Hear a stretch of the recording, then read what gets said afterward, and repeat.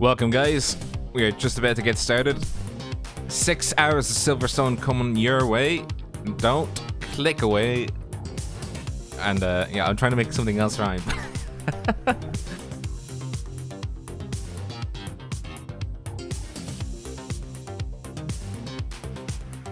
If you're in the YouTube or in the Twitch chats, give us a shout. Let us know who you're cheering on today.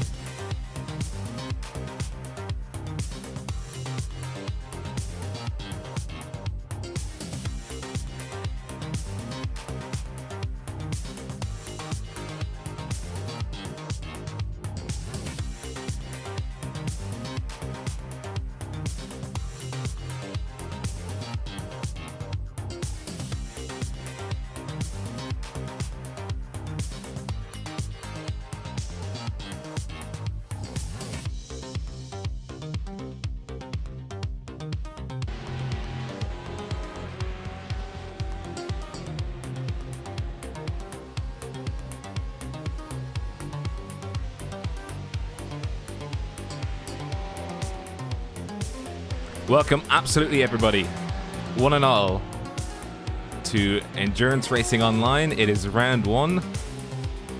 6 hours of Silverstone coming up, as I said before.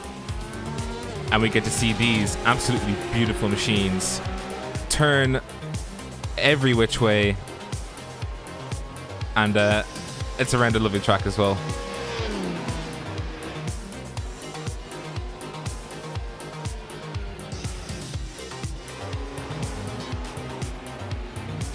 Now, if you notice,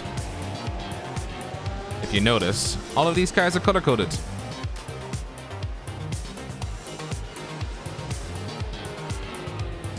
Red for LMP1, blue for LMP2, and then we have green for GTE Pro and orange or amber for GTE AM.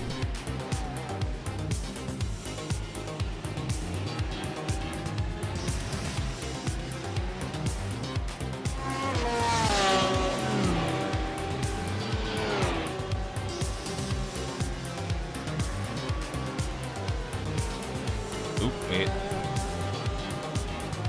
Just 1 second. We've got an issue on our end.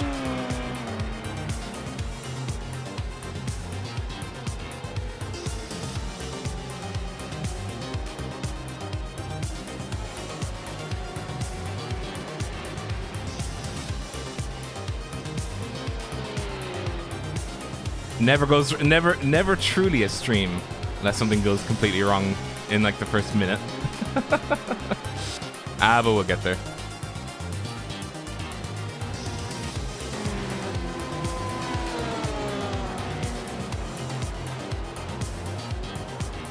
See, we're back. Totally didn't forget something on our end. Totally didn't.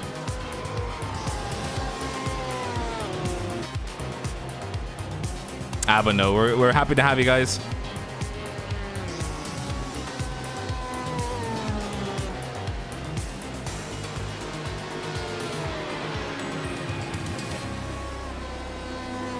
As you can hear, as you can see, plenty of things going on around the place.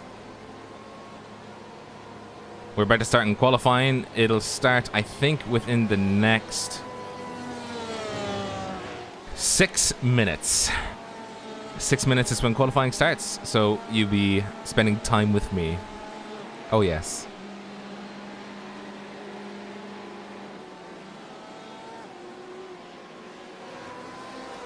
So to go over, it'll be 6 hours of Silverstone. There will be a few changes from the standard. Pause right there. The line that you see, the start-finish line, that is when drivers can go.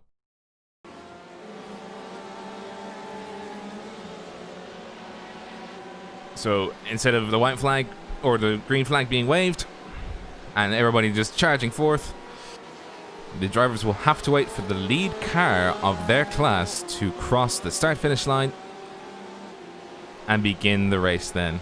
Wrong start-finish line. Well, it's a start-finish line. F. It's a start-finish line. We'll also be able to keep you up to breath with the race control. Huh?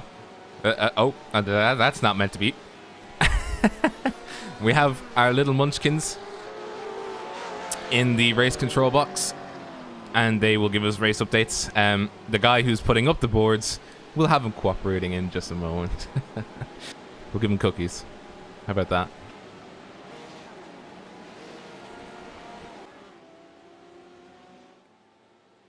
And as you can see, by the way, look at iRacing's way of doing Silverstone. Look at the look at where the high quality comes in and where the high quality ends. It's spooky.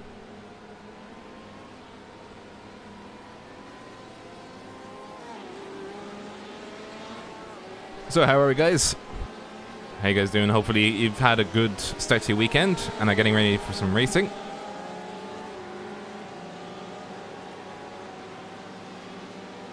Let's see if we can cycle through some of the teams. Let's see now, where are the teams? Oh, we got this one. Element Sim Racing Online. Currently driven by Jan W. Volmers. Currently sitting, I think it's P2 or P3 in the session.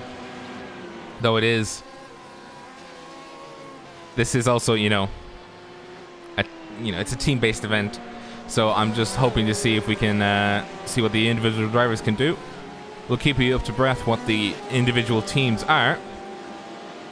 But it's all about the drivers, essentially, in this case.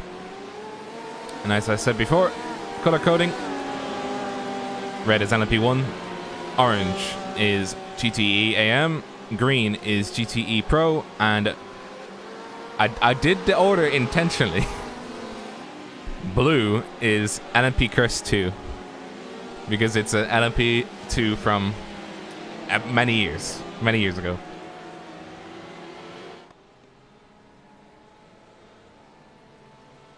Who do we have here? Which notable drivers do we have here? We've got Branson Wilson 5, currently second place in the qualifying or in the practice session, sitting in the pits. Simtech Motorsport LMP1, currently driven by Maciek Suranak. Absolutely lovely out here. It's a nice, breathtaking day for some ERO. Though we do have a sponsor. We do have a sponsor for the series, not for us. Though if you want a sponsor, hit me up. The sponsor for this series is Apex Hunters United. They are currently sponsoring the series. And a foreword by Nathan himself. He's absolutely delighted to have these guys on board with us and giving them recognition and sponsorship. And I hope to demonstrate the goodness of ERO throughout these next 5-6 races. Races are every 3 weeks. So the next race will be in 3 weeks' time, which is on the tail end of July. So you'll have a break in between, and you'll be able to catch your breath. I don't know how much of a breath you can catch, but try and catch something, Timo Ripon says, thanks for the broadcast. Oh, yeah. You're very welcome, Timo. Hopefully you guys can keep the broadcast tuned on the radio frequencies. We're not Radio Le Mans at the moment, but, if they want to hit us up.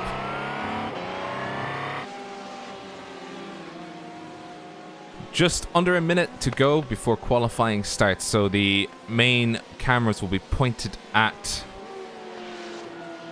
The main cameras will be pointed at the cars in LMP1 and GTE Pro to see how good the times they will do. And then we'll be shifting down through the field as the lap times come in. By the way, some of these cars are extremely nice. I'm jealous, I wish I had people that were, could teach me the ways of the Force, because they can just Two nice liveries. Like, look at this one. It's nice and gold. It's like the Apollo 11 spaceship, you know, with the gold foil.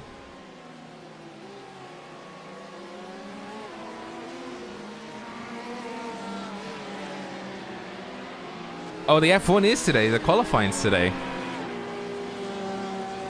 Hopefully, you guys enjoy the F1 tests.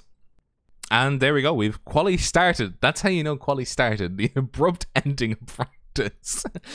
And as you can see, Silverstone is an absolute legend of a track.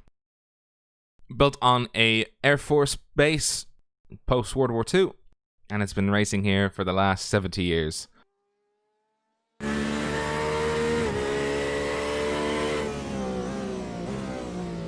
Currently on board with car 259, Tiago Neves Pariah for Team Core Motorsports. One of the first out onto the track.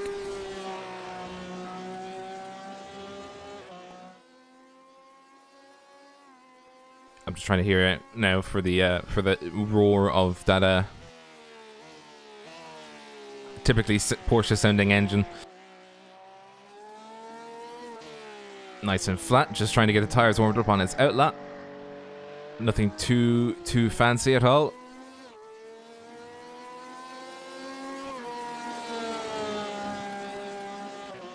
Now with the 6 hours of Silverstone, we will have plenty of action. So the main thing about endurance racing is you never stop racing until the flag's been waved. You know, you have your sprint races. If you crash, might be the end of the race for you, but not with endurance racing. As he's coming through the S's now.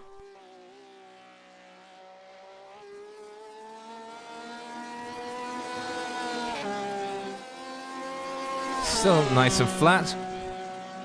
I think the tires are definitely gonna get warming up. The temperature is quite hot at the moment.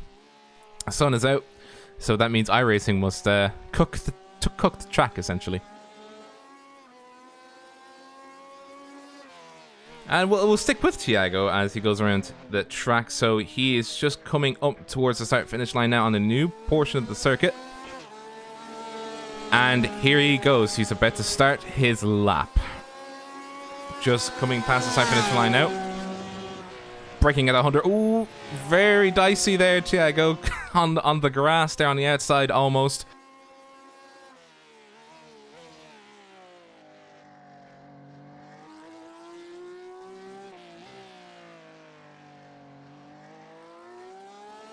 Nice and easy on the infield then. Onto Wellington Straight, just past Aintree. Coming up now towards 240 kilometers an hour. Then he breaks down coming into Brooklands.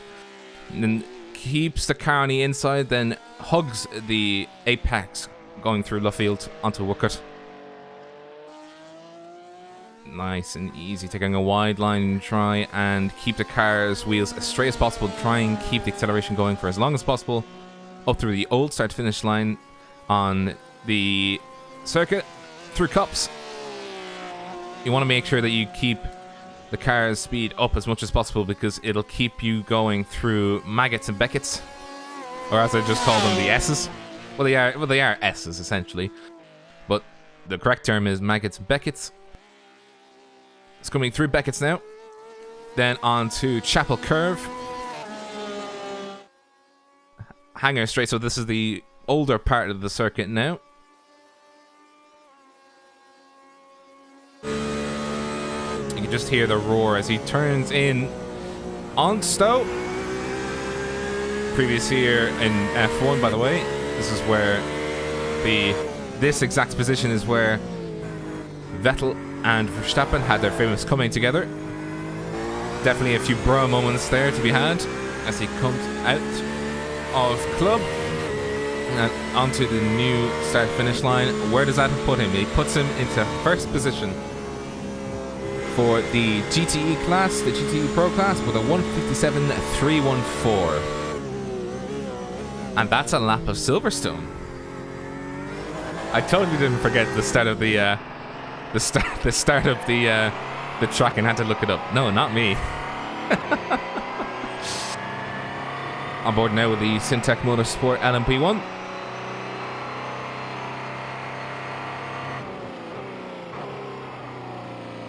Maciej Schernak, guy in practice who was in the car at practice time, will be starting the car, I'm assuming, and he's setting the qualifying lap anyway.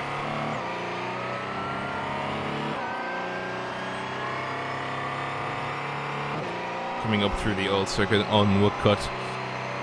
By the way, the I have to stop saying by the way. It seems, I would assume it seems, there are quite a numerous amount of Audi R18s and Porsche 919s, and I think there's a few more R18s over 919s. Obviously the 919 is a hot favourite over a sprint race, but the R18 does sneak up on it over distance.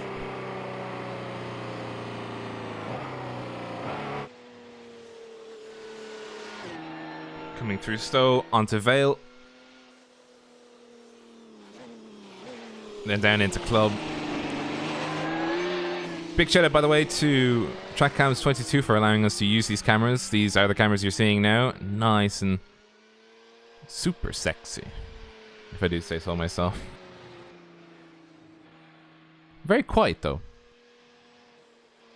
For those in the YouTube chat, thanks for joining along with us. And in Twitch chat, thanks again for your continued support. If you're in the YouTube chat, give us a shout out to which team you'll be cheering on for. And if you're in both chats, by the way, just one, please.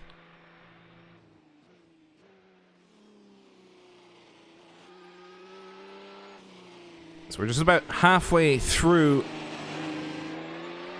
Just about halfway through the qualifying session now. Let's go over the current situation of quali times. Now, these will be changing as the session goes on. There's still 8 minutes left, so there's still plenty of positions left to be gained. So, for Simtech Motorsport LMP1, it is Schernak with a 144.75. Element Sim Racing clocks in with Volmers on a 144.96. Kimmins with a 146.14 for Bush Fink. Krasny with Race Fox is doing a 149.45. State with HCR Scuderia is a 142.612. Wilson with a 142.351. We then get on to Lowers, 142.377. Oh, he just got pipped, or he moved up the standing order, I think. Lowers with a 142.377. Spikerman, I'm gonna say it's Spikerman. Just sounds like a knockoff version of the of Spider-Man. 143.518. Paulo Munoz. Oh, I know that name. With a 145.399. He needs to get up there. Wilkins then for the LMP2's 147.578. He just improved this time as I was looking at it. Lundy with a 148.446. Patterson with a 149.914. Then we move on to Gisbergen with a 156.115. Henriquez with a 156.762. Afonso with a 156.7098. Schloffman with a 156.823. Luxzak with a 157.097. Bume the second with a 157.564. I've just skipped over a few. Engel 157.229. I didn't mention him. He just pipped into the post.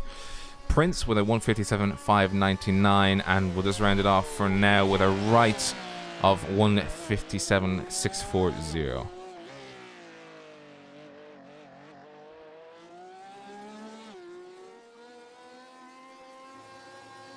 Robert and Brosnans with a shout out to Stage 1 Racing. Blue Chew GTE for Josh Ansnes. I'm sorry if I butchered your name. Some Esports is asking for spotter guide pictures and screenshots of vehicles in the overview. If you could get iRacing to help us with that, that would be so good. But unfortunately, we have to settle for the default screenshots. Said it perfectly. See, I can say names, Nathan. I can say names.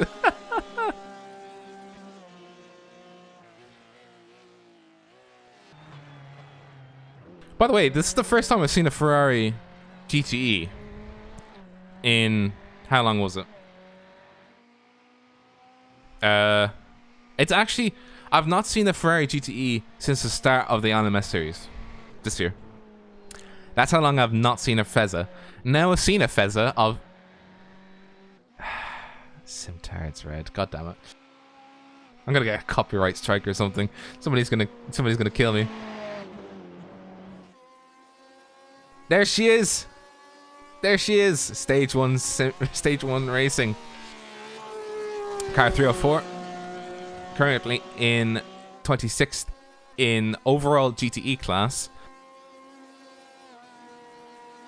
And they're... I hate to say this, but they're faster than him. I'm sorry. Rob Nowens currently going around. He's still attempting to set a lap, I think. 4 minutes left of the session. He'll need to make it quick.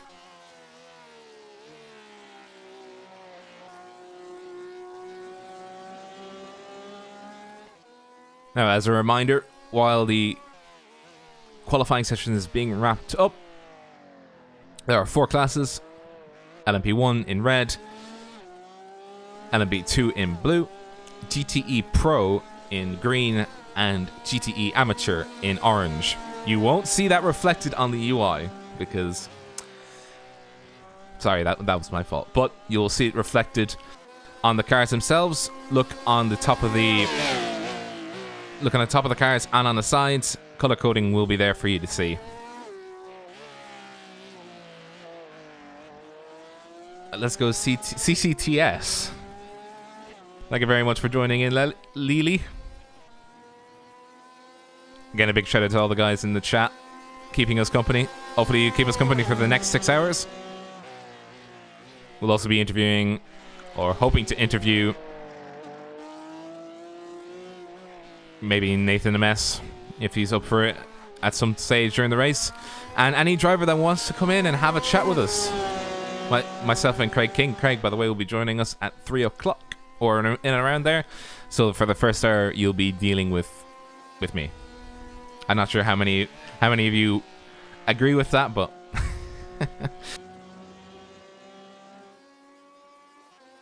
you'll be dealing with the loudmouthed, very nice voice person. It's kind of eerie, by the way. This is something that I need to mention. The quickness of switching between cars and qualifying. Why can't iRacing do that during the race? Simsa Esports Endurance GTE just pulling over to the side after completing a lap. They are 7th in class. Core Motorsports is now 6th in class, and GSR Cyan just posted a lap time. And I think that is it. This is the last car, I think, out on track. Oh, actually, there's 3 more cars on track. This is one of 3. The other 2 are Masked Devils Esports Pro and Stage 1 Racing Red UGX.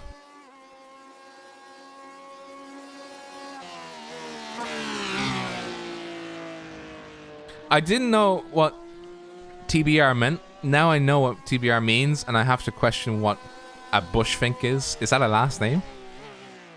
If I've just committed treason, please don't hurt me.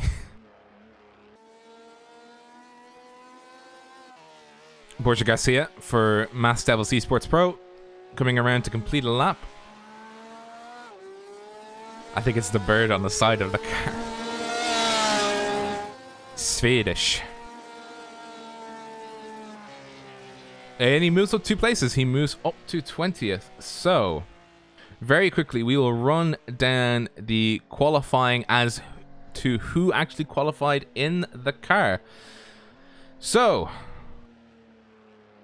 let's scroll up. the pecking order, as you can see, the changes have been made. There's only 3 qualifying LMP2s, but let's get started then with Volmers.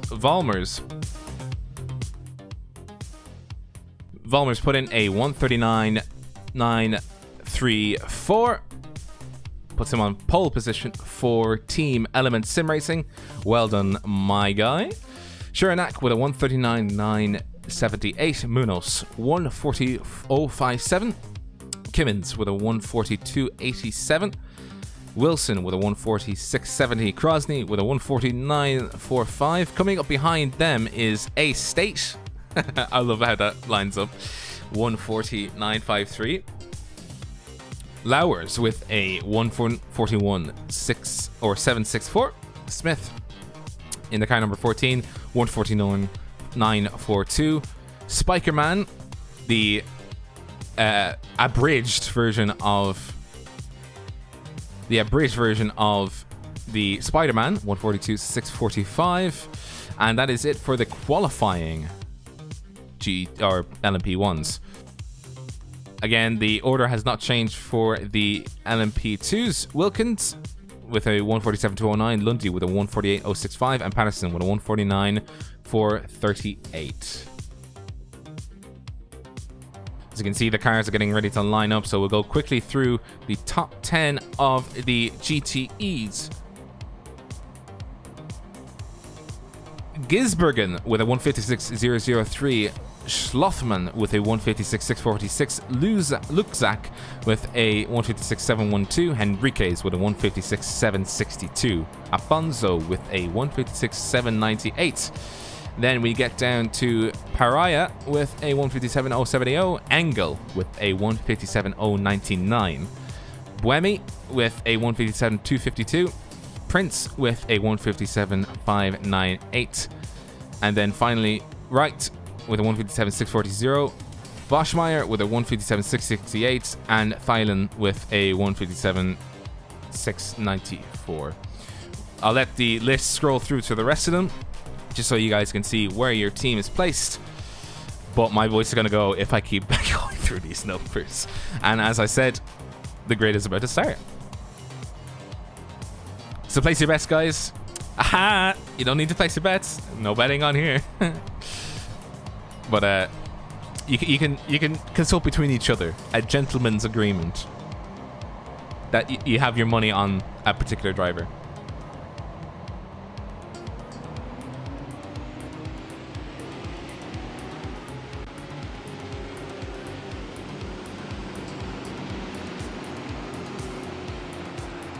As you can see, the lead LMP1s, they are coming around. Now, note, as I said before, it'll be when they cross the start-finish line. That is when the car of, I think it is Simtech Motorsport, can start his engines and go.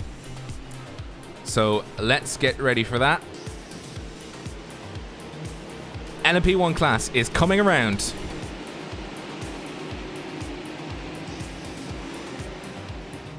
And they are going, they are off. The green flag was waved ages ago, but they have done the starting procedure.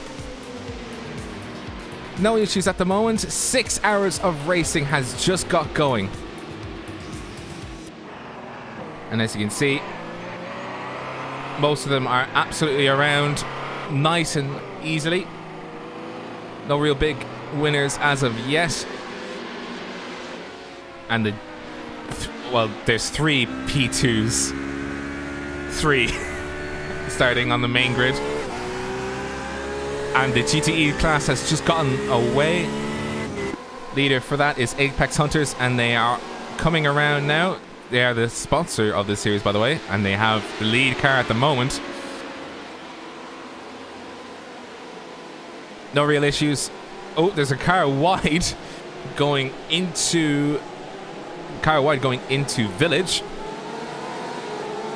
there's a big gaggle at the back here.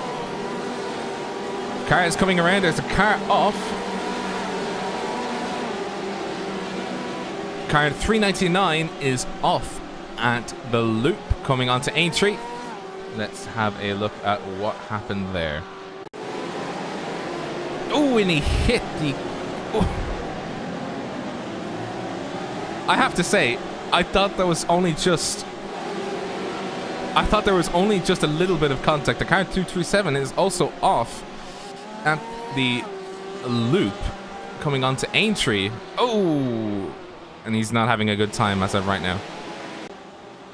Oh, he's still not having a good time as of right now.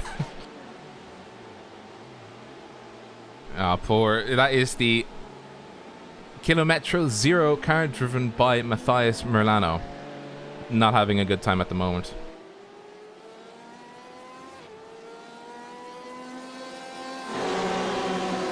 CCTS of the GTE AM class driving the car 333, chasing the car ahead of him of 262, so he's chasing a pro down right now.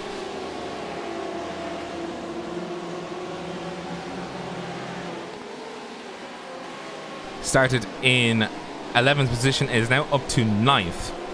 So he started in 26th overall and is up to 24th overall. So he's chasing down the leaders.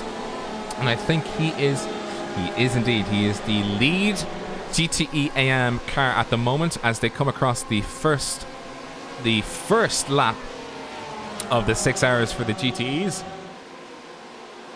No real issues going on in LMP1 class. And, well, LMP2, there's only 4 cars, so I think we'll focus on the GTE class at the moment. And I mean, all you can hear is the rummage of GTEs, and mostly of this car, the 991 RSR. We're on board currently with the driver of Leon Voschmeister, sitting in 9th position, attempting to evade car 325 of Sintar's Red. Voschmeister currently driving with CCTS Esports Gold. That's a nice view of the old part of the track, by the way, as they come up past Cups onto Maggots and Beckett's, and we'll see how they do.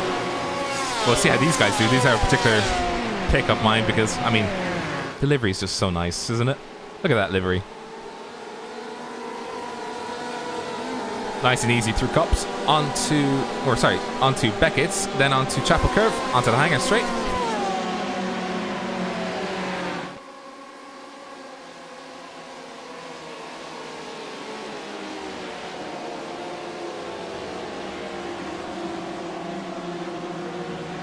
Still no real issues in the apart from the car of Kilometro Zero, currently still being driven by Matthias Merlano, who went to the back of the field after that incident in the loop. Still going quite strong right at the moment. Just hang back with the big boys as they come through now, just passing by traffic, or slow traffic as I should say, coming through the old part of the circuit on Hangar Straight, currently on board with HCR Scuderia, currently being driven by Adam State. Nice and easy he goes, currently in 6th position. I think he is still in the same position as he was before, but he is only about 9/10 of a second behind the guy ahead of him. Nice and flat through the new part of the circuit, and a nice livery too. Nice and flat through the new part of the circuit, coming on to Village. Bit of a gaggle up ahead of them. Team Bushfire Racing Yellow currently chasing down RSR Esports by G Performance. There's about a line of 4 between them. There's a 919 at the front, a petrol-driven car, and Chad. Oh, there's a incident involving Simtech. They went wide coming onto the old part of the circuit, just going wide into Brooklands. Recovered it through Luffield, but they have lost some time. They're now half a second behind the race leader, car number 71 of Element Sin Racing. It's Volmers versus Standa. It's petrol versus diesel. What was a flywheel at the time when iRacing made it? A flywheel versus battery power. Nice and easy. No real issues at all. As we have RSR Esports diving onto the inside line, and RSR Esports does take the position going into Stowe. The exact same move that Max Verstappen made on Vettel. Let's just hope they don't make the same mistake going into they don't make the same mistake going into Brooklands. They don't. Oh no, sorry, it's Club, sorry. And they're just coming up to lap some GTE traffic. That's very quick of them. So, Standa has lost a position. He was in second, he's now in third position. He needs to make up that position back. And what better way to do it than the traffic coming in and around. Ooh, poor GTE off the track. Probably being, you know, scared by the big boys. Ooh, that's a very late dive by the car number 5. Paulo Munoz making it known that he wants to pass these cars.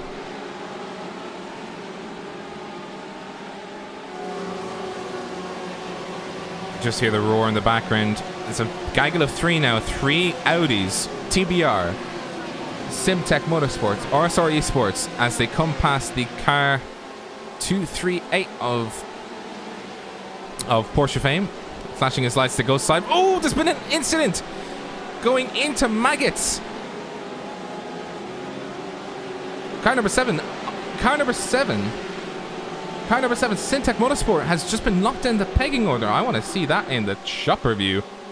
So let's get the chopper out and let's have a replay of that incident. So you can see Simtech Motorsport is in the middle of 3, goes to the left of the RSR Esports car. Oh, that was some serious netcode. Rejoins the track, but he does rejoin the track safely, but he's lost his position. He has to slow down because he's cut the course quite dangerous. Well, not quite dangerously, sorry, but quite extensively. So he'll have to serve it, even though he did get knocked off the track due to netcode. So currently all to play for here, but he's not out of the race yet. He just needs to get back on his feet, and getting back on your feet means coming back 3 places down, and with a little bit of damage to the rear right. Oh, it doesn't seem to be too bad. Does not seem to be too bad whatsoever.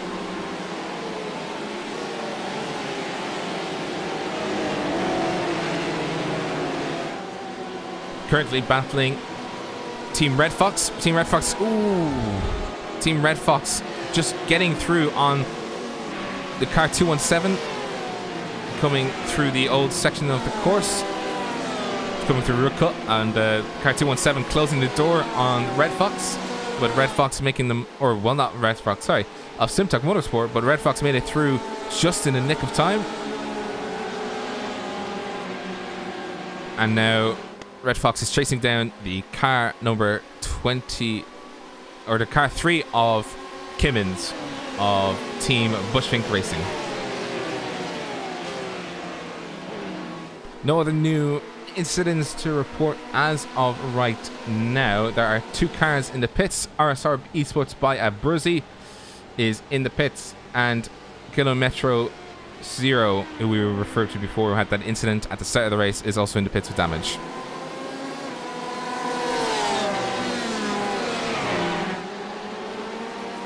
Another car diving into the pits just there. I think that might be the car of...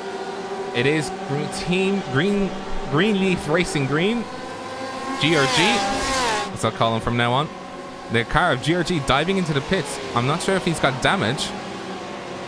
Does not look... Oh, he does have damage to his right-hand side. So he's picked up damage somewhere on the course. He will be in the pits now for a few minutes while they buff it out, as iRacing would like to let you believe. But very hopefully he'll be back on racing in just a moment. Gaggle of 5 6, 7, 8 going down Wellington Straight at the moment. Definitely not a lot of room for error with these cars. You definitely do have to pick your angles, pick your moves, because if you get one thing wrong in these cars, you can end up losing 2 positions, especially during this early section of the race.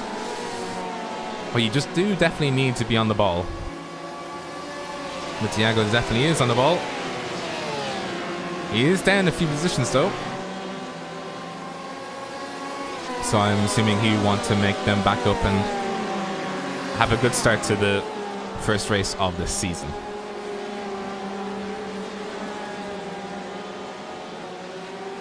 Nice and easy through Beckett's onto Chapel Curve, and then onto the straight. I kind of wish we had the racing here at some stage for F1. I think they were talking about some other track in Britain maybe coming back.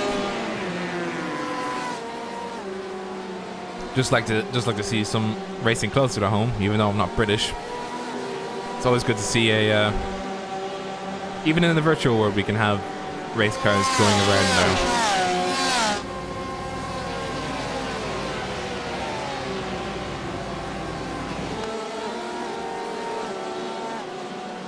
Now, up ahead of them, there are 4.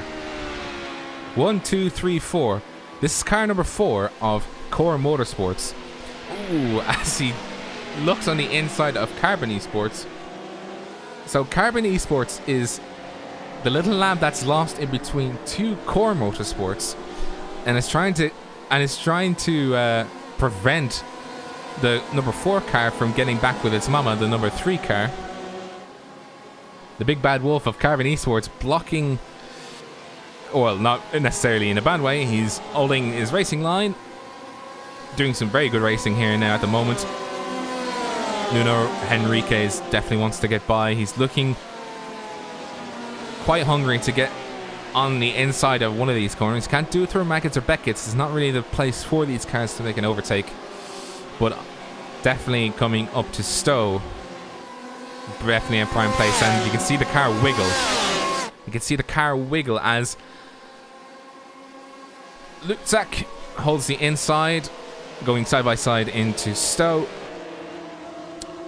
Henriquez backs out, probably trying to do under over, but it just doesn't work.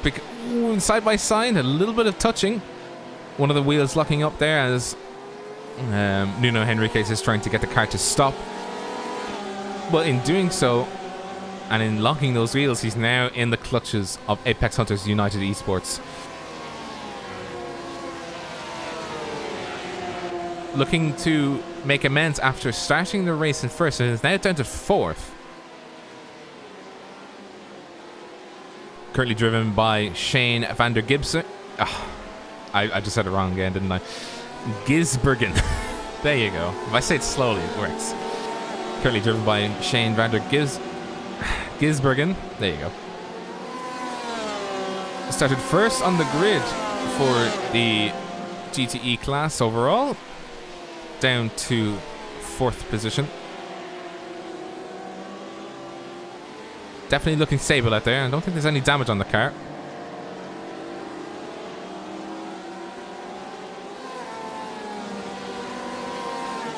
And you can see the top 7 at the moment. Paulo Munoz is currently battling her first position with almost 3 of them going wide there, coming onto the new part of the circuit on Abbey through Fire and Curve. You can see in the background Kimmins of the 3 car trying to swing it wide to see if he can get the inside line on the car 71 of Valmers. Now, Valmers was leading this race, so obviously Munoz has overtaken him, coming up into 1st position. And you can hear the rumble of it. 2. Is there a 3rd P2 out there? Not at the moment. Car number 111 of Bizani did not qualify, so he started with a disadvantage. He's seconds down the road. He did not pit. He has to come up through the field of the GTEs and then, well, race around. He's not going to be able to catch them unless they start making pit stops or having incidents on track. And as you can see, lapping some GTE traffic right now. The car number 317 trying to not get hit by any of these cars. Car 317 running in 25th place. Blue Chew, America's GTE. Flashing lights from the 71, making it known that he wants by.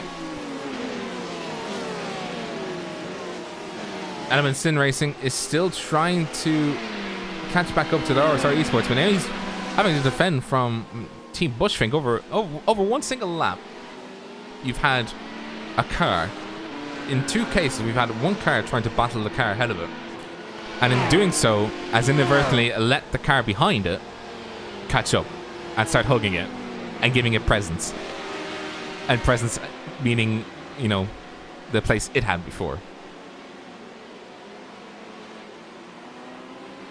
Still nice and flat coming through Village.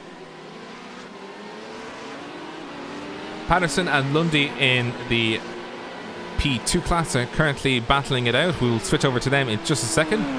Just hopefully waiting and seeing if there's any other big movers. By the way, Team Red Fox was overtaken by Simtech Motorsport LMP1, so Stand Chanel obviously making good on or making up for the incident, really the netcode incident that he had before,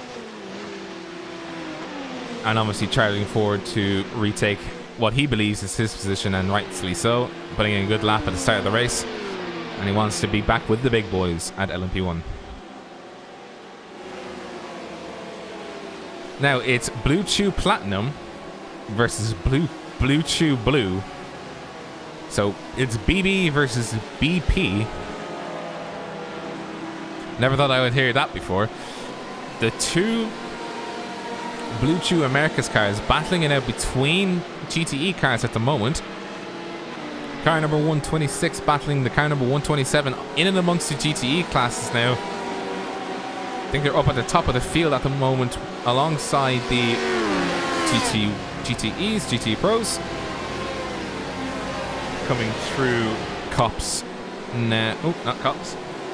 Abbey now onto Farm Curve. We just had an incident ahead of them. That is the Fury SimSport Paddock Promotions car. Let's see what happened to it, as it was, it just had a bit of an incident with, I think that is, I can't even see the car number, but it is currently James Buemi. Ooh, getting hit again, and he collides with another TBR car, GTE TBR, and he is off the track at, I think that is the loop, and having quite a lot of contact with cars at the loop. There'd be a lot of damage on that car, so he needs to get going. There's plenty of cars in and around him at the moment.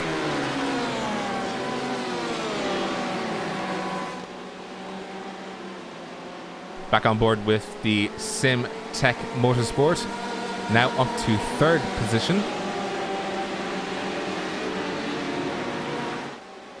I am trying to find what happened. There's one car that's gone out of the pecking order there, and I'm trying to figure out which one was which. But while I'm doing that, SimTech is back again battling the car, I think will be the biggest rival through the entire series of races, not just this one. It will be SimTech Motorsport LMP1 versus, a little touch coming out of it. Let's have that back again. I want to see that again, actually. What on earth happened there? So it's Standis Stenhell for SimTech Motorsports coming through the new part of the circuit, and he gets hit.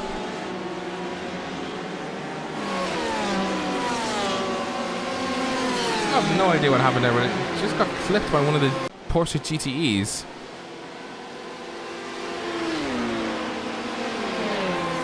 seems to still be running though, so Syntec Motorsport, the luckiest car on the track at the moment.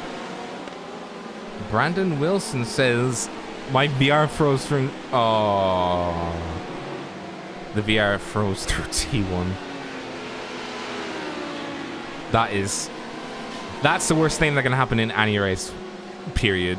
Your system or your internet giving up the ghost. Well, hopefully your team is still running though.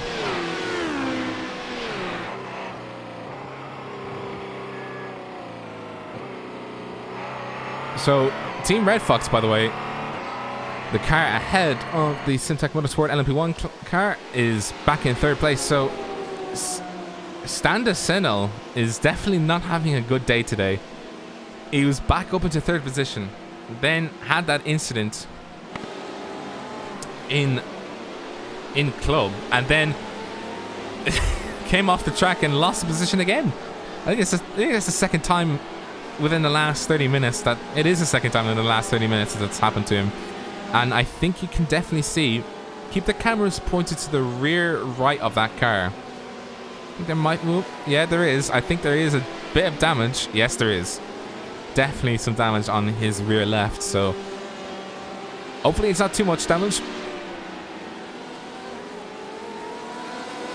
But let's wait and see.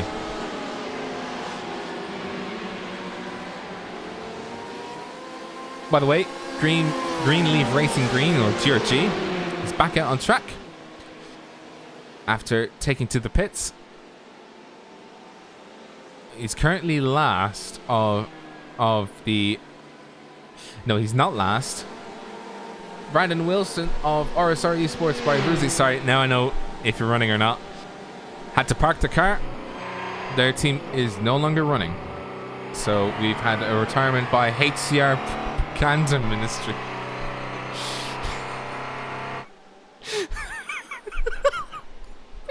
What are these team names?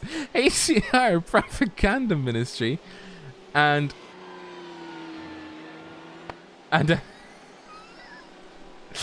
oh, I'm sorry, I'm just gonna take a breather. RSR Esports by Bruzy has retired as well, so the two of them are in the pits at the moment.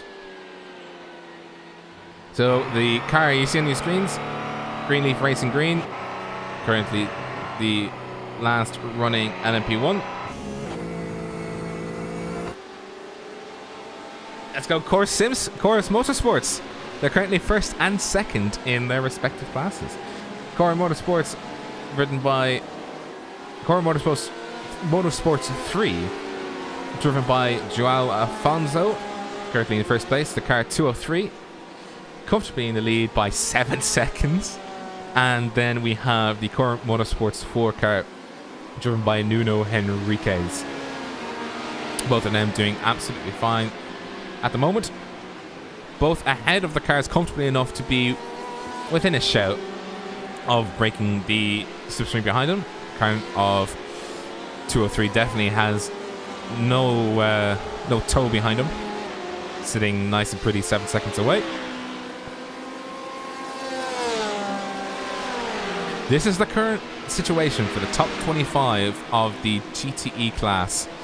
We've got a car of 278 just went down the pecking order. Let's have a look and see if we can figure out what happened to him. Car 278, where are you? Bang. A bit of sliding going on, and you can see the damage. I can definitely see the damage now. Let's have a look and see if we can get a replay of that incident.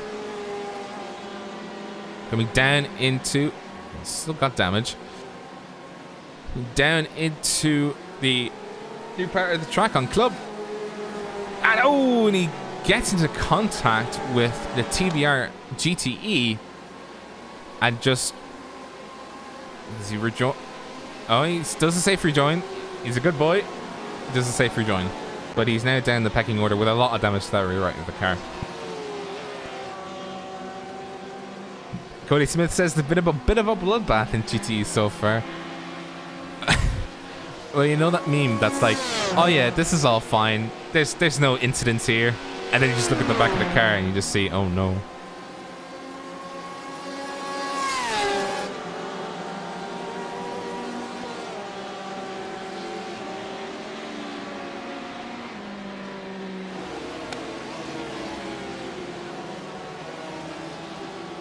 we do have one ticket coming up for pit lane. They'll be reading it out in just a second.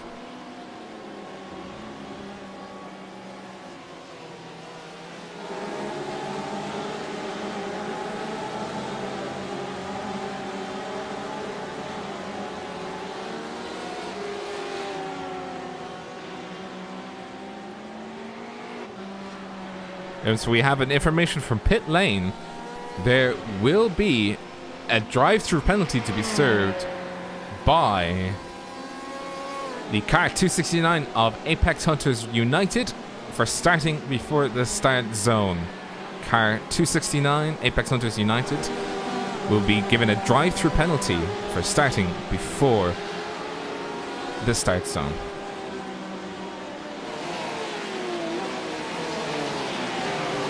And they have indeed served it. They just went through the pits at the moment.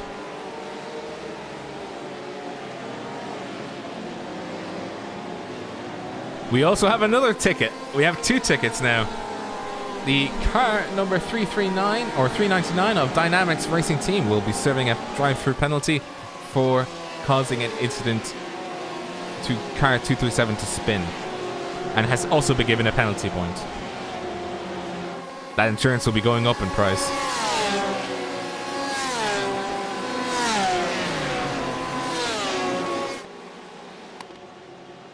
So back to LMP1s at the moment.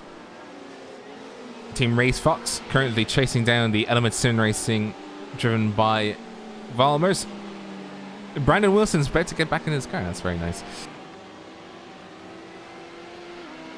Team Race Fox, by the way, is doing very well. I think they qualified down the pecking order, but they're now back up. They're now in third, so they're one of the bigger gainers of the LMP1 field. And 8 seconds ahead of all of them is currently Paulo Munoz, who's just driving away with this. So we're hoping to see, as the 6 hours progress, what these guys can do.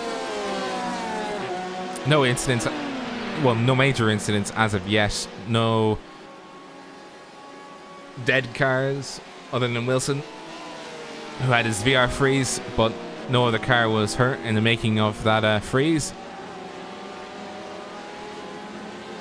Krosny and Volmers coming around the outside of two battling GTEs as they come onto the new part of the track, up through Club, onto the start-finish straight.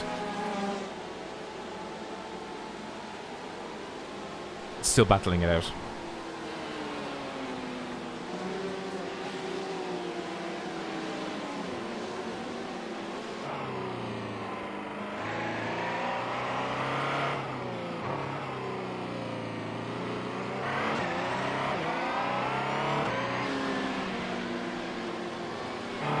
As they come down onto Wellington Straight now, you can see it flip-flopping between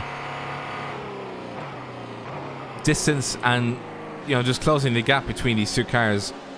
The race strategy for the 919 would be to push as hard as you can, but you run out of steam eventually, whereas with the Audi R18 you can essentially, it's on a cruise mode at the moment, but it won't be cruising when it's going through traffic. It'll be scared, afraid and alone. Alone and frightened, as the term would be.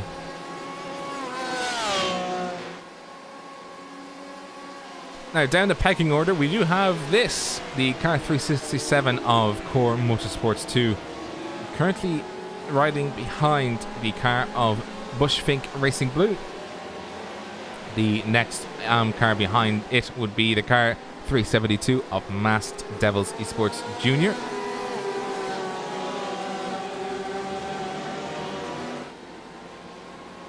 I think the car driven by Celio Mendez is looking very very lively. He wants to get past him, I think. He wants to have a chance. He does take the chance. TBR is currently racing side by side with him. Team Bushfink Racing Blue, driven by Joris Thielen. No dice this time around as they come through. They were coming through the loop side by side and Village, but no dice this time around. So Aintree and then on to Wellington as the car of Apex Hunters United comes through. and takes the position from him. So now it is Apex Hunters up to 9th position, but they are 9 positions down on where they were at the start of this race. So not good for them. They did have the drive-through penalty to serve, so that would have taken at least 30 seconds off of them. Very big punishment for jumping the gun, but it's part of them rules as he negotiates traffic at the moment. He's negotiating Beckett's at the moment, but he has to negotiate the RSR Esports LMP1 coming by him, and then the car number 111 for LMP2 class of Medina's driving school, driven by Frederic Bezzani. Still more LMP1s coming by. There's not a lot of space as the TBR of Joris Thielen side by side through club, coming on to the start finish line now, and Apex Hunters makes up a 2nd position, so they've made up 2 positions in 1 lap of Silverstone, making great use of the traffic, as that is the LMP1 of Jan W. Valmers getting away from the LMP1 of Kevin Crosney, who had to sit behind the GTE traffic as they were coming through Abbey. To get in touch with us in the chat, we'd love to hear from you guys. We're going to cheer on Brendan Wilson just because his poor car, it shouldn't have gone. But you know, VR was just like, I'll take it away from you. I'll take all your cars away from you. So we'll be cheering it on.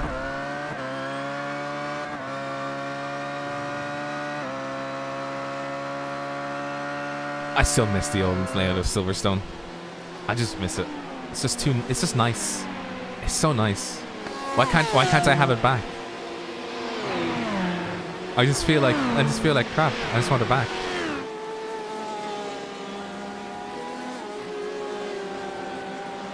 Negotiating traffic of the car 325. Going by him is the car 71.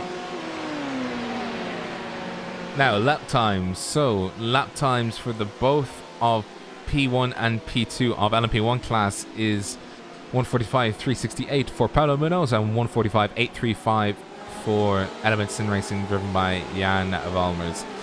Jan coming under threat from Team Red Fox as they come up through club.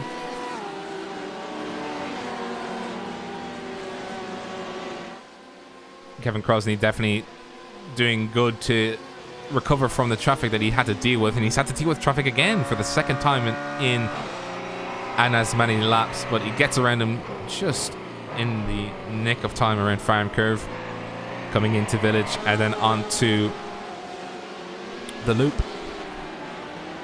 It's still broken. Oh, Brendan, I feel so sorry for you. But hopefully you can join us in you know, in sitting and watching as a load of cars go round and round and round.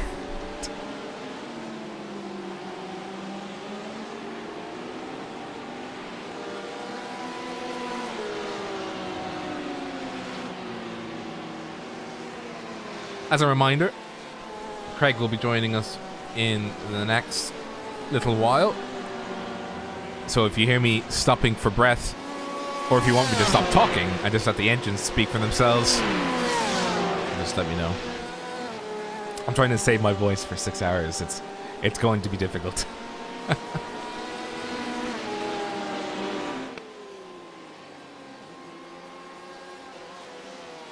Well, while the GT or the LMP1, are battling it out, these guys are battling it out as well. The former bookmark of the Core Motorsports cars, the Carbon Esports car, after being overtaken by car number 4, is now having to deal with German Sim Racing Cyan, driven by Timo Reipen. Car 217 versus 207. Battling it out as they come up through club.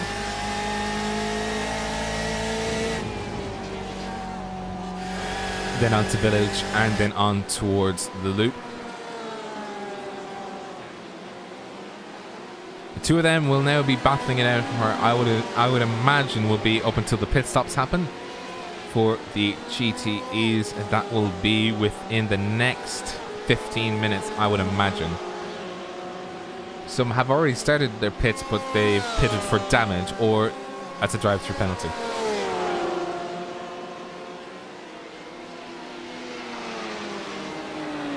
Dynamics, by the way, have the Dynamics Racing Endurance team have served their penalty, by the way, and they are down now in 24th place. You can see in your monitors, the car at 399.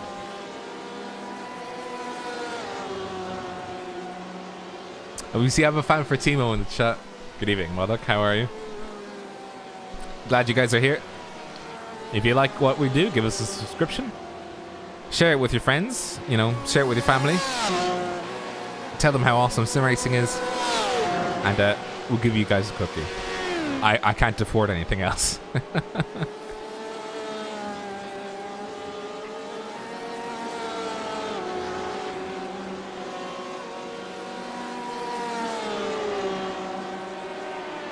Oh, definitely Timo is pushing. He definitely wants to get that position. But I also think that Carbon Esports does not want to lose any more positions than it is right now, even though it is 3 seconds off the back end of Core Motorsports 4.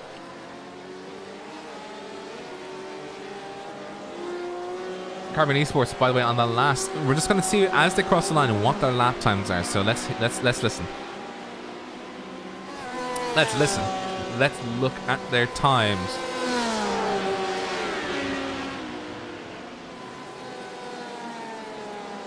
The gap currently is 0.3 of a second off on the line.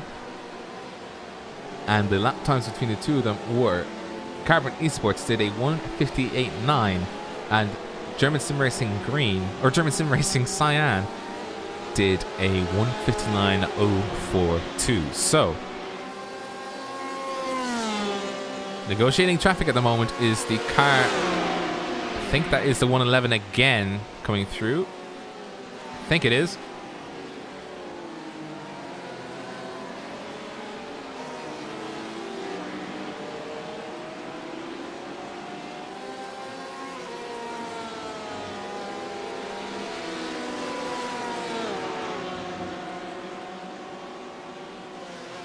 We're hoping to have the timing sheet setups for the next race, Simsa.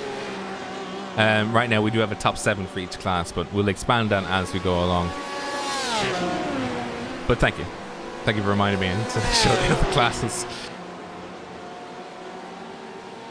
But right now, still focused on these two. These are the two cars that are the close battle at the moment. It is third place, Carbon Esports, the car number 207 versus 217. I keep trying to say 007 like it's James Bond. But it's not James Bond, it's two cars with two numbers. As they come through Stowe on towards Club. Two of them are not really making any mistakes. They're nice and flat. Nice, easy driving from the two of them. The two of Luxak and Ripon.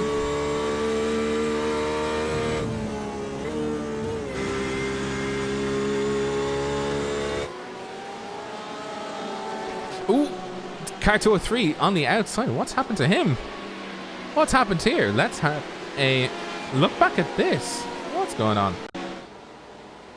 Ooh, stepping out, just coming onto the start-finish straight. Did he have to have a slowdown served? What on earth happened here? Let's go through. He's coming through. Oh, and he loses the car. He's lost the car on Abbey, but he's not crashed it. He has not crashed it. He's lost the car coming onto Abbey. And so the whole gig is now blown wide open. The car of 203 is now lost again. It's lost. It needs its mama of the 204 car. But the Carbon Esports has now bookmarked it. And now it's under threat from German Sim Racing Cyan. Timo Ripon is in a ripe spot. get it. A ripe spot to gain some places here. Because a spin like that will definitely get you frazzled. A spin like that will mess up your mojo. It always does. We all have a mess up of the mojo when something like that happens. So he's trying to negotiate the car now. It's stepping out a little bit, but Timo Räikkönen is in a ripe spot to be able to overtake the car of Joao Afonso. Afonso just needs to get back into the groove. He just needs to calm down. A spin happens, but there's always an ability to come back, and he's definitely catching the car of Matthias Luxak in car 207.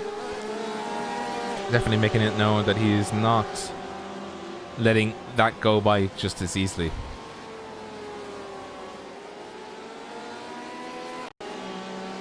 We had an overtake, by the way, with Simtards Red and Apex Hunter Sport, or Apex Hunters United Esports. As you can see, the car of Apex Hunters United making the overtake happen on the straight of Hangar, or Hangar Straight, and sealing the deal by staying on the inside coming into Stowe. So Apex Hunters United overall in GTE class is now back up to 7th position. So they are 6 places away from where they started, but they're making gains back.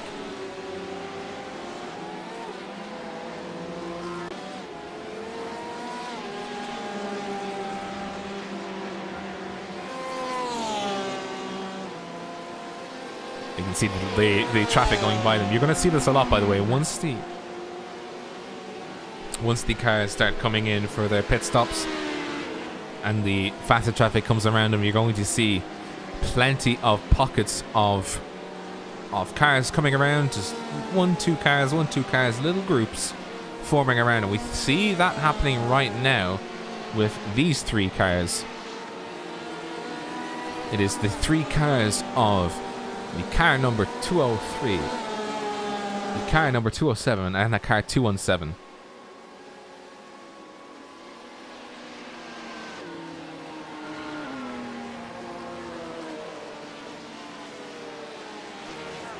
Ooh, sorry, I was gonna let the driving speak for itself. Shane van Gisbergen. I keep saying that name wrong.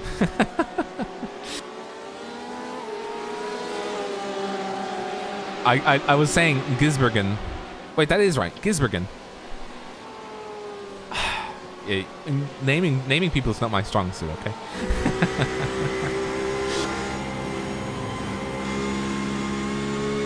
Now, that is the Simtech Motorsport LMP1 passing by these 2 cars, the cars 203 and 207. And we also have the RSR Esports car number 155 passing by them now as they come down Wellington Straight. Ooh, is he going to send it? Ooh, he thought about it. The car off 203, currently being driven by Joao Afonso, definitely thought about it. I think he's just trying to make a distraction for the car ahead of him of Zugzak, car 207, sorry. I think he's just trying to create a distraction, just making it known that he's there. Making it known that if he wanted to, he could send it. I'm not going to do it now, but I'll send it. Just you wait. And he does step out, take a wide line going into Maggots. Might be a bit of a risky maneuver, but you know, risky moves can lead to a big reward, but there is a big risk involved.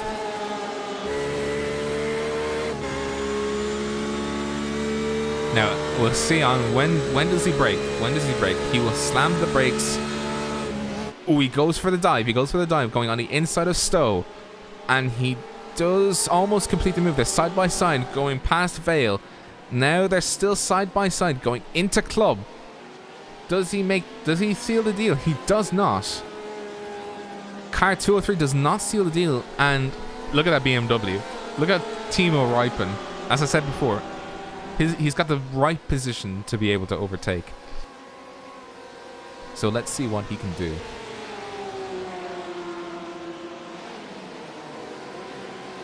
So Carbon Esports still in second place with Core Motorsports 3 in third position.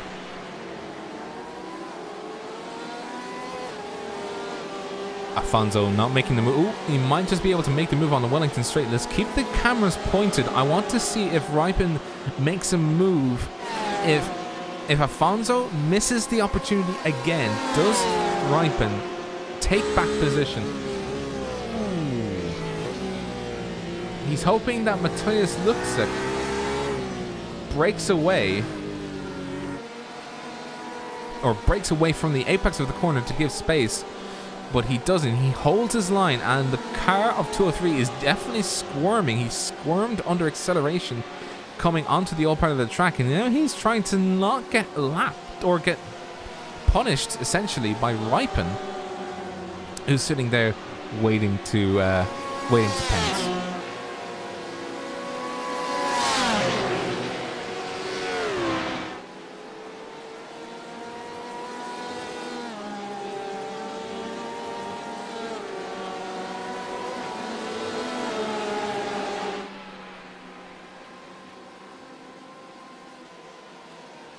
As you can see, just hugging the rear end. Goes for the inside line. He does go for the inside line, but he's not as far forward as he was the first time around, Stowe. And he does. I don't think he's gonna make it stick. Oh, he goes side by side and hits him. We've had an incident going into club. Let's have a watch of that entire situation unfolding. An incident between Core Motorsports and Carbon Esports. The chopper view is live. We're going down to the ground. Let's have a look at the ground on the ground. As you can see, Joe Alfonso on the outside line, Carbon Esports on the inside line, and ooh, just a stepping out of the cars. And there's an LMP1. Did he get stuck? I thought he got stuck on one of the no cuts there, just like one famous Alonso incident where he got stuck in Canada on the curb. But that's now dealt a huge blow, a very big blow to the car that is Carbon Esports, who's now down the pecking order. As you can see, the car that collided with him is now down in fourth position, but the car that was waiting in the wings that I said had the ripe opportunity, this car right here being driven by Timo Ripon, is now up into second position, chasing down car 204 of Henrique in first position.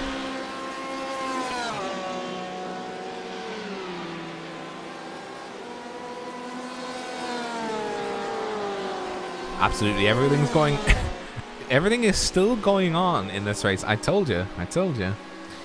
Can't wait. You can't write anything off until the checkered flag waves, but definitely not a pleasant incident to see happening at all going into club. And I think the stewards are deliberating that.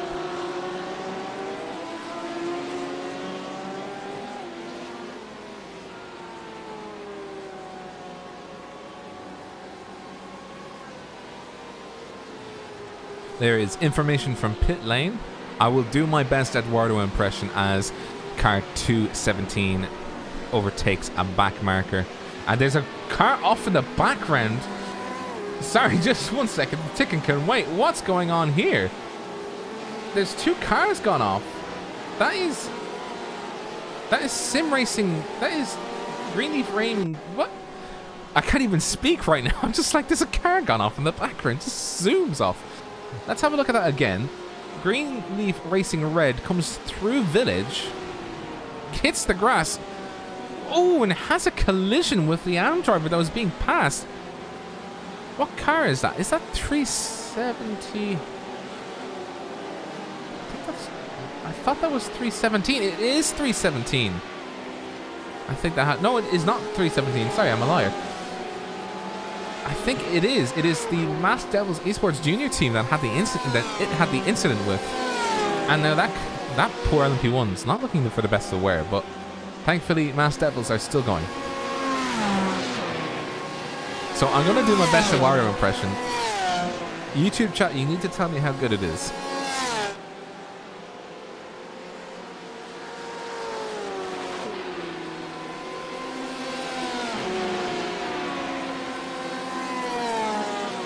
Information to pit lane. Information to pit lane. Drive-through penalty for car 278. Writer engineering. Drive-through penalty for car 278. Writer engineering for collision with 262 who spun and sustained damage.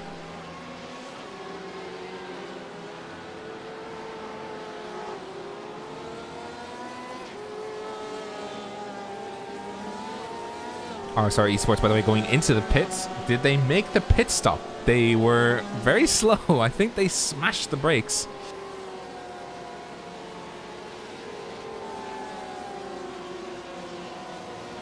The RSR Esports car definitely was very on the brakes as they were going into the pit stop. Have they picked up a black flag for speeding in the pit lane?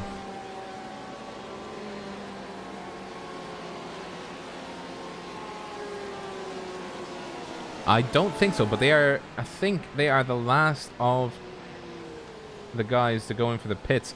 By the way, Greenleaf Racing just entered the pits as well, so the LMP1s are in the pits, as is the LMP2s. It is just down to the GTEs now, who have yet to pit. The GTEs is the only class that hasn't pitted yet. They will be in the pits within the next 10 minutes, I imagine. But the LMP1s are definitely drinking their fuel. And we're waiting to see where they will end up. Simtech Motorsport LMP1, by the way, is now back up into third place after the RSR Esports team pitted. It seems that some people are taking tires and some are not. If I'm looking at the scoreboard now, Bushvink Racing Yellow spent 58 seconds in the pit stall itself, not just in the pit lane, but the pit stall itself. Comparative to the guys on your screen, the car number 7 driven by Standard Chanel, so they did not change drivers. I don't think there's been any driver change as of right now. I think they're all going to stick within their respective cars as they come as not they come down. Not every single one is coming down. The hangar straight. But Standard Chanel is coming in the hangar straight, coming past cops coming past soldiers there onto club. And he's definitely having a nicer time of it now that he's in cleaner air. But he's definitely was not having the greatest time ever when it came to traffic before. There's been another ticket from Race Control, who said there's no further action between car 262 and car 202. The car 202 is right alongside car number 262 in the final corner, and the lack of space causes there to be an incident. So the car 202 in this case, car 202 is the team Bushvink Racing Blue, so it is a racing incident according to the stewards. And the car 262 was the victim in that case because he did a spin. And that is the Fury Sim Sports Paddock Promotions driven by James Boom 2.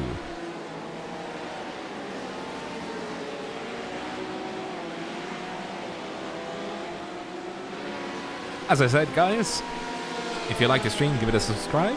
Follow us on our Instagram at RallyOnTV. You can also, support the series as well by sharing feedback. Give us feedback on what you'd like to see and what you don't like seeing. And we hope you guys are entertained by the sole voice at the moment that is me.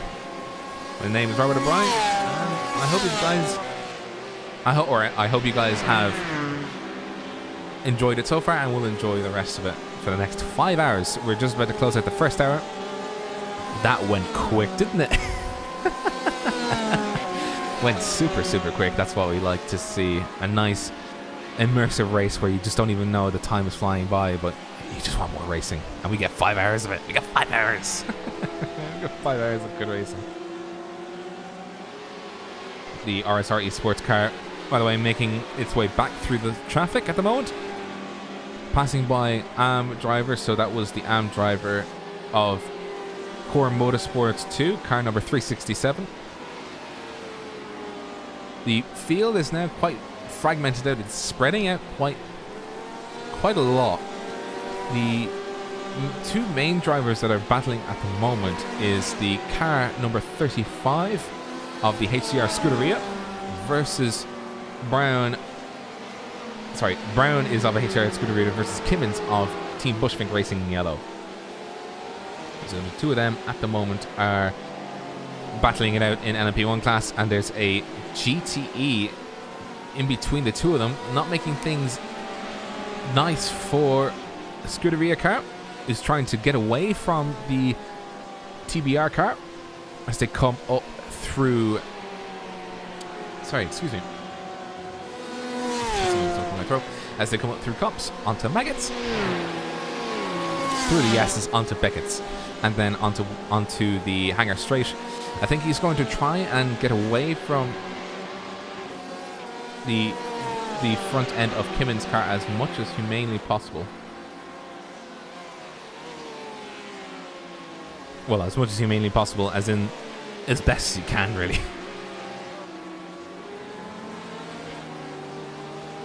Good afternoon, Robert. Oh, we have the man himself. Craig King, how are we? Hello. I was wondering if you would notice where I was.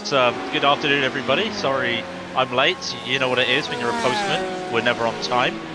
So, my apologies. It's looking like a quite interesting race. We're an hour down. Well, we're coming up to an hour down at the moment. And, well, this Silverstone race looks really good at the moment. I see quite a bit of damage on some of the cars, though. There's a GTE right there of Maximilian Pradol from Reiter Engineering, who it looks like a very sad face at the back of that Ferrari. He's sitting in 24 for the GTEs, but apart from that, it looks pretty spread out at the moment, and I'm pretty sure they'll be coming around their first pit stop shortly, I would have thought. Every time I go to a new camera position, all I can hear is crash, crash, crash, and I don't know what's happened. I can't help you with that one. I've only just turned up. Doing some time to acclimatise, but we have two cars crashed out, or three cars crashed out at the start of the race, or is that two? It's two. It's That's two. Race control. One's race control. Okay. See, this is what way, happens when you don't pay attention. Yeah, if you want to throw your rocks at somebody, throw your rocks at Nathan the Mess. He may not be crashing at Imola, but he's registering a team that's not racing. Oh, I can't hurt Nathan. No, Nathan's a good man. Nathan is a good man. I'm not going to hurt him. I'm not going to say anything. So with an hour down, and because of the 6-hour race, let's WEC it a bit, my friend, and let's just do a quick rundown of the classes with an hour to go, with an hour gone, because we've got Team Racefox in the lead of the LMP1 class, Element Sim Racing in P2, Simtech Motorsport in P3, Team Bushfink Yellow into P4, HCR Scuderia in P5, RSR Esport by G Performance into 6, Blue Chew America's Black Team into 7th, Greenleaf Racing Red's team is 8, and Greenleaf Racing's Green team is 9th, and that's the LMP1s. In the HPVs, it's RSR Esports by FHN leading the way. That's Blue Chew America's Platinum into P2 for the class. Blue Chew America's Blue is into P3, and Medina's Driving School is P4. We'll go down to the GTE pecking order at the moment. They're starting their pit stop, so this will absolutely be a very horrible time to actually get it all done because they're doing pit stops. So we'll leave it for a lap. Yeah, they're all pitting apart from a couple, yeah. We'll leave it for a lap once they get out, and we'll see where the pecking order is. But right now, the what's the word for it? The current leader. There you go. The current leader of GTE class overall is this guy, the car 269 of Gisbergen, who is driving for Apex Hunters United Esports. What a livery, though. I like this livery. Like, at the back of it, it's just got loads of stickers, and the front of it just looks... It's got like a rusted look to it. It looks really nice, and it looks like it's been in the walls as well, with a little bit of damage to the front left fender. But provisionally leading at the moment. No, it was one of the only 2 cars who did not pit in that first round of pit stops, so expect him to make the pit stop here as they come around. And does he? Nope, stays on at the moment, so we'll go down into club, not pitting, so trying to eke out as much time as he can with the pit stops. Now I'm guessing they're probably not going to do driver swaps right away. So I think some cars stayed at, you might have the better timings. You've always got the pit stop timings, but I'm pretty sure some of the teams did not do driver swaps that time. No, they did not take, or I think some of them haven't. I think 1 or 2 might have, but I think it's all just. Oh, there might be one that is. No, they're just pitting in for repairs, but as far as I can see, there are no driver swaps at the moment. Oh no, there has been a driver swap. There's been a driver swap for CCTS, Esports Gold. They have swapped drivers, and as well as which Core Motorsports 2, the AM car for... Sorry, now I have the hiccups when I shouldn't be. Oh no. Writer Engineering and Core Motorsports 2, Team Bushfink, Simsa Esports Endurance, the German sim racing Cyan car have done driver swaps. Yep, and now some of the rest of the cars are now in the pits as well. Second down to 6th, and the GTEs are all pitting. Van Gisbergen did not take a pit stop there, and instead he just recorded the fastest lap of the race for the GTEs with a 1:58.059. So he will come around Stowe right now, down to Vale. Will he go for the pit stop now? He looks like he's angling towards the pits. He will take the pit stop. So where is P2? It's very hard to see where P2 is at the moment with everyone in the pit. So we'll keep an eye on that to see what happens. May have actually gained a spot or 2, just staying out a little bit longer. So that's going to help him in the long term. Medinus in the HPDs, they've gone for a early pit stop. That must have been for damage. I'm not entirely sure, but they went for an early pit stop, and no one in the LMP ones has pitted yet. Frank Schlossman, by the way, is go Frank from Chris Toms. He is 3rd at the moment. I don't think Apex Hunters Esports is going to switch drivers. I don't think they have. They have not. No. Oh, why not? I might be eating my words. Well, I mean, it's only an hour into the race, so the idea is that you have... If you switch every... you can switch every hour, but that means you might run the risk of having a driver swap take more time. Let's say, for instance, if you're not switching tires. Well, keeping an eye at the moment, the 204 is about to go past them, and then 217 will be the next one to look at. So they are going down, and down. It looks like they're going to be out the top 10.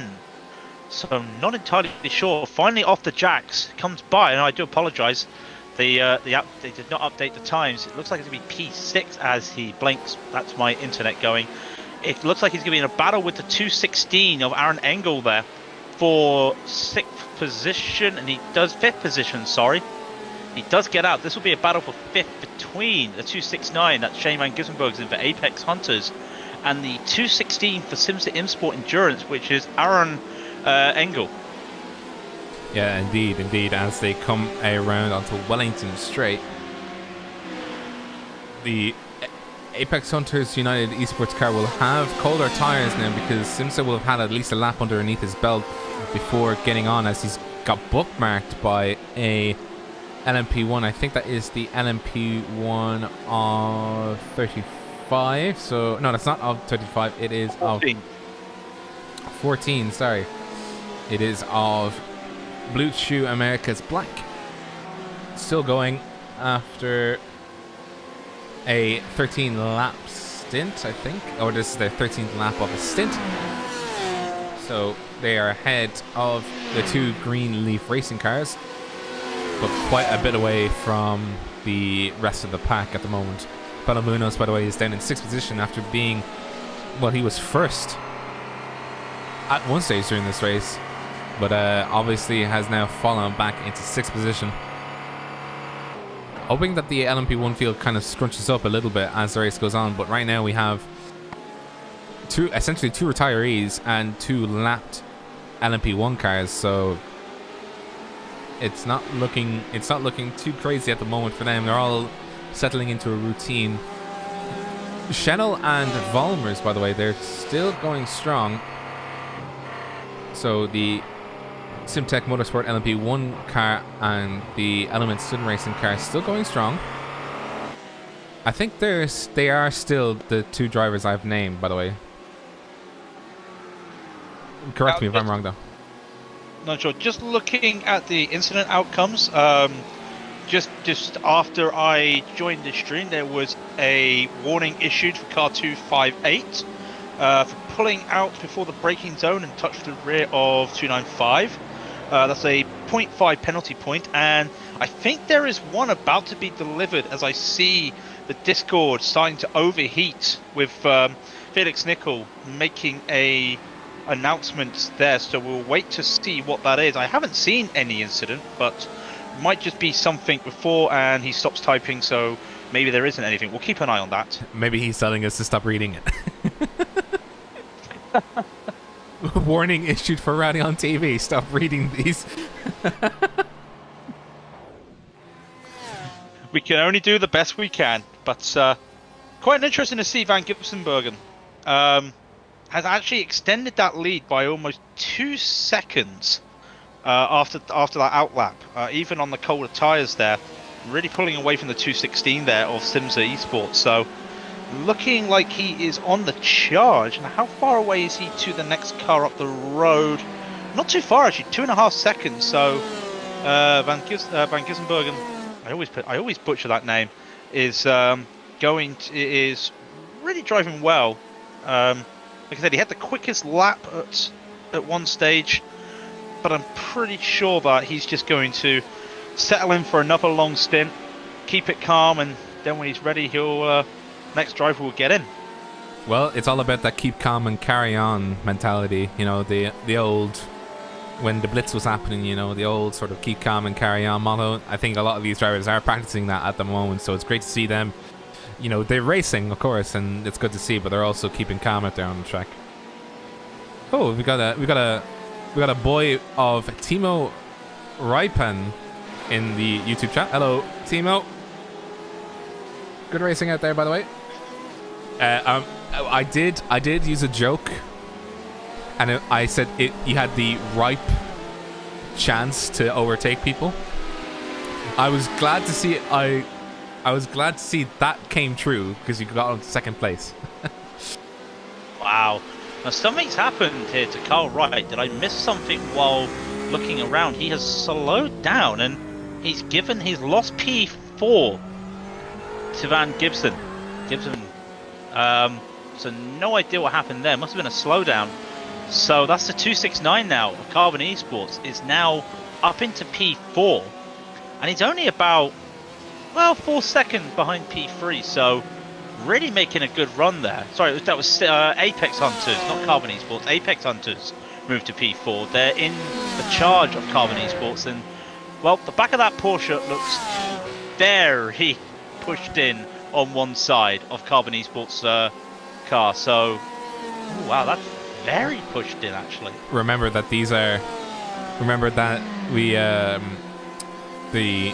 all cars that start with 300 are amateurs, and Louis Jordan Charles just came into chat to say we just don't want to battle pros, so that's why they gave the position. Also, you just murdered another name. You said Van Gisben. It's Van Gisbergen. Oh, Van Gisbergen. Yeah, I know. I just thought it said Van Gibson and thought if I just go soft, I don't know. That's one more for the money pot if there was one. But good play there from Simtards there, keeping it safe. Don't want to go too aggressive. Quite far up the road from now. Where is the next amateur team, which is CCTS Esports Gold, who they're just crossing the line, and Simtards is going. So there is a just under 20-second gap for the. Just over 20 seconds, sorry, for the lead amateur and the P2 amateurs, who's actually in a battle themselves, the triple free there, CTS Esports. They're a second ahead of the 367 of Core Motorsports, Core Motorsports number 2.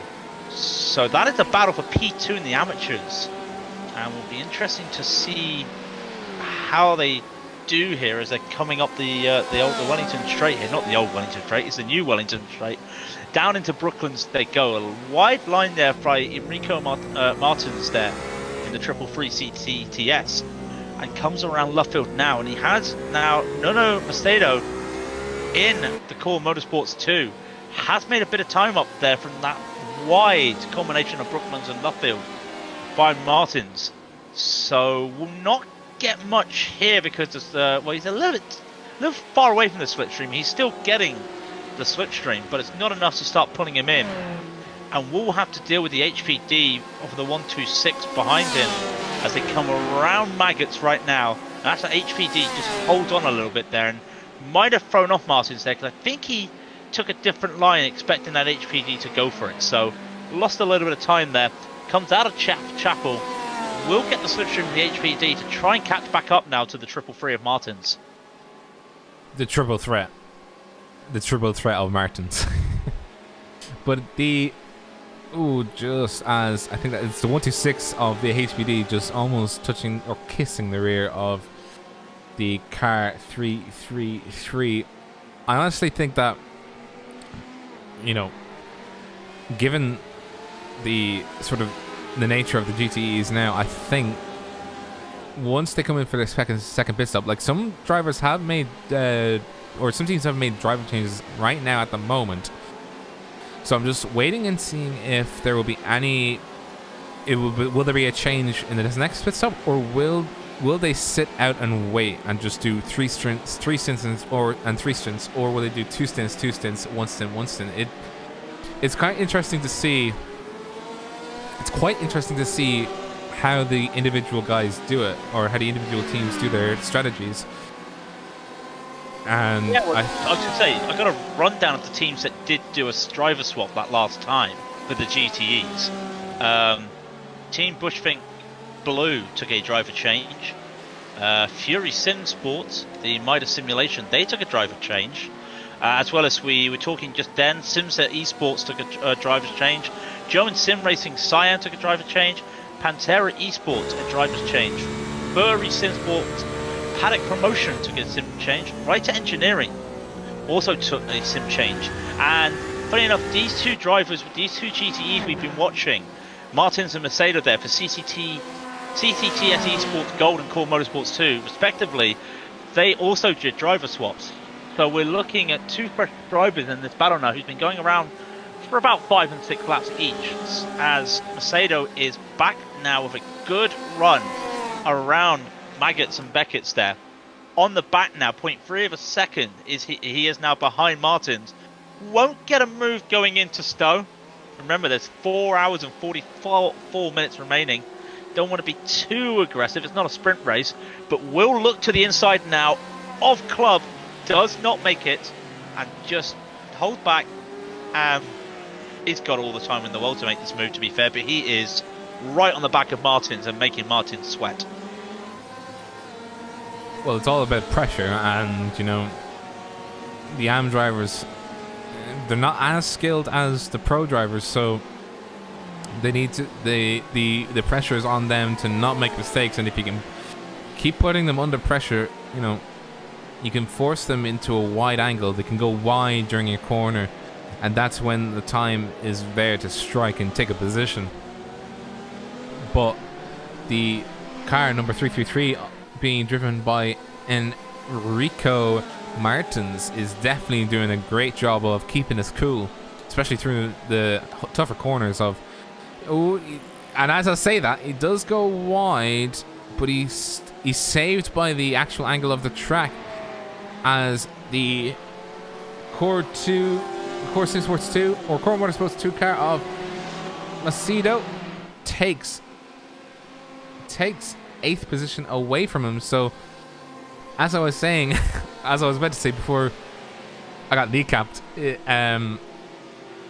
you know, these GTE AM drivers, they can sweat under pressure. So if you can push them into a situation where they do crack under pressure, then you'll be able to have a greatest chance of striking and taking the position away from them. Now, there was definitely just a mistake made by Enrico Martins. Nothing against him, but it was just that he made a mistake, and Macedo was just there at the very correct time to be able to make a move and take a position away from him. And Macedo's pulling away a little bit. The gap is 0.6. It got as high as 0.7 at one stage. As Martins goes wide again, I wonder if it's the track temperatures just catching him out a little bit at the moment. It's a 42 Celsius track temperature. That's 107 Fahrenheit in the other currency, or the other language, as my family used to say. But isn't exactly comfortable on these corners at the moment, Martins, and I think it might just need to get customized for the heat. Currently 2:30 sim time, so it's about this.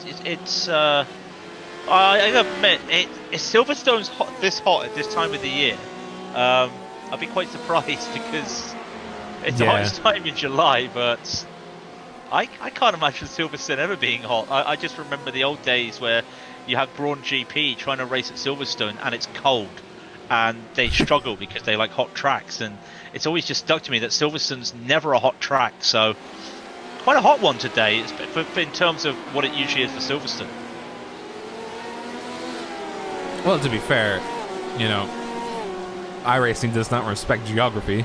It only respects the sun. And, you know, praise the sun and all that, but it's the wrong game for it. But,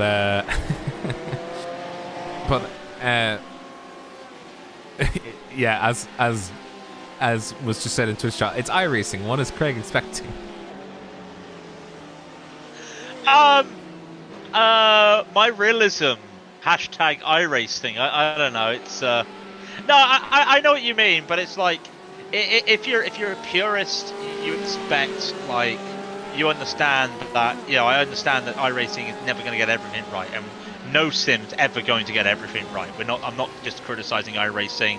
You know, you're gonna, if you could take things of different sims and put it together, then you would get the ultimate sim.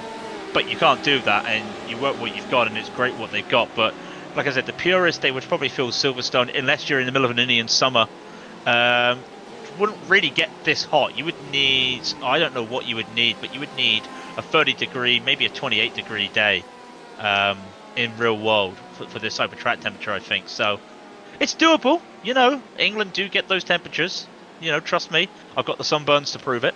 But I just can't, yeah, it's a weird temperature. I would be expecting to do like races in America in these temperatures. So I can understand if it's throwing some drivers off. Wait, hang on. I just put up something that was blasphemy. I put up on the screen that said, "Oh yeah, the car 240, that's car 259 took out itself and got a warning for it." It is the car 247 contact with. So the warning was sent out to car 259 of Core Motorsports, who had contact with car 247. Oh, I'm so good. Clip it, somebody. Thank you. Damn it.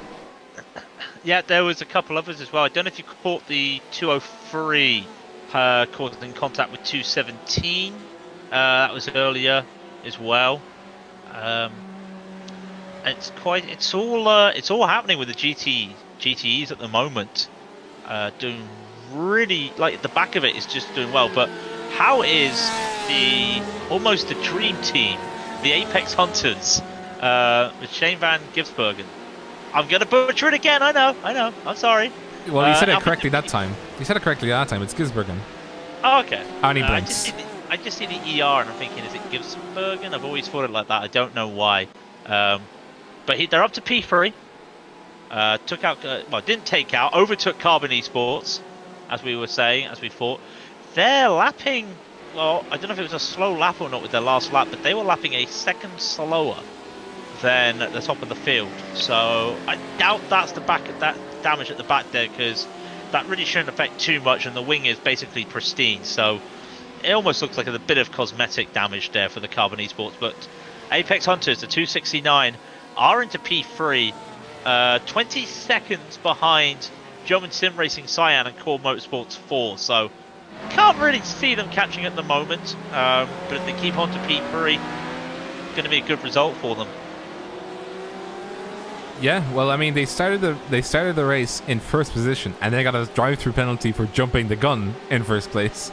So they've had to come in and serve a drive-through penalty.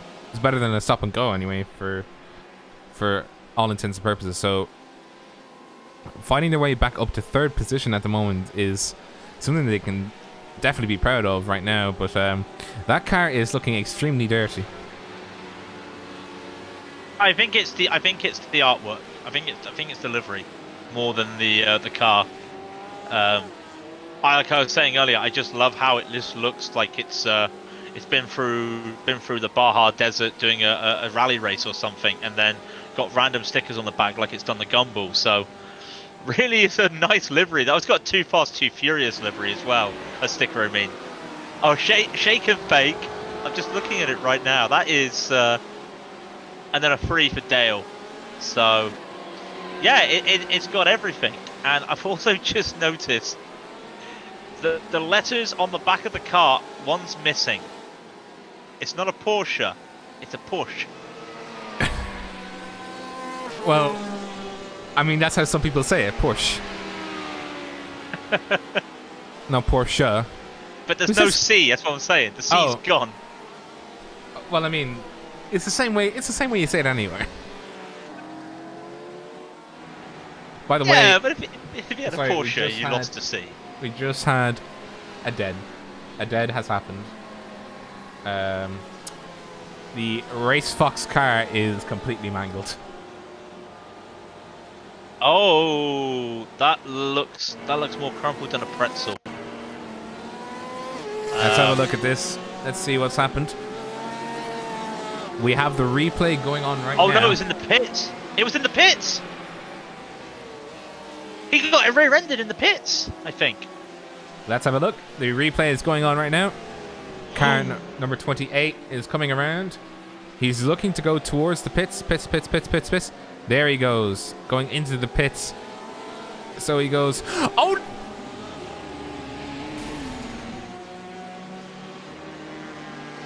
Oh, but you're still there? I just witnessed a man getting murdered.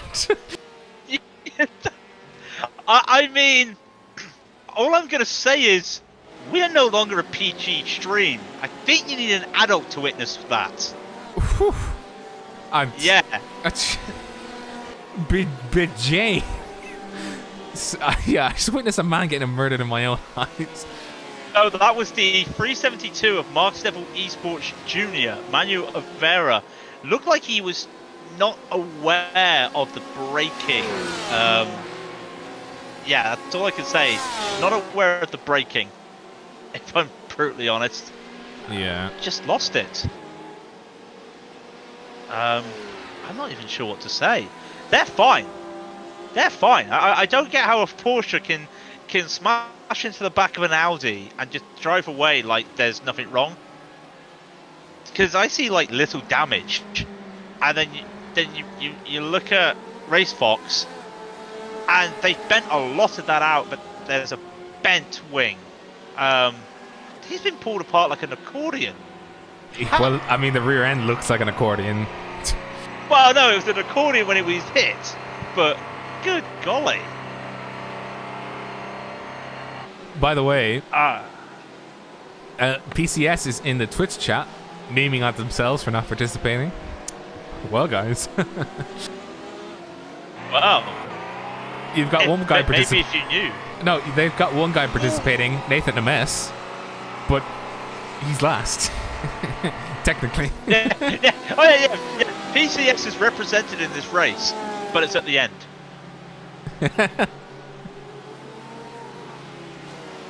Let's go through the rest of the field then and see what's what, because we have this camera pointed at the car number 7 of Simtech Motorsport, which, I mean, it's very nice, but, you know, need to look at some amateurs like this one in P12. The car number 324, Simtech's blue. When you said amateurs, it was almost like an insult. We don't need to see it. We need to see some amateurs. It just sounded so bad.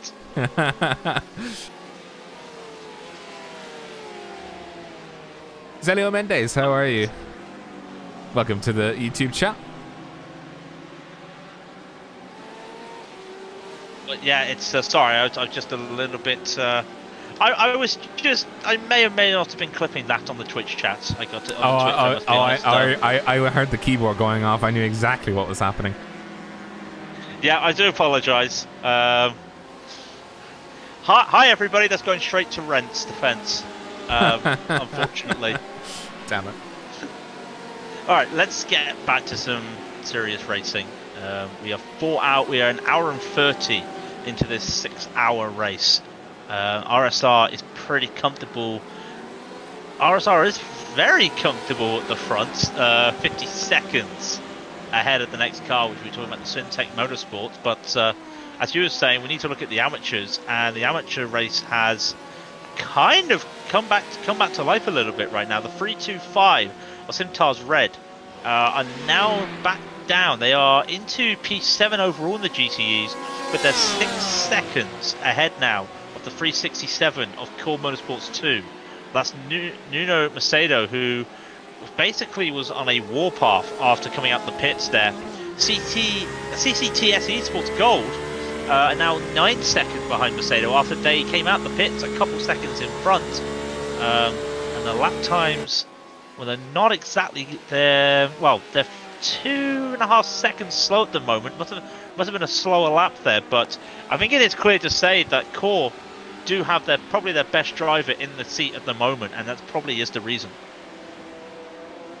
Cameras are pointed at the car of Aaron Engel of Simsa Esports, chasing down the Core Motorsports 3 car of Joao Afonso. By the way, shout out to his partner in crime, Celio Mendez, who is in the number 2, so the AM car for Core Motorsports. Backing off.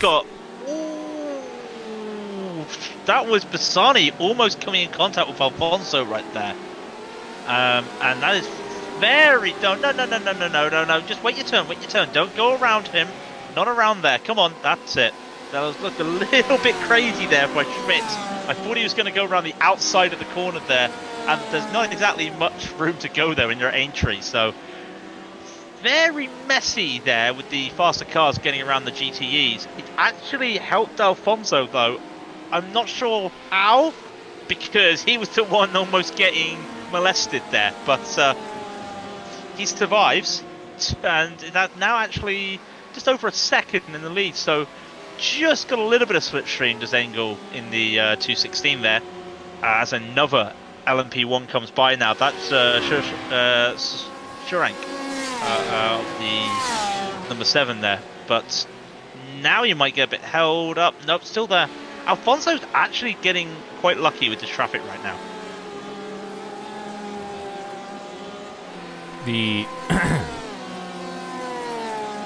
My voice is going. Can you? Well, it's not going, but I had been talking for like the first hour straight without break, and I was just trying to be so entertaining, but it didn't work, as you can see.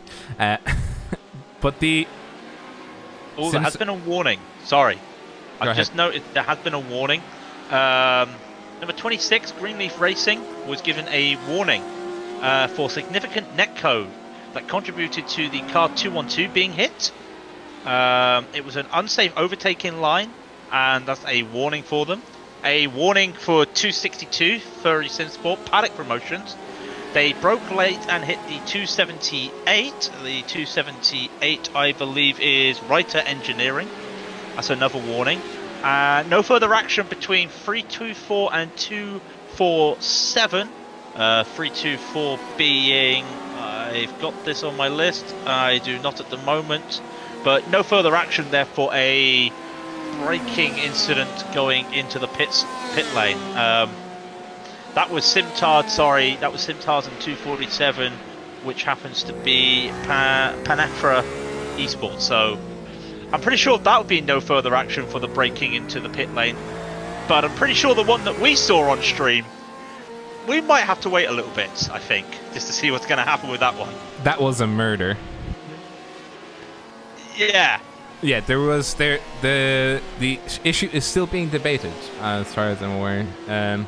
But yeah, that was nothing about that one. Sorry, we're just nothing has been given as of yet for the Red Fox car, the car number 28, being rear-ended coming into the pits. Nothing yet. I'm sure they'll get to it. Felix and Nathan on the race control today. There was nothing. We're not doing no WEC style talking here. I don't think your voice would be up for it now. We'll just have to keep it normal. But when we do get the updates, we will let you know. Should be a banner saying under investigation, but I'm pretty sure you now know that we're like the F1, but we're not as good.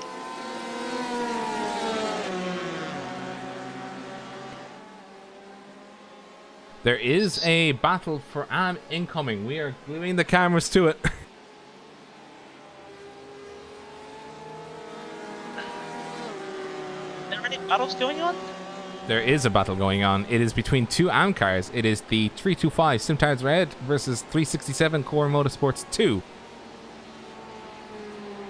This is the battle for the lead. For the lead of the AM class, yes.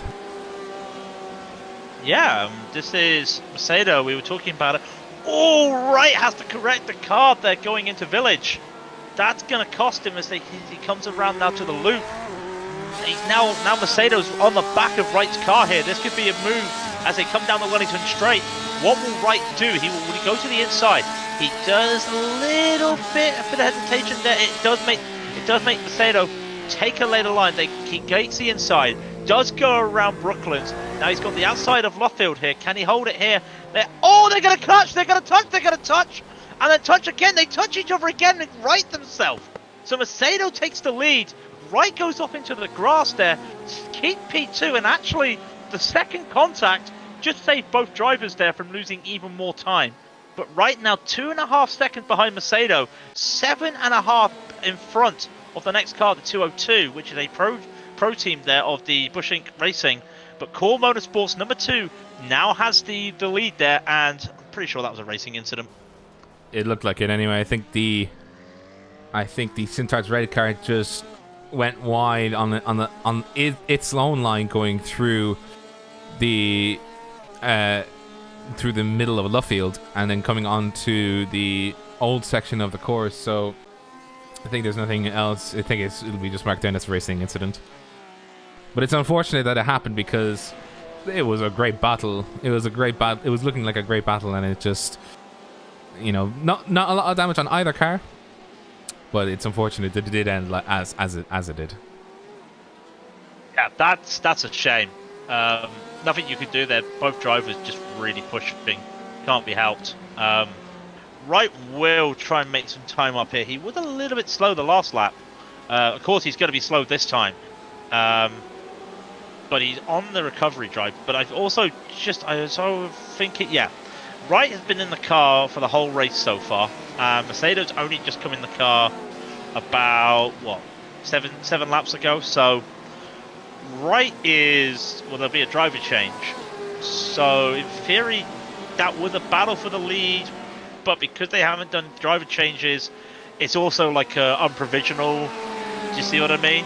Yeah, because of the time difference. So, but Wright, that's all. It is going to affect that spin. Might lose a couple of spots there once they do a driver swap. But sitting comfortably at the moment is the Reds as he goes wide around Luffield. Again, I'm not sure what happened there. It looked like he went a little bit too far out too early there. Does hold on to it though, but now 5 seconds of the gap. Now I don't think there is any damage. Is it just a bit of getting the heat back in the tyre? Well, there is some damage, but I think it's a case of getting the heat back in the tyres as that car is not happy at the moment. I'm guessing that's a tyre reason. Warning going out to car 203, Core Motorsports number 3. For netcode contact with car 207. No further action taken there, but it's 0.5 of a penalty point. Mainly just to the he does not slow down and causes more contact. That's the reasoning for that. Not entirely sure myself, but there was definite contact. The RSR Esports car is in the pits with a lot of damage. The RSR. Oh, which RSR are we talking about? The HPD RSR, yes. The LMP one. Ah. Oh wow. Oh. Okay. That is a lot of damage. Can we work out what's happened? I will try and figure it out. You just need to give me a few minutes. Found it. I found it. I have found it. So Renson is coming out of Luffield. Coming out of Woodcote, sorry. He is making a move on a lapped GTE car in front of him, which is Matinin, which is the Furry Simsport 4040. He's got Anthony Blankers in the Bushfink beside him. It's not a battle for position. He goes around to get around the GTE, and all of a sudden, it looks as if that Blankers there has just decided. No, he's actually held his line. I beg your pardon. He's held his line, and it looks like the RSR just was not aware that there was that little space. Starts turning to get back onto the old start finish straight. Just collects, just touches, pit maneuvers himself, and it made worse there by Bankers not lifting the car of the RSR Esports in the air. They go spinning, they've got nowhere to go, and they hit the wall heavy, and that is a lot of damage. Now what happened as well, did Bankers get much damage from that? It does not look like it, so they're clean, the number 3, but the RSR Esports had a lot of damage on the side of that car. No, and you can see it in the replay. I just had a replay once, and the TBR car definitely almost got sent into the wall as well, but it's not looking good for the RSR car. It was crabbing. And just to quote in the Twitch, how did he not understand there was a car? He probably did understand there was a car on his right, but as I was saying, it was an issue that I don't think he realised it was that close.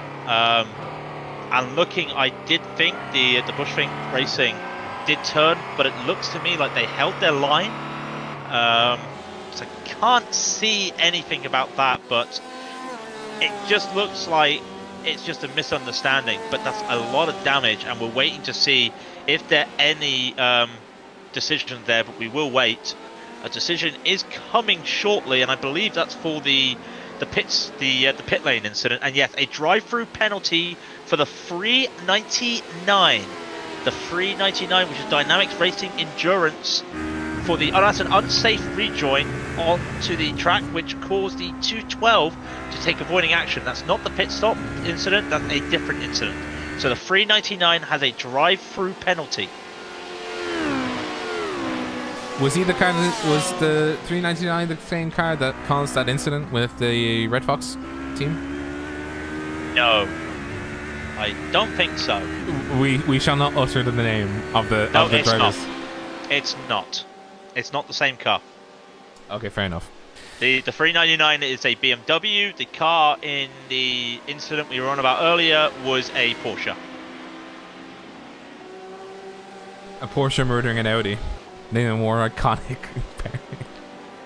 Oh, too soon. Too soon. So, how are we looking for positions at the moment? It's still looking pretty good at the front of the field for the GTEs.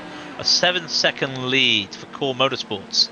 The number 4 car, Core Motorsports. There. This is the pro for the GTEs with German Sim Racing behind him. Apex Hunters Van Gibsonburg. I had it right the first time. I just stopped myself. Still there into P3, 8 seconds behind as well. So top three in the pros are pretty much spread out at the moment. When we're looking at battles, we're looking at battles for the amateurs. I think at the moment, as they're pretty much bunched up at the moment. Yeah, there's a battle there. Chris Shaw for Ascari. Who's a pro? Yep, that's Simtard giving up the position again. They don't want to be fighting the amateurs don't want to be fighting the pros, so that's Simtard's just keeping it safe there. So I don't know if it's what the others have been doing, but I have seen it a lot from Simtard. They've been driving really well and just deciding just not to bother holding up the pro drivers when they come around. I don't know if they're the only team doing it, but some nice show of class there by Simtard's Red.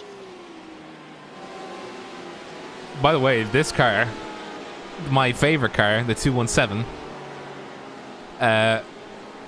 it was in 4th place, and then there was a coming together of, I think it was Core Motorsports. Yeah, it was Core Motorsports 3 and Carbon Esports, and the man that took the position was my man that I punned the name off of, but it was the greatest man in the world. It was the man of, let me get his name, it was Timo Reipen, and he had a right position to take 2nd place, and his team is now staying there. I'm sorry, I had to do it to him. Wow. You really have to do that. I had to do it to him. I've got nothing else to say. I must admit, the German Sim Racing, lovely livery. Lovely livery. I can see why you like it. It's black with some, like a green winged on the side. Really is nice looking. I'll get into livery talk later when we're running out of things to say. Not at this moment, I will say. But no, I need a... Go on. No, you go on. Don't look at the incidents. Oh no! Look at the incident. Please let me go to the incident. I was just gonna have some random stuff. Go for it. No. I need to type it up. Oh, well, there is a. Someone was saying that I need a crash course in names. I do need a crash course in names, and one of the things I keep saying is maybe I should get a spreadsheet with all the names in, similar to what they do in American football. Before it with a press release sheet every week, where they basically just put the names and everyone's how you pronounce every name. So I need one of those. So maybe one day I'll get around to that, but I do apologize. I do my best. Information to pit lane. 60 seconds stop and hold. For car 372, Marsk Devils. Missing pit entry, collision with car 28. 60 seconds stop and hold for car 372, Marsk Devils. That was the pit lane crash.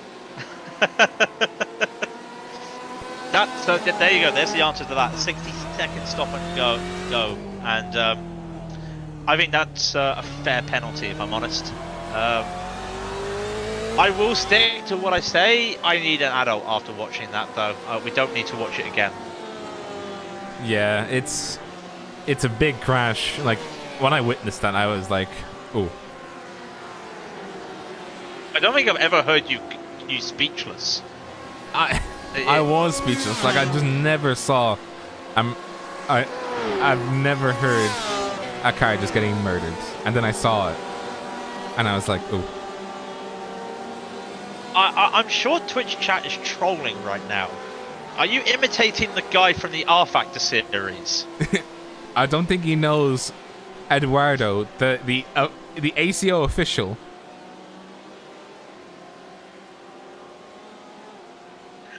Yeah, I'm pretty sure he's pulling your leg, and in comes the 372 to take that 60-second stop and go. And yeah, no, Twitch chat is now aware that is actually a real life person and not just someone for R Factor. Oh yeah, R Factor just pulled out like somebody for like a shits and giggles and just went, "Ah yeah, he'll do." Yeah, he'll be fine. Simtard's red in the pits, by the way. Don't know if that's scheduled. Yes, it is. That is a scheduled pit stop for them. So, yep, they're just taking tyres. I love the Forza Sonati on the back of that car. Keep fighting, Sonati, and all that. I think everyone's still thinking about you. It's, we don't really want another Schumacher incident, I must be honest. So, keep battling, my friend. But they're in the pits now. They've lost a few places. Not a drive. No, I take it back. That is a driver swap. Louise Jordan Charles is now in the car for Simtard's red. And I think he will. I think he is one of the first GTEs to actually do a pit stop. So he's making an early pit stop compared to the rest of the field. But that might be to his advantage because the GTEs are now they're clumping together, but not in the way that you would think. Not for position, but they're clumping in a way so that, you know, there's a lapsed car, there's a car on the same lap, but they're not racing for position necessarily. No, I'm with you. Yeah, there's a lot of bunching up at the moment. Looking still, this Carbon Esports with this damage. Every time I look at the Carbon Esports, the 207, I just think to myself, please get it fixed. I know it probably wouldn't be causing a lot of issues. He did a 1:59.007 last lap is Mateus Lucas, but it's not nice to look at. It's massively, well, it's not massively, but it's bent on the left side of the car. But again, the wing is safe. There's no damage to the wing, no bends anywhere, so won't be losing any time. Still sitting at P4, doing well. I wouldn't say he's the best of the worst, because the best of the rest. Sorry, because let's be honest, everybody's so bunched up out at the moment. We're not really going to get a true idea of what's happening until really the last hour of the race. So with 4 hours and 10 minutes remaining, Core Motorsport just set their fast. That's Core Motorsports 2. Just set their fastest lap. That's the lead amateurs, a 1:59.123. Sorry, 1:59.123. So doing pretty well. That was almost identical by a second to what their qualifying lap was. That's what threw me off. The qualifying lap was a 58.138, and the fastest lap of the race was a 59.123. So I'm getting myself a little bit confused looking at that. I was loving the GTE liveries, and I saw what he meant by on the Apex Hunters United Esports car on the rear, which is saw the stickers. I like the look of that. You know, it's sort of like a homegrown, like, this is our vehicle, this is our car kind of vibe to it. Well, it's even got Shane's like custom logo on the side of the car. Bill Van Gissenberg's custom logo on the side of it, the SVG. It's a good thing he wasn't called something beginning with an M. We'd get confused with the darts player Michael Van Gogh just by seeing MVG. MVG. Oh, the GTE off in the wall. What? That's a Dynamics racing team. That is a Dynamics racing team off there, and it's a lot of damage Well, no, he looks like it's a BMW. They're built like a brick. But he will not take the pits there. Let's just see what happened. Did he got tapped from behind. He got tapped by the Blue Chew Americas team as they're coming into, that's Vale, that's Stowe, sorry. So that's Stowe there, and he just, the Blue Chew car there wanted to make a move on the inside. But it looked to then, the Dynamics team was already making the corner. He was actually moving under braking, it looks like, the Dynamics team.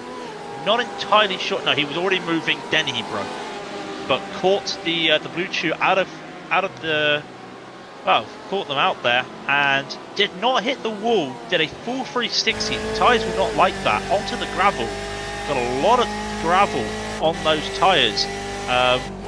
And only lost a couple spots, but that was a big hit. Schlossman, by the way, is down on pace, as in he's lost 4 seconds to the rear of Henrique and is now under threat from Gisbergen. So Gisbergen's making his way back up the field. Let me try and see what happened to him, and I'll get that to you in just a second. Yeah, no, someone was just getting a little bit confused there. We were just talking about the voice that Rob was intimidating. Yes, it's the WEC race director, who was also used for the RF2 virtual Le Mans. So that's probably where you're getting confused there. But he is while I'm talking about it, it's one of the things that I do love about endurance racing and every race that isn't Formula One. Is you get a radio of the race director. You even get it in Formula E. But when it comes to F1, 2 and 3, it's a case of there's no race director. And I would have loved to have, like, in a few years ago, heard Charlie Whiting just make a couple comments. Just on the radio so we could all hear. But we never get that in F1. And more Dynamics Racing, a little bit of a slide going into the pits. Now, they weren't near their pit window, so it would not surprise me if the 399 here at Dynamics Racing goes and gets these repairs done. The back does look a little bit dented. The boot, well, if the boot had shut lines, the shut lines are not exactly there at the moment, so they may also do a driver swap at the same time. Keep an eye on that, but they were sitting 21st overall in the GTEs, but every position counts, and they are doing a driver swap. Not much that I can see of the German sim racing team, the Cyan team. I did go back and try and find something in the event log, but nothing that I could see. Nothing at the moment. We have had another two more statements from race directors. A warning to the 247 of Pantera Esports. Car 247 is behind car 293, so that was when Pantera was behind. Who was the 293? Cannot think of it off the top of my head at the moment. Oh, Flurry Sim Sports. In the braking zone with netcode and caused contact. And no further action between the 71 and the 111. The 71 was Element Sim Racing, and the 111 is the Medina's Driving School, the fourth place HPD. No further action. There was no change in the racing line for the 111, so I don't think we caught anything there, but must have been a little bit of traffic issues there for the lead car there, the 71 Element Sim Racing. Still going through now the LMP1s. They're going through the rest of the GTE field. By the way, the German sim racing Cyan car squirreling under acceleration coming out of I've just forgotten it's Club, sorry. Coming out of Club and then coming onto the new part of the track. They are in a battle right now with Apex Hunters as they're coming around the loop down into Aintree. Van Gibsonburg has picked up a lot of time. There was a 59.128 last lap. German Sim Racer Cyan was a 59.3. In the slipstream now is the Apex Hunters car. Goes wide, does the 217 there to take a long... I like that little way of taking the corner there, going wide and then in there at Luffield into Woodcock. gap is 0.7 of a second between these two cars going down the old start-finish straight. I don't think there's any name for this. They just call it the old start-finish straight. I can't think of why you would call it anything else. Down Call it old but gold. What? Call it old but gold. You know, old but gold. It's in like it's gold. No. But it's old. Oh. No. Around maggots into Beckett's. Look at the speed that Van Gibson that Gibson burger. Look at the speed the Apex Hunters car takes. I'm sorry, Shane. Almost catching a bit more time there. Just not get onto it. It's a slow battle because you don't want to go for it too soon. And give him a lap, maybe two, he'll get this position done. Will he though? I reckon he's what 0.5, 0.4.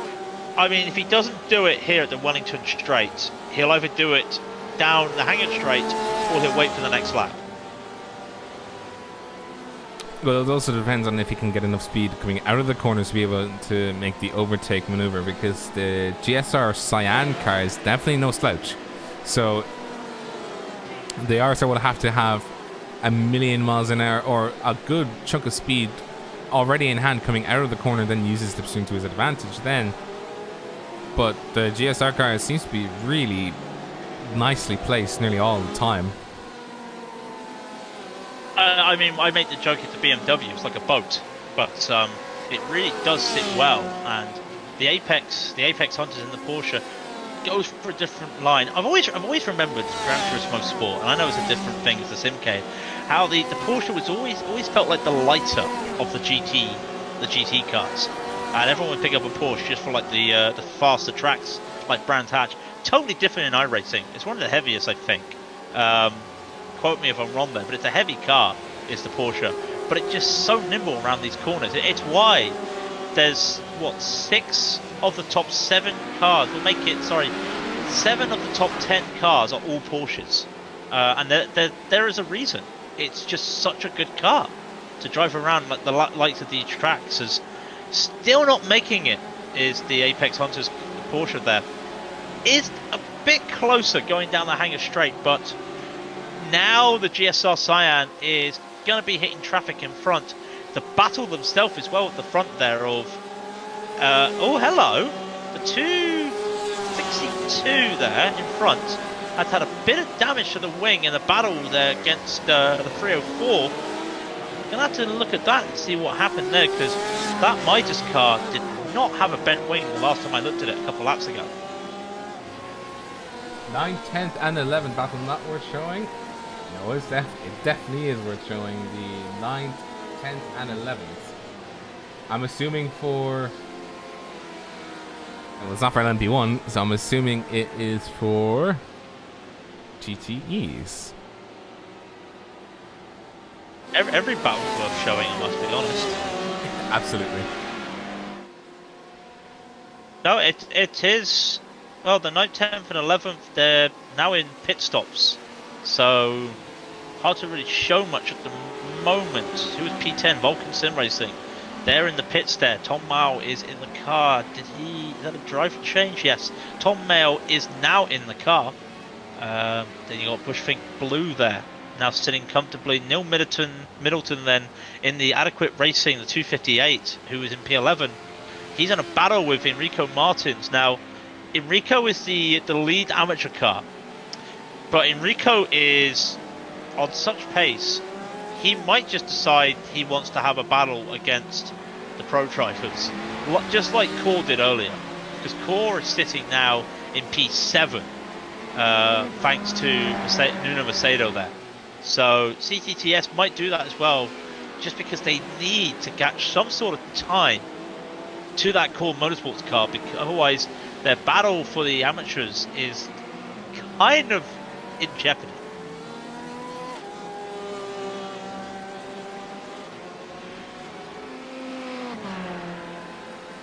Just waiting for the car to... There you go. The car has just passed by. I got the nice noise going on. But we're 2 hours down, and there has been another penalty. A drive-through for Team 3. That's the Bushfink Racing yellow. Does not keep his line when side by side, causing a race-ending collision with car 55. Car 55 was the RSR Esports car we talked about before with that overtake on the lap cars. So the RSR Esports is out of the race because of it, and it's a drive-through for Bushfink. Now, I'm not entirely sure. Put my Martin Brundle hat on here. A car murders a car going into the pit lane and gets a 60-second stop and hold. A car murders a car so much that they can no longer race and gets a drive-through. Well, that's just the way the world works. The way the cricket rumbles.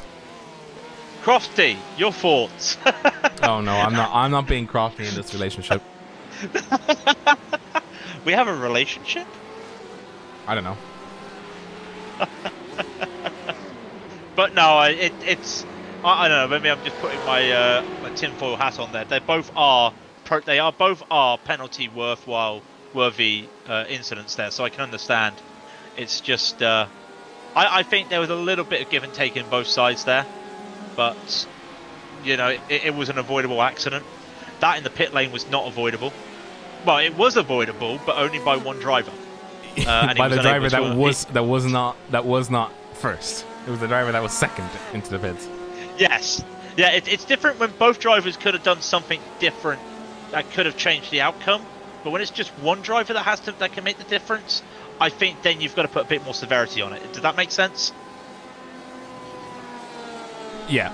It's like I always say, it takes two to tango in racing. And that pit stop incident, well, one person didn't want to tango. But in the other incident, you know, they both were there. Yeah, the RSR that killed him at least flashed his lights before he hit it. Well, yeah, you could say that. A bit of light works. We have a new leader in the GTEs. It's Apex Hunters. Only because they have not pitted. We are 3 hours and 56 minutes. Well, we're 2 hours and 4 minutes, sorry, into the race. Apex Hunters are leading the GTEs. It's still Element Sim Racing in the lead for the LMP ones. Car 3, the Bushfink Racing Yellow, in P2, but they do have that drive-through to serve. And then it'll be Simtech Motorsport into... they have served it, I apologise. They have served it now as Simtech go into P2. In the HPDs, it's RSR in the lead with Blue Chews America Platinum and Blue Chews America Blue in the 1, 2, and 3 for the HPDs. As we were saying, Apex Hunters are in the lead in the GTE Pro with Simsa behind them and GSR Cyan. For the amateurs, it's Core Motorsports number 2, followed by CCTS Esports and the Stage 1 Racing Red UGX. But again, they are doing their pit stops at the moment, and there will be some changes to that, as it looks like Mendez will keep going as Core 2 take their pit stop there, so he will keep going. I'm pretty sure now the only car there's only 3 cars I see that have not made a driver swap at all at the moment. That's Core 3, Kilo Metro 0, Mass Devils, and Apex Hunters. There's 4, I think. Mass Pro gaining traction up and up through the leaderboard at the moment. They just went into 6th position because the Simsa car is in the pits and CTS and Ascari are both in the pits. So they're up and up, but they also had to pit themselves. So it's only a temporary change of order. Yeah, I'm still waiting for this 269 to make a pit. Van Gibsonburg is really doing well with this fuel, stretching out these stints. Or is it just the fact that everyone's undercutting because of the temperatures? We don't know. The track's gotten slightly cooler. It's now 39 Celsius. That's 102 Fahrenheit, but it's still a hot track. So it will be interesting. It will get colder. But we'll only get colder really at the end of the race, with the last hour I think will be when it gets cold.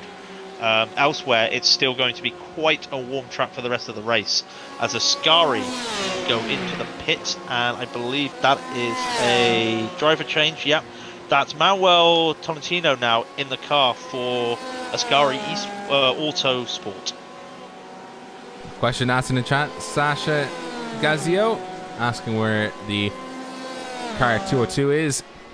Pop, here it is. It is currently being driven by Joris Thielen, and they are in 10th position overall. I haven't really looked at a lot of the Bushfink cars in the GTEs. Well, the one Bushfink car in the GTEs. Mainly just been looking at their LMP1 counterparts there in the yellow, doing well. That stop-go, now I'm pretty sure that they could not do a pit stop during the stop-go. So they're now 3 seconds ahead on P4 in the HCR Scuderia. So I'm not sure if they are allowed to take a pit stop during a stop and go. Someone will have to correct me if they can. But they are now, well, they were in battle there for P2, and they've gone that far down. So I think they have done a pit stop, but it is going to be it's going to affect them in the later running, because there's only now 4 cars in the LMP1s that are on the lead lap.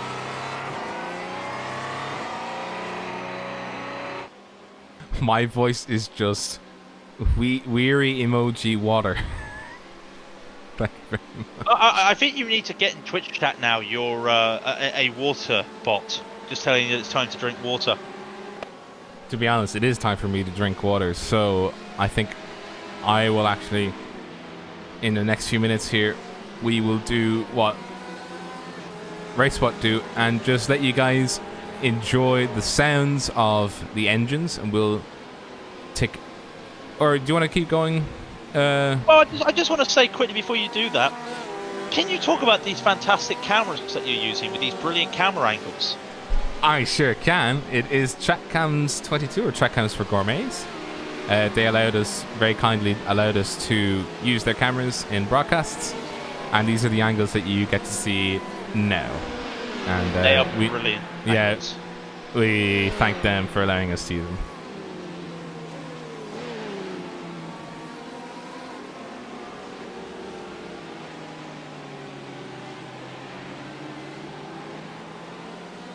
Anyways, what we will do is we'll leave you in the hands of Craig. I will go grab some water, recuperate, and he will keep you company for the next 5 to 10 minutes. I will indeed. As we see a GTE just going wide there. That's Manuel Rivera. That's a lap car there, just going there. Has been a drive-through for Race Fox. That's car number 28, Race Fox. Not sure what's happened there, but lap car 28, which is Race Fox, turned into 71 after being pulled off the racing line. So, did not see that there. So, that would have held up 71 with Element Sim Racing, now P2 in the LMP1. So, they have served their drive-through by the looks of it. Although that was a pit stop, not a drive-through. That was a pit stop. They will get that now, as they are the first car not on the lead lap, but I think Blue Chew are now, as they're now in the pits, yeah, so they're now as you were saying, as you were saying, NASCAR, they're in contention for a lucky dog, but there's no lucky dog here because we do proper motor racing. How else are we doing? Not really many battles happening in the LMP1s at the moment. If anything, that the drive-through there for number 3, the Bushfink Yellow, did open up a possibility, but the 35 there of HCR Scuderia not exactly catching up there. Just a little bit slower on time. Well, they were faster that lap, but the gap is 3 seconds between the two of them. But it's going to fluctuate. We all know Silverstone. If you get caught up at Village, you're going to be losing a second that lap. If you get caught up at Maggots and Beckett's, you're going to be losing a second. You just got to find the perfect combination as you're going around this track. So it is hard. We all know that with traffic, but it's such a beautiful track, Silverstone. Sometimes you just forget about it. Just see GSR Cyan's leading the GTEs at the moment. Apex did take their pit stop with Nick Foster now in the car there for Apex Hunters. Core Motorsport 4 return to P2. And it's been a little bit of a slow pit stop there for Apex. They were about 6 seconds, I think they were about 6 seconds behind the 204 of Core Motorsports 4. They're now 9 seconds behind. See what Nick Foster can do in this car. It's his first laps around. What's it, 4 o'clock in England? I don't want to imagine what time it is in Australia. But they are madmen. I'd only do that when it's a 24-hour endurance race, if I'm honest, so bravo to them. Any battles happening up ahead? There is a battle for P10. I know we were asked about it earlier. Tom Mayle for Vulcan Sim Racing, the 213. Just trying to make John Goodwin in the Adequate Racing team, the 258, just make him get away from that slipstream. And he's got Dominic Ciso bookmarked in between them. But that means he's also got the slipstreamers in the GTE. Bookmarking, I don't know if Rob's gone over it. It's a term we came up with because you pinch a car if you're trying to stop a guy overtake you by pinching him. We're using a lapped car. But then what if you use a lapped car and put it in between you? Well, you're bookmarking. And that's a term we've just randomly come up with. You're putting a bookmark in between everything. It's just a way for us to explain to you what's happening with how a car is gaining time because of lap traffic. So that's the thing we use. It's not helped Mayo, in all due fairness, as Goodwin continues his onslaught. And here's the thing here. We've got Mayo off the racing line going on the Wellington Straight to let the lead GSR Cyan car through. So he's lost a lot of time there because Goodwin was able to get the slipstream. They're now 0.3 of a second behind the gap in there as they're coming around to Luffield now onto the old start finish straight. Now Mel does get the slipstream of the GSR car there, but it's not going to be enough. We'll come around the corner now. They hit cops onto the straight. Now it's 0.3. There is no HPD to LMP ones in the presence. There's a HPD about 3 seconds behind them. But it's all these two at the moment. A bit of wide braking there for Mayo. Bit of braking again as they come around to Beckett into Chapel. Takes a nice line there. This Mayo will help him here, but Goodwin still in that slipstream. Now will he try and make the move here? It's a Ferrari versus a Porsche at this moment. Goodwin will not get a chance to look at it. Did not make up much time. Comes around Stowe down to Vale. He's still not really in a good position. Goes a little bit wide coming out of Stowe there down to Vale. And now has the lead LMP1 bookmarking. But Mel goes wide to let that LMP1 go. He goes wide. All that time he's lost. There is an HPD behind them now. Derek Smith there. He has to go wide because, well, Goodwin's got nowhere else to go. He's got to follow the momentum of the car. So Smith there going a little bit wide to take that overtake. Does hold up Goodwin there at the moment, but these two at the moment are still battling for this position. It's for P10 and P11, and it's probably the best battle at the moment on the field because it's just very interesting to see how the lap traffic is, after just talking about it, how the lap traffic is affecting everything.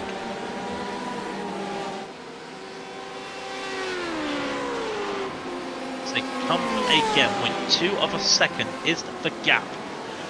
Not do it as we've got a LMP1 now in the middle. Here we go again with more traffic and also a GTE, a lap GTE trying to get involved there, but Adequate still holding on as they can to Vulcan, losing a bit of time though because of that. Let's see, number 25 LMP1 there, that's the Greenleaf Racing Green. That's a mouthful in itself. Coming down again down the old start finish straight onto the old section of the track, and they're coming out of cops into maggots. Losing a lot of time at the moment is Goodwin, so may not get anything, but behind them is another battle. The Ferry Sinsport Midas simulation, 0.2 of a second ahead. This is Ben Sharp in the 212, a half a second ahead of Casper Engels in the CCTS Esports. Now that's the 333 of the CCTS, so that's the amateur class, but it's still holding his own behind this pro class Midas simulation car, and in some respect probably just able to use this as an advantage. He's where we're looking right now, he gave up the position earlier in the lap to the Midas team. But at the same time, he's 5 seconds up the road from Celio Mendes, who is in the Core Motorsports 2 car, which is the P3 for the amateurs. So Engels will probably just use what he can, get as much slipstream, help his fuel economy out as well. Just see what he can do with this this car, and the traffic up ahead is just growing and growing as we go back to Goodwin and Mayo, the adequate racing and Vulcan sim racing. Gap is still half a second. Oh, Goodwin goes wide going out the loop, and he's going to lose time there. Clip the glass as well, and doesn't. We've just had an incident. Sorry, I just came back from the water. Just had an incident. The car 259 just collided with a. It collided with the car 155. Oh, he's done it again! He's done it again! He's just collided with an HPD. Just as I go to him, he collides with an HPD going around Village. Now, what's happened there with the HPD? Why is he going off the racing line? He's going very wide there and just collides. Wow. So that's retaliation. Wow, I can't say it. No. We're. Oh, that's. Oh, he went. He slid out. He went too deep. Oh yeah, no, you're right. Yeah, I did not see that. I couldn't see everything. I just saw they were blinked on my screen. Then I saw the incident as they collided. So I take back what I said. I apologize, but looking pretty. I'm just looking at your replay because you've got it there. It's looking very bad. No real damage for that Blue Chew car though. Is there? Not that I can see. Probably a little bit of carbon fiber, but that will get bent back because of iRacing. iRacing patented. Bend the carbon fiber. What would you expect? It's now gone from a 4-way to a 3-way duel, as the stage 1 racing of Tom Geiges, I think that's how you say it. Geigens, sorry. Overtakes the Fury Sim Sport paddock. Oh, and there's been another collision. Oh no. Oh. Can they get back on without causing any traffic incident? Holds it, he's fine. Oh, he lost control. The stage 1 racing car, Geigens, just lost control of the car and then got hit in the rear, so more than likely just a racing incident. We have seen an overtake, well, mainly because of that. Jack White in the Masked Devils, not Jack White, sorry. Pantera Esports car, Jack White, took that position away from Sam Baxter because of that spin. Sam Baxter in the Fury Sim Sport paddock promotion car. With that destroyed wing, how does a wing bend up and then bend down like that? I'll never know, but must have been some hit to cause that. But it's been going around for quite a while with it. Yeah, going around for quite a while with that as well. We'll lose a bit of time on the straights to Jack White there, but I don't see any. A little bit of damage at the front. It's like that, like I was saying last night in the ILMS race with the Ford, with the bent-in splitter at the front. It just looks a little bit cooler, Just change the lines of the car. Traffic. Oh, there's been an incident to the rear. For the Fezzes having a bit of a scrap coming into, just going past Stowe here onto Club. There's a HBD trying to make a move. Where is that? It is the Vulcan Sim Racing had an incident with an HPD going into Club, and it's now under threat from the. Oh, well, he was under threat. The car number 278 was under threat and has now been overtaken by the car 213.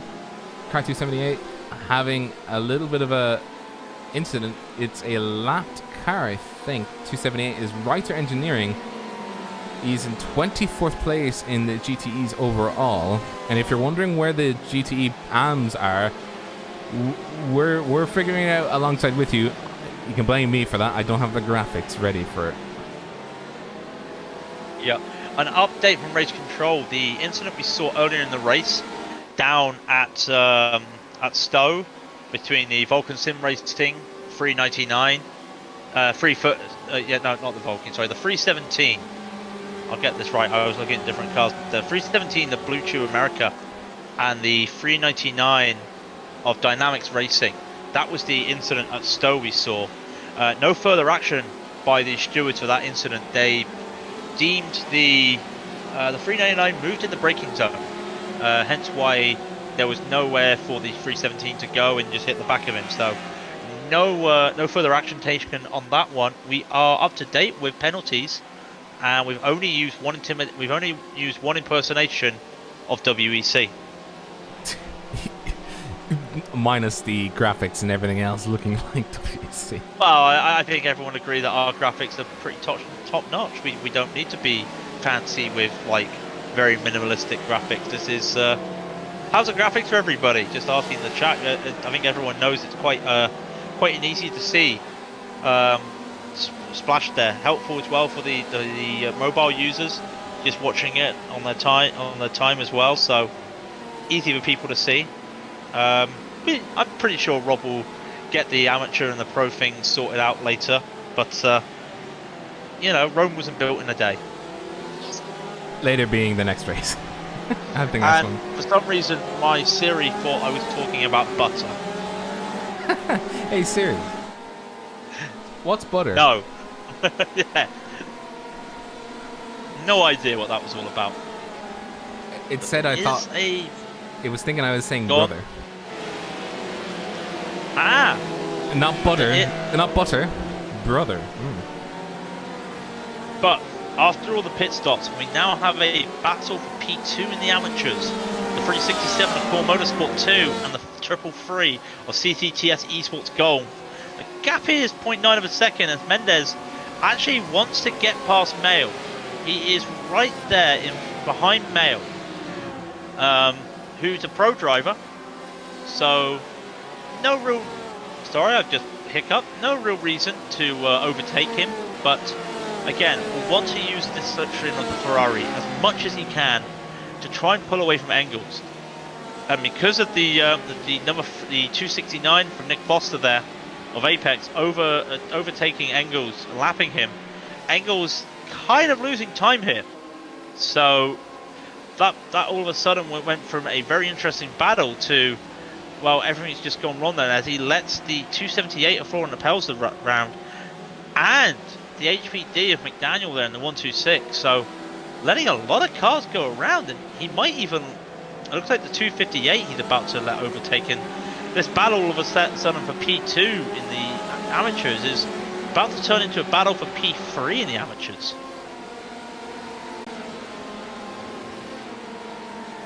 By the way, guys, in the YouTube chat and in Twitch, hope you guys are enjoying the stream so far. We are just coming up to halfway. We are 35 minutes up until halfway. Craig, if you want to stretch your legs, you can stretch your legs. No, I've been working today. It's fine. That was my workout. I can stretch elsewhere.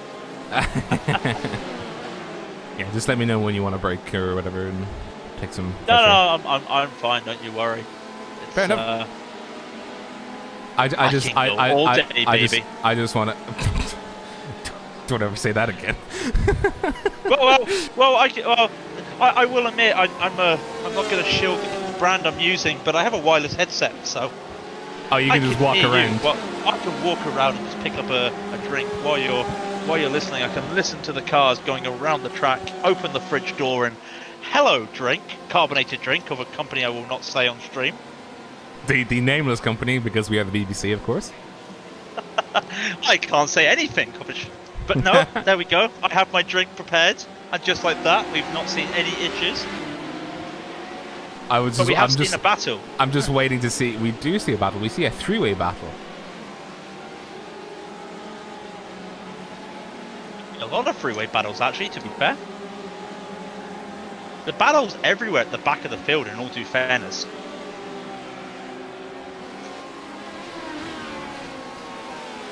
the battle between Adequate Racing, what a great name. Adequate Racing is battling for overall position in GTE class against CCTS Esports Gold, who's currently being commandeered by Casper Engels. The AM versus the Pro right now, 13th versus 14th, but Casper is second overall or third overall in terms of just the amateurs themselves. I think we need to, at some stage, we do need to break down the GTEs and go over who's who and where, because the graphics aren't giving any help. As the car, ooh, very dicey coming into Village and then on to the loop. Yeah, I can hear you. The loop is on fire. That's what it is. It's the loop. The loop. We I was didn't just correcting start you the there. fire.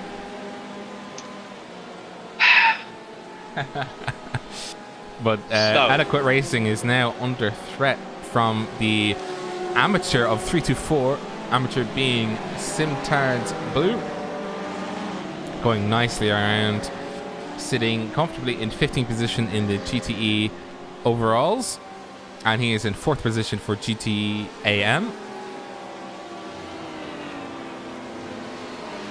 Pretty good as well is the Emma Gold in the Simtard Blue. Just lost a slipstream in front there of Goodwin, sorry. But it'll be interesting to see what happens between Goodwin in the Adequate Sim Racing and the 333 of CCTS. Like I said, we have seen some amateurs pull over to one side to let the pros go by. Don't think this will be a situation here. Not really close enough to make a move is Goodwin on Engels, so won't see it yet. But this is where Gold is going to, she's going to help, this is going to help her as much as she can in that Simtard Blue car, because she's still on that slipstream just of Goodwin, and she's battling the 333 here of Engels. So the more she can use of that slipstream, the more she can just get up there. As we see Engels go a little bit wide through Club, does correct it, but that was a check up from Goodwin, and yeah, that's actually going to help Gold in the long run, because now she's in slipstream as the lead HPD, as we were going around there, is in the pits. It's a scheduled pit stop. I don't see any. No, I see damage. You're second guessing yourself. Oh no, that's pre-race down. That's already damaged. Nope, they're just in the pits. Look like they had a bend from a few laps ago. By the way, and as an aside to the comment, I'm glad to see that there are more and more ladies coming into sim racing and indeed just racing in general. It's good to see that it's not just a men's club. You know, it's great to share this passion with absolutely everybody, and we're happy to see more and more ladies going toe to toe with the lads that have been doing this for ages. Quick Abby, by the way, on Twitch is quite quick when it comes to the F3s, and you start to see more and more women in the sport, and that's good to see.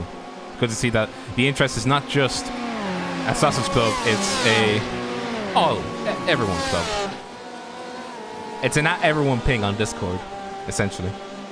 So we missed it. Jesus! Emma Gold just got hit coming through Beckett's. Just coming through Beckett's. I want to see that again. Sorry. The Race Fox goes on the inside of Beckett's and just hits Emma out of the way. But yeah, the Race Fox definitely making a move on the inside, really where it shouldn't be. Yeah, that's a shame. Gotta just take your time around these corners. They're not. It's a wide track, but that doesn't mean that you can go side by side everywhere on the track. I was just saying, we missed a incident there. The Greenleaf Racing Green is in the pits and has been in the pits for a while, and the side of his car was pretty damaged. In fact, they're now getting overtaken from the HPDs. I have not been able to find what happened to them. That's the only thing. Is I cannot see what happened to them, but the back right of their car looked pretty sad, I've got to be honest. They do a driver change at the same time, but yeah, they're still trying to fix that right rear, and it's just pushed in pretty hard. Was that Beckett's or Chapel? Chapel is the corner. That was the corner after that leads onto the straight. She got moved off of the track at Beckett's. Yeah, I say we would do like a little a drive around the track and tell you the corner names and stuff. But the last time we did it at Silverstone, we just finished, and then the leader practically had to fight for his life from a spinning car. So we don't do that again. Can we see the driver names? Of course, of course. So we have the driver names on the towers on the left, so we'll switch back to the GTE class, but we'll also have the focus on the information going for the car that we're focusing on camera. And in this case, it's Casper Engels being focused on at the moment, battling for 12th place against the GTE Pro of Vulcan Sim Racing, being driven by Tom Mal. And in between them is the 278 of Writer Engineering, who's one lap down from them, but still got some good pace. And it's just right in the back of Mail there, being a little bit of a little bit of a hindrance there. I mean, he's got every right to. I'm not saying that he's not allowed to, but when you're trying to race your line and you've got someone trying to unlap himself, that's in itself is a battle that you've got to take on. You think it would help Engels, but Mel is battling, is fighting really hard to make sure that Apelza here in the 278 cannot unlap himself. It's all about. Oh, they almost come together. They almost come together around Luffield. Sorry, Woodcott. No, it was Luffield. Sorry, as they come to Woodcott now, Apelza has lost that. Well, that lost the place in the pecking order. And then, that's Pepe there, really almost hitting the wall coming out of Luffield onto the old start-finish straight. But Engels is now got free air in front of him. Well, he's got free traffic in front of him, as he's now catching onto Mail. The gap is 0.8 of a second, as he will see some more lap traffic coming around, behind him. But he's now trying to catch up to Mail. This will be for 12th overall in the GTEs, but also a second behind him is John Goodwin. So we'll have to watch out there. Well, Casper Engels is doing pretty good at the moment. He's sitting nice and pretty. He is, I think he is 3rd overall in AM class. By the way, Greenleaf Racing Green has returned into the pits and has been in there for like the last 9 minutes. So yeah, I think there's been more damage. Yeah, they're still repairing it. I still haven't been able to find where it is. They're now out of the car. They haven't finished yet. I think they're just out of the car just to give themselves some time. There's a lot of damage on that rear right, in all due fairness. Be interested to see if they do try to fix that. They've been doing all they can. They've lost one of the drivers who's left the server. They've still got Spikerman in the server, so he might get back into the car. No, fake Spider-Man. No. Oh. Did I miss something there? I called him bootleg Spider-Man because his name looked like it's Spiker-Man, so in my head it was like Spider-Man, so I called him bootleg Spider-Man at the start of the race. Right, so Simtech Motorsport has taken a pit stop. I'm guessing that was a scheduled pit stop, but that threw me off. I wasn't expecting LMP wants to be doing pit stops this early in the window, but so Simtech took a pit stop. Is only they're only 3 seconds behind Adam State in the Blue Chew. Sorry, in the HCR Scuderia car. So maybe just getting a new fuel strategy on board there with 3 hours and 24 minutes left in the race. Trying to get a new strategy on there, but the number 7 Simtech Motorsport goes down into P4 during the pit stops. It's an early pit stop at 87. Element did their last pit stop lap 72, and Bushfink and Scuderia did theirs at 69 and 66 respectively. By the way, I love this camera that Track Cams gives. It's a camera aimed at the driver. Oh wow! I mean, we've got everything here. That looks amazing. Just a share. Wow. I'm a little bit lost for words for that. That was some great work there by the Track Cameras. There is a link on your profile. Just remember that, isn't there? There's a link on your profile. There is. To get that, because we were looking at it. I've looked at it before, and it's just amazing how good these cameras are. Just what what he's done to make these cameras just really just look different. Just if I went to the TV camera right now myself, it would just be boring camera positions and static cameras. It's boring, but with the track cameras, it's fantastic. So it's really nice just watching back the VODs and just seeing these different camera angles that just catch everything that you need. Absolutely. Now, to the YouTube chat, we're coming up to halfway. Who is your favorite car to win in their respective class? You need to name the class that you're hyping for, and what car in that class you're hyping for. Oh, I can't wait to watch that. I can't wait to see what they say. Will be interesting. Just checking if there's anything else going on. We have had, like I said, I know we have had some questions. We've got a person saying CCTS GTE is who they're cheering for in the amateurs. We've got a Simtar's Red car, a driver supporting Simtar's Red, obviously. Why not? You know, it'd be weird if you weren't cheering your own team on. I must be honest, but no, I can totally understand that. Is there anybody else we see there? Just those at the moment. I want to get back to this battle between Adequate and Mail. Gap is now 0.2 as they cross the line. This is 13th and 14th overall in the GTEs, and these are the pro drivers. As they see now, Goodwin gets a LMP1 booking between him and Mail, and then a GTE of Apeleza goes around the outside.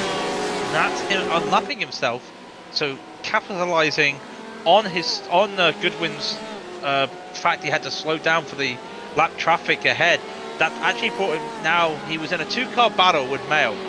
Mail's now in a battle with Engels. That's his own 2-car battle. But now Goodwin is in a battle with Jonathan Garcia in the Masked Devils, and then it's Emma Gold in the Simtard Blue, and it is a massive gaggle of cars coming around Woodcock into Luffield. It looks brilliant, but if you're one of those cars in there, you'd just be going, oh, I've got to get by it all. By the way, we just had a race control ticket, a drive-through penalty for car 26 Greenleaf Racing Red, causing a collision that had car 237 and 317 collide. 237, that is... Well, the 317 is an AM car, which is the Blue Chew America's GTE. Oh, that was the one we saw, wasn't it? And no, it wasn't. Sorry. And who's the 237? 237. We're doing this on the fly. I apologise, people. That's the Kilometro Zero car. So at the back of the GTE field there, but yeah, just really you'll be at the back of the field if you are being in a collision. Let's be honest. So unfortunate for those cars, but they look to be back on track at the moment. But that's a drive-through there for the 26. So we've got the CCTS GTAM, the Simtimes Red GT because I'm driving it, the number 721 for LMP1 because they're the safest of the front runners. So let's see who got it right and who doesn't get it right, essentially. as the car number 35 of the HCR Scuderia comes into the pits. Comes into the pits right now. Now I'm guessing Adam State has been in that car now for a stint. So will he hand it back over? They've done a stint each. Not looking like he's getting out the car, so Scuderia, HCR Scuderia will stick with their driver there, Adam State. A solid really stint for him. But I've got to get back to this battle, this 3-car battle. That is a 5-car battle. Well, it's just a train. It's a train, as we see Garcia for Mars Devils wanting to go around the outside. Where was that? That was the outside there of Cops. I'm not sure why, but now he's got Goodwin in front of him. But he's got Emma Gold behind as well as they're coming around Maggots and Beckett's. Weaving and dicing. Now into Beckett's they go to the Chapel Curve very shortly. Now the gap has opened up a little bit once they've come out those corners with the braking zones with the GTEs around that corner. It's not flat out like in most cars. You've got a LMP1 coming around them who will just get around all three of them, so won't cause any issues for any drivers. He'll get involved in the battle up ahead, but it's still Goodwin holding off Garcia here, and Garcia, well, he has tried to make a move in all due fairness. He's getting a bit held up. Bit of a slow exit there at the entrance club. But making it work. Ooh, that LMP1 is really dicing. Just gets past all three at the end there. That's Engels, Mel and Appellison there. So that was really dicey. Red Fox, by the way. Yeah, Race Fox there. I said Red Fox. Sorry, Race Fox. Yeah, Race Fox. I was going to say, I mean, you've driven Silverstone in an Audi. I have. How do you feel trying to do a move like Smith just did there, overtaking 3 GTEs on the start-finish straight before getting down to the first corner? Because that would scare me trying to do that. It's a lot of. Ooh, sorry, just seeing the Simtech Motorsport thinking about doing the same thing coming into the end of Wellington onto Luffield. I would not be brave enough to do that whatsoever. No, and I probably would go for it during a sprint race if I knew I could, but in endurance races like this, I think I would just hold off. Yeah, I know you'd be losing time, but you kind of get that back throughout the race anyway. It's one of those things. So we look ahead and back to this train of Porsches and Ferraris. Yeah, Porsches and Ferraris. I don't know. I don't know if there's a joke about what happens if you see a Porsche and a Ferrari in a room, but it's a long train here. 1, 2, 3, 4, 6 cars. Now, one of them is not a position battle, but there's 6 cars here, all fighting. As Gold's at the back there. Almost looked at having a move on the Mars Devils car there, but cannot. And all these cars are just basically being calm and polite and just not making a move. And as I say that, Tom Mel Volker Sim Racing goes wide at club, and that allows Appelza to take the position, but it's not full position, it's a position in the train. So he'll take the front of it now as he catches on to Engels. It helped Engels get ahead of everybody and just bunched up this group again. Goodwin wanting to make a move, can't really make it there at Village. Goes into the loop, again, not a place you want to make a move, just sit in the slipstream and wait for the Wellington straight, really, as he will try and do what he can, Goodwin, in the slipstream, but once again, it's now a 5-car train if Engels is now just pulling away from everybody because of that move. I feel like this is where, like, we were talking about before that there would be groups of geigels of cars coming into, you know, the later stages of the race. So we're getting up just about halfway now. You know, the geigel is starting to form between, well, what is essentially amateurs and pros, but I think it's a geigel of 5 per position. Then there's one GTE in there that's not for position, that's been lapped. But they're all racing, really. They're all just trying to not... you know, just trying to see if they can edge up the way on the train. So I think the cameras will be focused on this for quite a while. Yeah, definitely. And it's interesting because it's kind of a sandwich, because we said it's 6 cars, and really, out of those 6 cars, the car at the front of this train is an amateur, the car at the back of the train is an amateur, and then everything in the middle are pro drivers. So it's interesting to see how it's the amateur racing ahead there. The 325 of Simtard comes into the pits to do his pit stop, so we will start to see, with 3:13 left in the race, we will start to see these pit stops going on between everybody. But quite early there, and Engels, he lets the Pelzer go, but he's let Mel go through at the same time. Now, was that him going wide? I believe that was a little bit of a going wide. He went off at club, so yes, he's also now going to lose the position to Goodwin. So that's the P2 in the P3 in the amateurs, and he has now lost 3 positions overall. So 2 positions overall. He's just had to let a car lap him, but very shortly he's going to be fighting to keep his podium spot against Emma Gold, which will be for the amateur rate, for the amateurs, and not for the overall category in GTE. By the way, that was a 203 car, so he was actually lapping the train. Yeah, that's what I mean. Yeah. It's kind of weird to say it. The train is being lapped. I mean, yeah. How do you lap a train? Well, you get it onto the opposite side of the train track, and then you lap them. This has been figured out by many people in the world. I'll take your word for it. I will take your word for it. But I'm just trying to see this train. Emma Gold right now, 0.4 of a second behind Garcia in the Mars Devils car, as the train kind of got pulled apart again because of the HPD traffic going by them.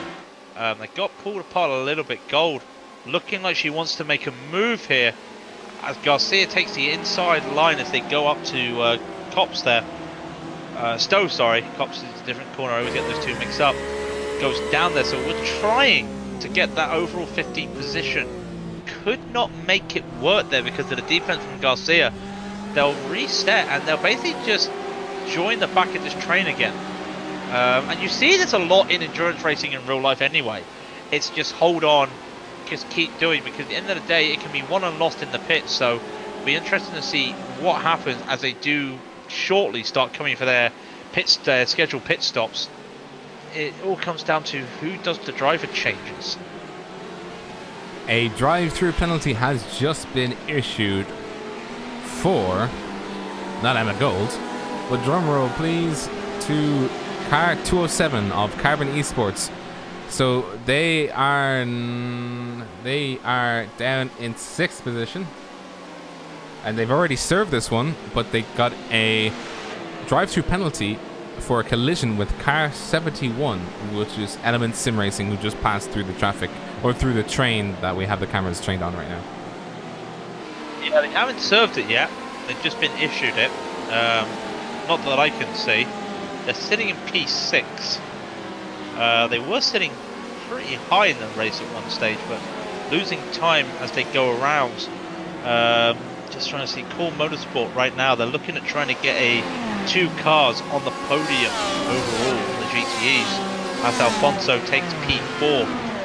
But he will have to battle Apex Hunters, who are now 6 seconds behind Core Motorsport 4. But GSR Cyan is now in a battle. Now I'm pretty sure they haven't pitted yet. You'll have to correct me if I'm wrong.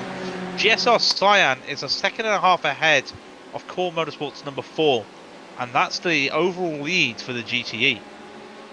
German Sim Racing Cyan has had the same number of pit stops as Core Motorsports 4. Thank you, Ted. I can't call you Croppy, I'm calling you Ted. Ted Kravitz. I'll be Ted Kravitz. Sorry, fair enough. But yeah, we don't need you anymore. Bye bye. Damn it. Well, you need me now because Emma Gold doing a bit of weaving coming down the start-finish straight, but there's been another drive-through penalty issued for the car 372 Masked Devils Esports, a dangerous rejoin which caused a collision with car 207. 207 being carbon, so that explains why they are down the field a little bit, 207, because they were sitting pretty high up there. So if we do find what happened, well, there's an off track, so that would probably be it. We'll have a look at that. That'll be their black flag, so I take it back. Can't see what happened, but the shame of that for Carbon getting hit with a black flag at the same time that they were also just getting spun around. And there are more penalties to come as well. This is not the end. Do not worry. That silence worries me. Yeah, sorry. Just hyping it up. You know what I mean? Just building it up. You don't hype it up by giving me a heart attack. Oh, sorry. Well, Jack White has overtaken Emma Gold, and that's for 14th place in the overall GTEs. So she's not battling that car per se.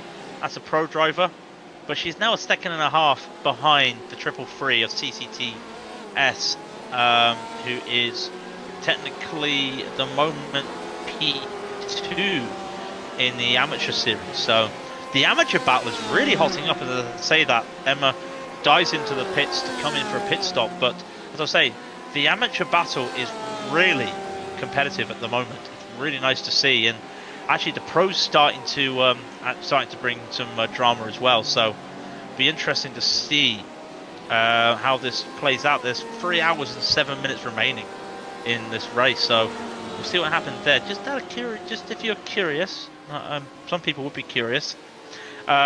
We've got 3 hours and 6 minutes left. We're on, well, the leaders are on lap 99, and we're looking at 208 laps overall in the race. So we've barely scratched the surface.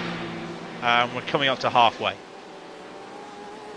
And we're coming into halfway, and there's a battle between the two lead GTEs, the car 217 of the German Sim Racing Cyan and Core Motorsports 4, as there's another set of P1s passing by them.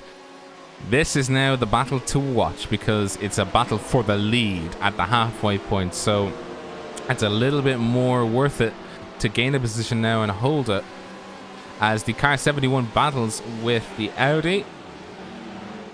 That is the team Bushfink Racing Yellow, just taking the place away from the Element Sin Racing car. So the Element Sin Racing car is not going in the right direction on the track, and it's losing pace now from Team Bushfink.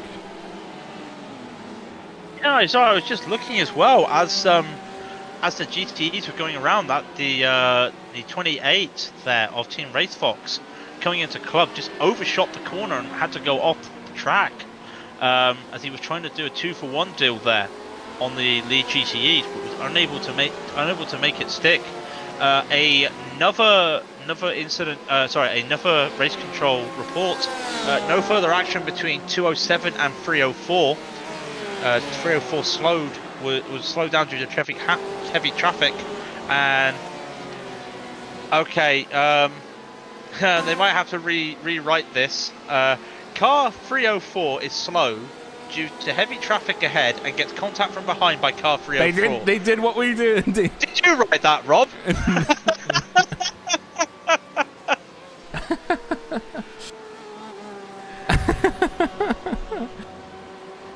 But as we were laughing and jollying away, German Sim Racing Cyan car has lost the lead. Core Motorsports 4 is now back in the lead. Finally, well, no, is it back in the lead? I think that's so. Yeah, they are back in the lead. Been a while since they were in the lead, I think, as well. But it's still in the slipstream. It's GSR Cyan, and they are. Well, we got 4 minutes left until the hour mark. So again, the GTEs will be taking their pit stops around there. So they got a couple laps until these guys start to come in. Just looking to see GSR, they are on their third driver, so I don't think they'll be doing it. They might do a driver swap, not entirely sure. And at the same time, Core Motorsports, I doubt they will do a driver swap. So GSR would be the one to watch and see if they do a driver swap at the moment. Just does bring in, though, with all this battling, the Apex Hunters. Nick Foster in the 269 is now 6.5 seconds behind the GSR Cyan car. So they've been battling and fighting to get those places back after the start. And in all due fairness, credit where credit's due, they have done really well to catch back up. And yet we know who's in the car. And, you know, you shouldn't, you know, it's like, well, you should be. It's Shane Van Gissenberg, you know, but, you know, you get a drive through and you come back. That's not an easy feat no matter who you are. Absolutely not. And especially given the fact that they're the sponsors of the series. God damn it. I can't even keep a straight face.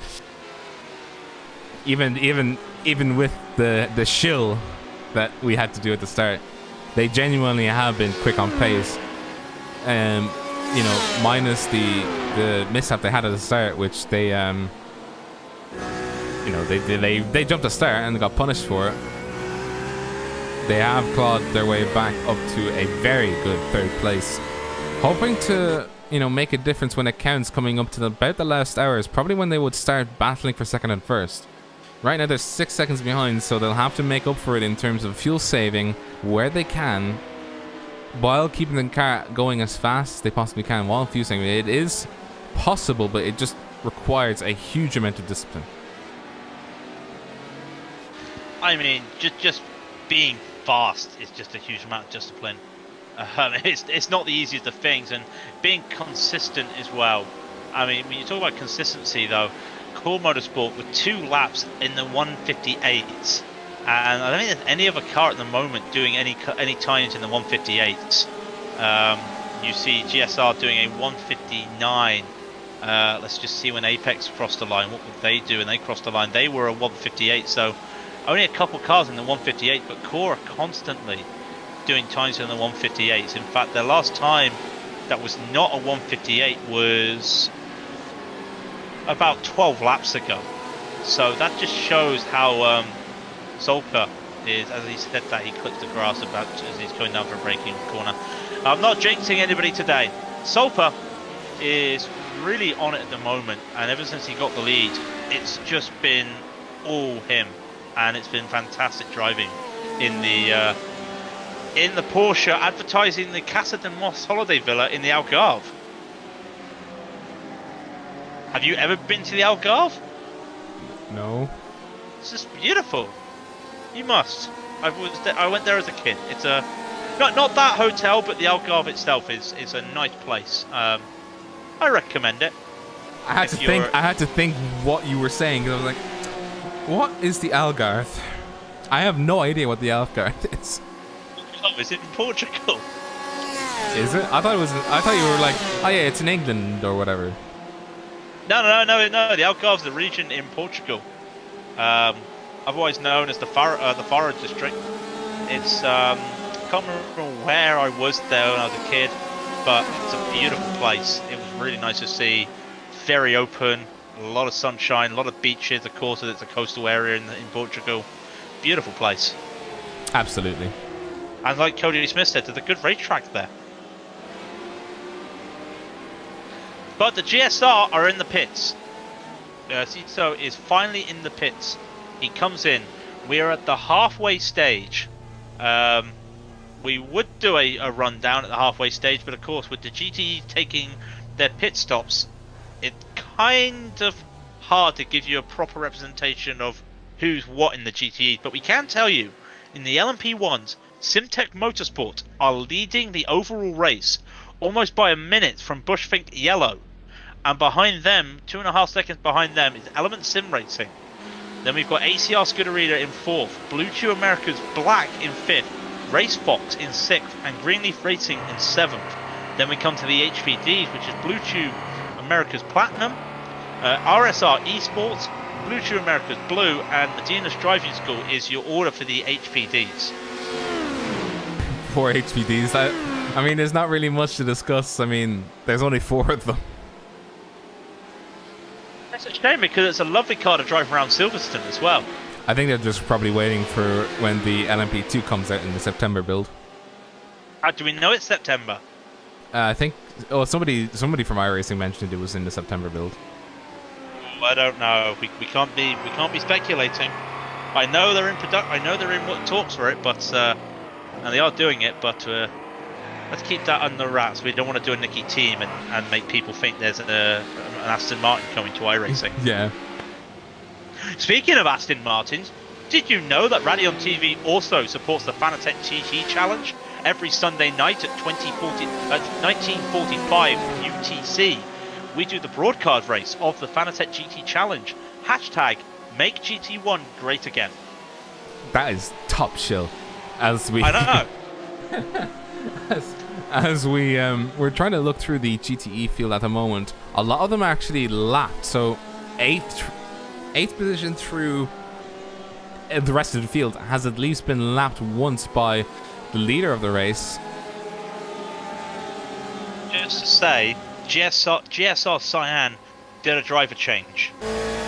They did do a driver change. As I would have thought, they've got 3 drivers, so they're doing an hour stint each by the looks of it. So Frank Slothman is in the car now for them, as we now see Core Motorsports in the car as well. Will they do a driver change? Not sure. Both cores actually, number 4 and number 3 are in the pits. So we will wait to see what happens there. Apex will just do what Apex has been doing all race and practically just going longer than anybody else on these fuel cans. And of course, that's also because of the drive-through. They would have taken fuel because of that drive-through penalty, I would have thought. So they've got a bit more fuel, and they'll last a couple, maybe 3 laps more than everybody else, which will play in their hands actually when it comes to the end of the race, I think. The Core Motorsports 3 car has done a driver swap. They are swapping to the Hugo Brando, and I think Diogo Pesalipa. No, Core has not yet. The Core has not. Number 4 has not changed their driver. It's still Diogo, who again has just been lapping. That in lap was his first lap in the 59 since lap 78, and that was lap 90. So that just gives you an idea of how consistent he has been all race so far. So good racing there from the Core Motorsports driver, as we see with Nick Foster. Well, there's been some 59s sprinkled in with 58s, but when you look at it, he is a little bit faster. But of course, he has to do this pit stop. He will not change over. I can tell you that. I'm pretty sure they will not do a driver swap. He's only just been in the car for an hour. But it will be interesting to see what happens, because now you've got GSR in P5 of the race.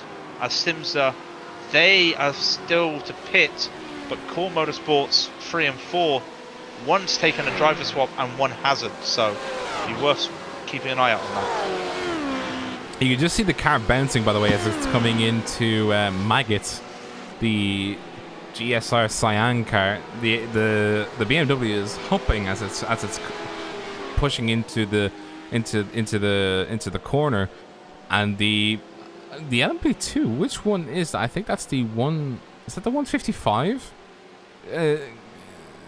Not taking too kindly to the 217 car holding the outside line. Not sure why, but there you go. Don't think it would be the 155. The 155's all red. Not entirely sure who that was, I must admit. Didn't see it. We've got someone as well say, hey Ja, Frank, go for it. Nuno came in. Algarve's a tourism region in Portugal. Yeah, that would explain why I went to it as a kid, but it's a lovely area. The only thing I didn't like was timeshare, being forced to timeshare, but that's not a Portuguese thing. That's an English thing, so I can't blame the Portuguese for that. Apart from that, lovely little area to go for tourists, I must admit. A warning has been handed out for the 317 car. That is the Blue Chew Americas. Excessive use of headlights. Very close racing leads the car 317 using headlights to distract the driver ahead over 3 to 4 laps. There's been no penalty points assigned. 317. Okay. That's quite actually funny because he's flashing at his teammate. The 317's a Blue Chew America's car. So a Blue Chews America HPD has been warned for flashing at a fellow teammate who's in a GTE. I mean, he just wants to say hello. Yeah, but no, I like that. I like that pen. I like that warning. I do like that warning. You know. You're being too nice. Stop being too nice. You know how if you play Rocket League or you play a game and you spam the chat, right, and you get a quick spam for like a couple of seconds. That's practically what iRacing had with flashing lights. You know. I know in real life, I wasn't between teammates. Was it? 3-7. Oh, sorry. I read it as 317 was flashing something else. Sorry, no, sorry, Nathan. Even still, I like that penalty. Yeah, just a warning to be like, stop flashing them lights, boy.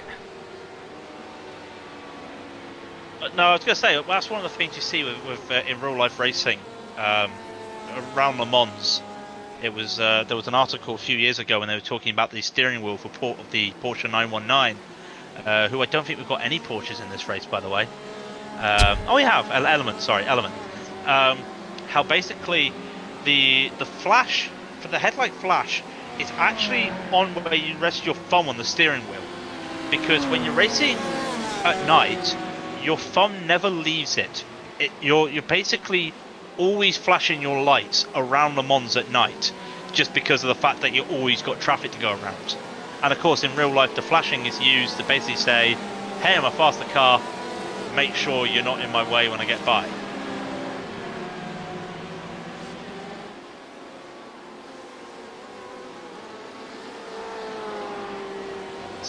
So, while Rob has done a silence, he's probably gulping some water. I don't blame him. I will see how we are at the moment. Everybody but Apex Hunters has done their pit stops in the GTEs. So, they're in the lead at the moment with Core Motorsports 4.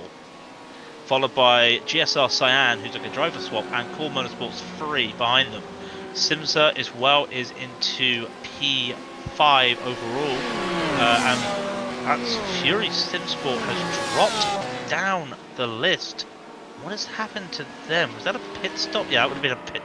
Yeah, that's their outlap, so they've gone down the list as well. The lead amateurs at the moment, was at the time CCTS Esports, but they took a pit stop, so the lead amateurs at the moment is Simtards, the Simtard Red Team.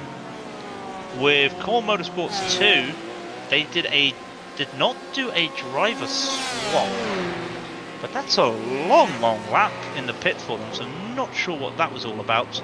But at the moment, like I was saying, the leaders for the amateurs was CCTS, but it will now be Simtards Red. Sorry there, I just had to use the restroom. Ah. Don't worry, I did not do anything annoying. It's just, I had to use it. By the way, Epidemic in the Twitch chat said, I just started running IMSA, and everyone that flashes me while I'm in my GT3, I want to slap. Yeah, I think everybody at one stage does definitely want to slap down anybody who's just consistently flashing them for no reason. I started start of the year because I wasn't enjoying GTE, personal reasons. So I started trying the GT3, and I'm there. And when you're racing a GTE, and you're trying to get past the GT3 in IMSA, you're thinking, well, it's hard because you're about the same speed. Then you get in the GT3 and you realise there's a big difference. And then you're also there like, why are you flashing me? Why are you flashing me? Why are you flashing me? I'll get out when I can, but I want to take the corner, because the last thing, personally, that you want to do is just stop in the middle of a corner and go wide to let a car by. You've got to do it before the corner. But the flashing, for me, sometimes I think it's used too much in IMSA, personally. Haven't seen it a lot in ILMS recently, but in IMSA, people just use it because they can. They just flash you. Well, I am wrong as well. Speaking of GTEs, by the way, I am wrong. Apex Hunters did change driver. I honestly thought Foster would stay in the car. He has not. Van Gibsonberg is in the car again. So, Apex Hunters, they come out the pits now. Looks like they're in P3. Yes, they're in P3 after everything. Not lost any spots. Well, from the running order before the pit stop, they've not lost any spots. But they're 10 seconds behind Slothman now for GSR Cyan. So it's all up to Van Gibsonberg to catch up again.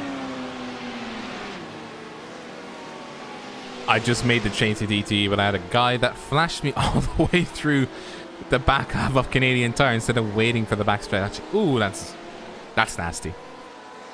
You overtake it at Canadian at Mosport. That's what how? Remember ILMS went to Mosport. Remember how this type of multi-class series went to Mosport. That was a disaster. It was interesting. Let's put it like that.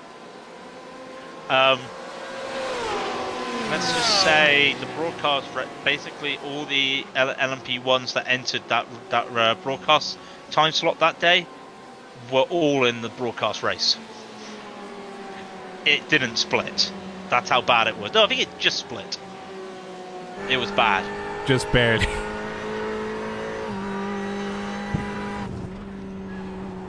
But just looking around the iRacing news, did you know today was meant to be a big race for the Porsche They series? cancelled it, yeah. And they cancelled it. Why was that? Well, I think we're still trying to work out why they cancelled it. Must be a reason. Well, it has to be a reason. I mean, come on. But if we do find reasons, you know, we'll work it out. But it's a shame, because that is the track that I love watching, which, by the way, in a few weeks, I think in about a month actually, it will be ILMS at the Nürburgring combined, which we'll be doing on Radio on TV Friday night at 1900 UTC. Which we do every Friday night at 1900 UTC. I feel like we're just becoming massive shills. Why not? That's fair. That's fair. Why not? You know, it's thank you everybody for joining in. You know, I've just got to plug ourselves. Yeah. Yeah, and to add to that, then, if you do like what we do, give us a subscribe, share us on the social media, share us on Reddit, whatever. And we definitely appreciate all you guys tuning in. Hopefully you guys are enjoying it. If you are enjoying it, please let us know. If you're not enjoying it, do also please let us know. We are always looking for feedback. We always want to make sure that we're doing the best to provide the best entertainment for you guys, and also the best on-screen sexiness. I couldn't think of another word. I mean, you're saying the sexiness comes from the camera angles, coming from the overhead splash screens we've got, coming from everything, and we just provide, like, we're just there for the sake of it, you know. The production is the eye candy, and we're just there as like the shoes that go on the eye candy. Is that a good analogy? I don't know. Yeah, that's pretty accurate. We'll go with that. So let's look down the field. This battle for P9 and P10 between Simtar's Red and Adequate Racing. Now, it's a battle overall in GTE, but Simtar's Red are amateurs and Adequate are pros. So they are battling it out, but again, these teams, they have been doing this battle for the last hour or so. And I think as well, I mean, not to basically take off the name of one of the cars, it's Adequate. They're fighting, but they're not being too aggressive because they are two different classes. So it's very interesting to see this really how, I wouldn't say clean, because they never come bumper to bumper. It's just basically how patient they are, and they're accepting that they're going to be here. I mean, I think the last 30 minutes it was adequate in behind Simtards, and now it's the other way around, as I believe they did some driver changes. So really nice to see. I don't really actually see any battles elsewhere down the field apart from them. Remember when I said that the cameras wouldn't be on the LMP2s much at all? I was a lying man, because the car 155 is 4 seconds behind the car 127, so we might have a battle here in the LMP2s. Might just been caught up by traffic, we'll see though. But RSR Esport did a 149.085 last lap, and Bluetooth Platinum did a 157.87, getting held up in traffic, and traffic again as he comes around the loop, as he will lose time again. So he is actually getting hampered by traffic, but it's a two-way street. It will work against RSR sometime, or at least that's what the Platinum team will be saying to themselves, because surely it's got to. It's an ebb and flow when you're dealing with traffic, and that is a given. It's not just a case of, oh, I have traffic all the time. Well, there is. There is something like that, in a few situations where it's just, you just never get a break. But for something like what's coming up for Takino now in the RSR Esports car, as the Ascari car, the 240, I think that's the 248 car, goes off the road at Cups, and they're coming through Mega's and Beckett's now. The car of 127, so the Blue Chew America's Platinum car, it'll have, it's still dealing with traffic, and I think I know the reason. Oh, I thought I knew the reason why it was so slow. I thought it had damage, but nope. I'm also a lying man in that case. You're a lying man, but did you notice the Bluetooth Platinum car got through all that traffic before he got up to the height, the slow speed stuff? He got around it at Stowe. And what happens to RSR? Can't even overtake them at Club. He has to wait. So he's lost half a second because he's had to stay behind the 372 there as he goes around. And now he comes around Abbey into the farm curve. Is able to get around that the 272 there. So doesn't lose time there. But overall, it's a second he has lost in that battle. And we were saying about the traffic ebbs and flows, and there's your flow after the ebb. He is now 3.5 seconds behind the... Oh, well, as I said, 3.5 seconds. He's now 3 seconds behind because Takino has now just met even more traffic and in the slow stuff, so he's not able to actually make a move to pass them, whereas Christopher Drakino could probably make a move on the straight now on this first RSR that he's about to come up against.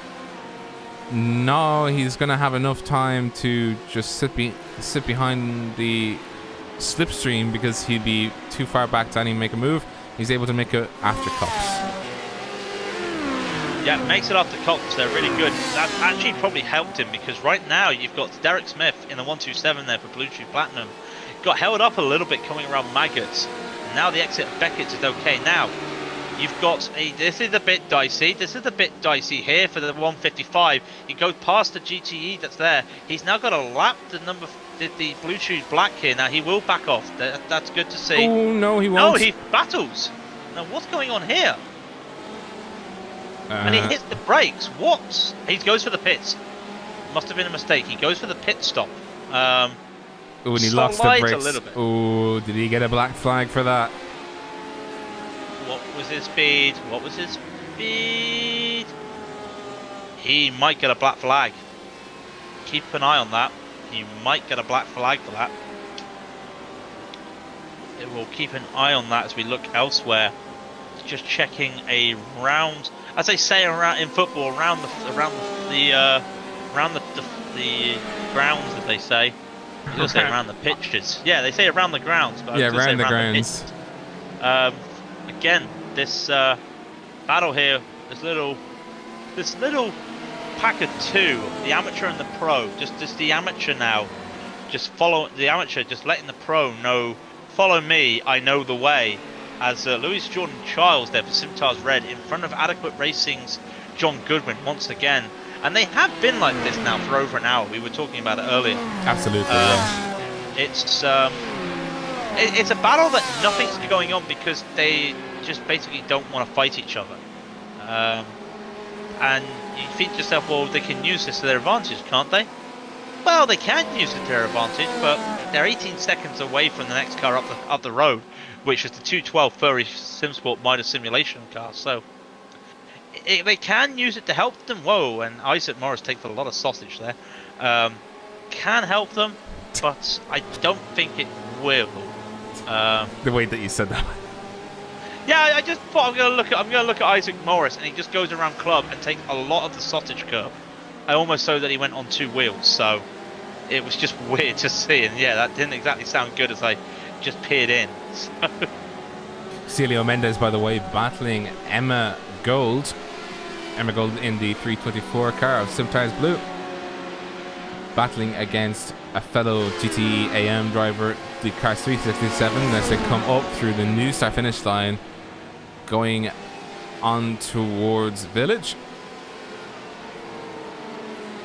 Looking on the inside, or well, he is looking on the inside, lunges but doesn't make the car placement so that he can try and overtake, but it would have been very aggressive. He didn't like that.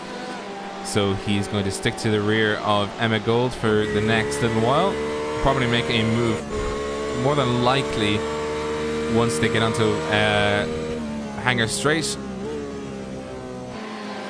Emma Gold, by the way, using a very wide line to come into the first part of Luffield and then on towards the old start finish straight.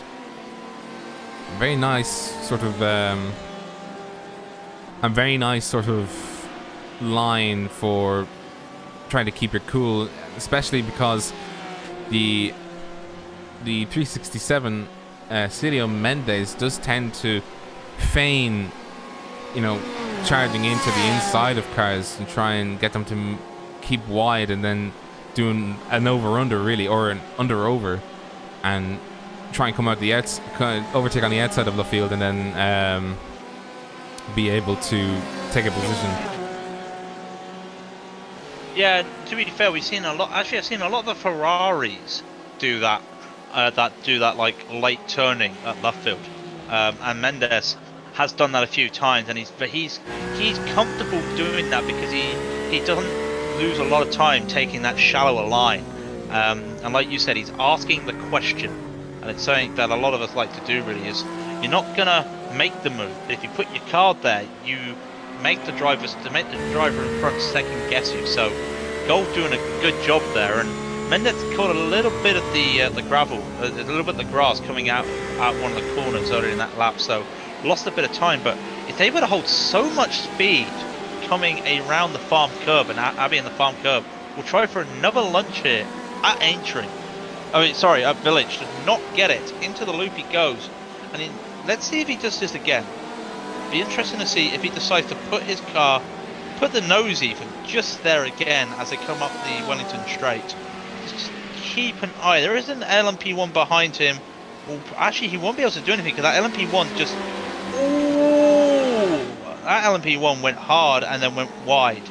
And this might hold up Gold. Gets around quickly. That could have been a little bit dicey there for a second. Well, all is well that ends well. So, thankfully, I think that might be the HCR Scuderia car. I'm not entirely sure, or it might actually be. You were right. Yep. Oh, it was. You were right. The HCR Scuderia car making a mistake, coming at the end of Wellington, braking a bit too hard, a bit too late. But thankfully not causing an accident, and we can continue watching this battle between the car 324 and the car 367. By the way, we have retirements from Greenleaf Racing Green. Car 25 has retired. Both RSR Esport LMP1 cars have retired, and the The HCR propaganda ministry is retired. Did that ever take the field? I'm not sure what on earth happened there, but they never gridded up by the looks of it. But race control gridded up for like 2 seconds. Thanks, race control. Thanks, Nathan. Shout out to Nathan though for making this league. In all due fairness, we like to give him a bit of a hard time when we see him racing. A certain clip last week we won't talk about, but shout out for creating this league with all the drivers. You've got some nice drivers. I see in the car 216 Julian Reinhardt, which I remember was a very popular name in the LMP ones. Not the top splits, but was a very popular name as well. He had some clips. He had some amazing saves in the LMP ones that would usually get him in the iRacing top 10.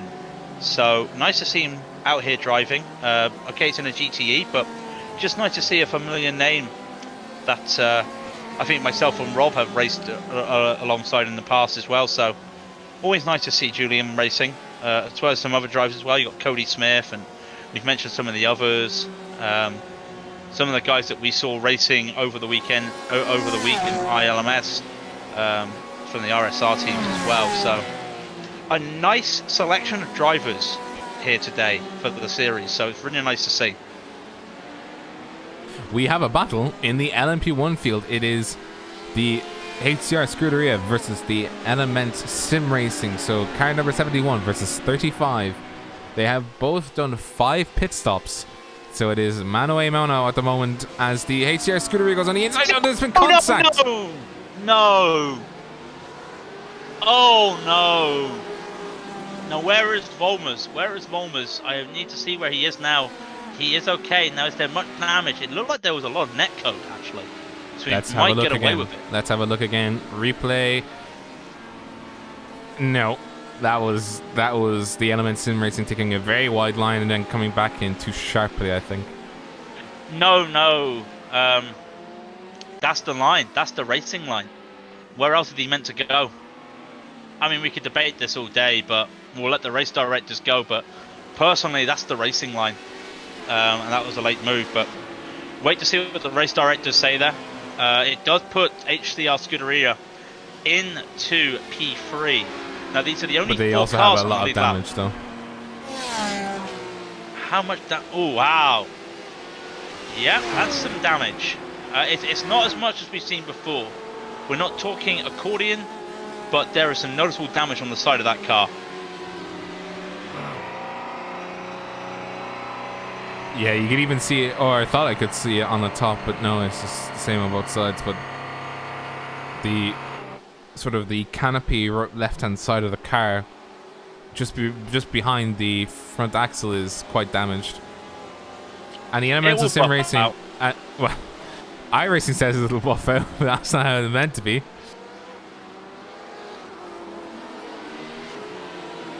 Let's just look down the field at the moment. There's a small battle going on. Oh, the team Bushlink Racing Yellow had an incident. He went off at club. Let's have a look at this. So coming into club now. Fine. What's going on? Ooh, was going to overtake, and he just hopped the sausage curb. Oh, how does he not hit the wall? Wow, what a save. And that's put him a few seconds back now. So that put Element back into P3. And Push Pink Racing is now into P4. Or am I thinking that happened before? I was looking down the road in the GTEs, this great GTE battle.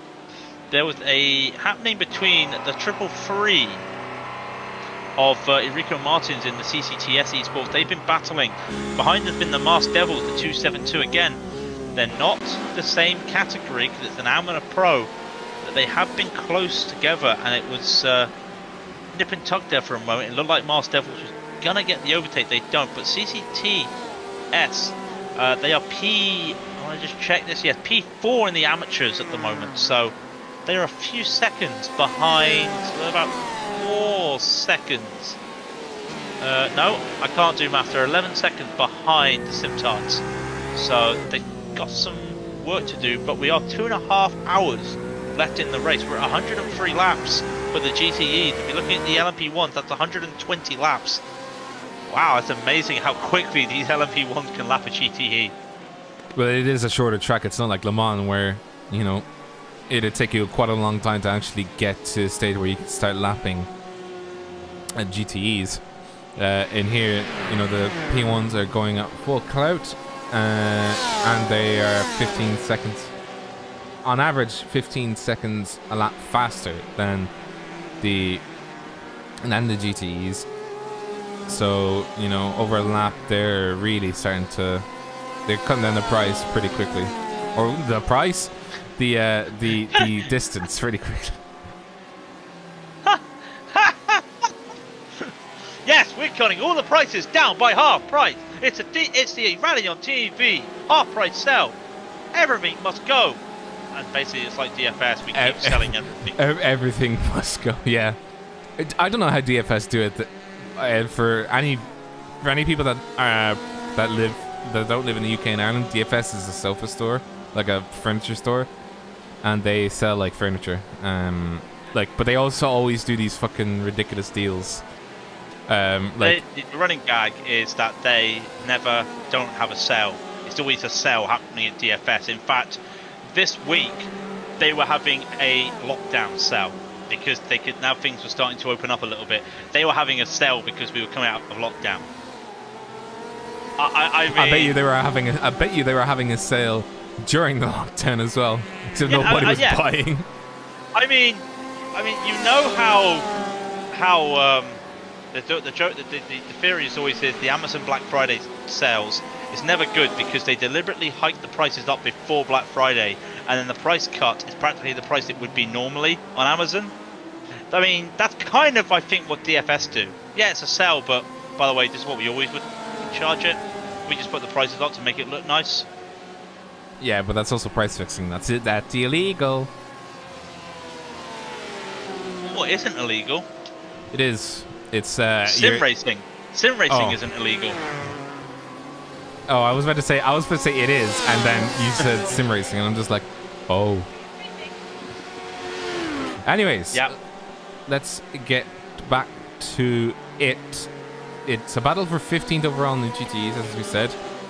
The treble tres of Martins is racing Garcia, even though they're not in the same class.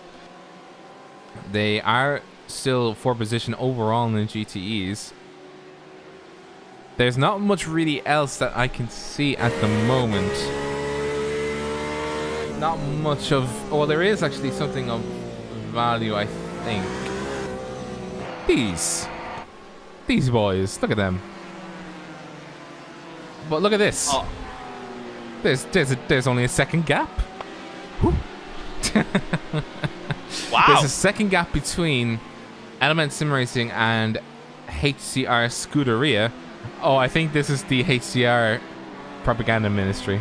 I think this is the team that did the wrong sign. Oh, is that why? Okay. Fair enough. So now I know that the HCR Scuderia team has a HCR propaganda ministry. But look at this gaggle that Brown has had to go through in Volmers. Just going around here, it's not the easiest thing to do around the loop. Does make it stick. Loses a bit of time, Brown. But we said it, didn't we? You come around farm and you come around village, and you're going to have that issue. And Brown going wide around Luffield, Woodcote there, and then gets it right for the second part, but really losing a bit of time there. Incidentally, the track is really cooled down now. It's 32 Celsius. Was not expecting it to cool down this quickly. So that's 90 Fahrenheit for everybody in America land that use Fahrenheit. In America land. In America land.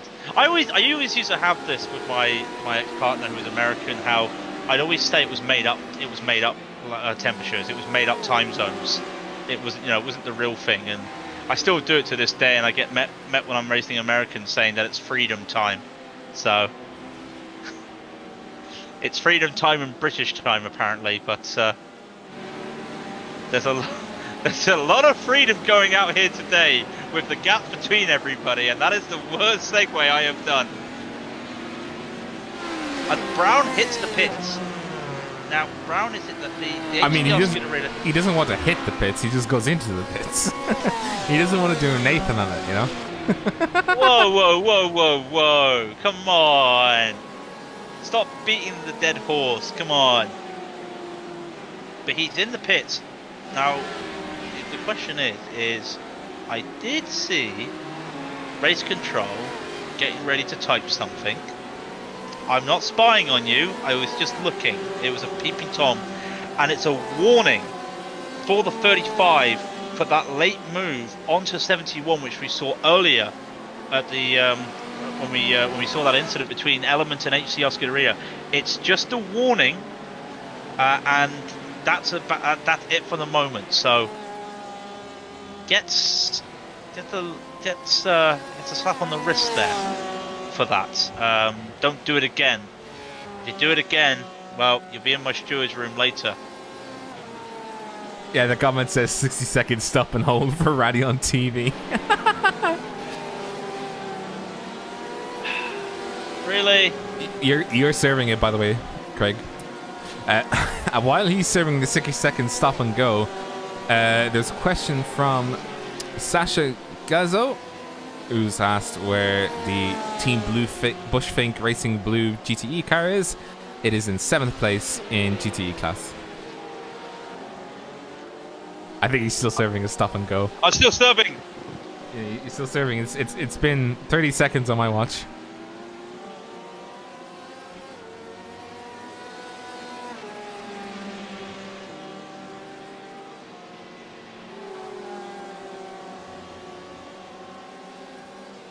Okay, that's 60 seconds now. You've served your stop and go.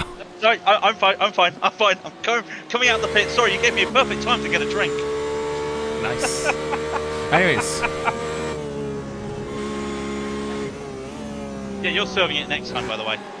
Oh, I am? Yeah. Oh, so I'm in the car next time. Okay, fair enough. Yeah, I don't do endurance racing anymore. You're the one that does that. But you're stealing my thing now. We've seen a fastest lap in the GTEs. GSR Cyan, Frank Schloffman sets a 57.836 and a 57.796 now. And he's not near the end of his tank. That's just how the track's cooled down now. It's again 32 Celsius, 89 Fahrenheit, so starting to cool down quite a bit. And actually no cars hit the 57s at the moment, so great laps here from Schloffman. That's his first 3 laps now he's hit in that. 4 laps actually he's hit there. He's doing some really good times. Still 16 seconds away from the 204 at the front there, the Core Motorsports 4, but 16 seconds. And remember, they did a driver change last time and the Core Motorsports didn't, so actually making up a lot of time with this driver change. Actually, because what's the driver change? 25 seconds maybe?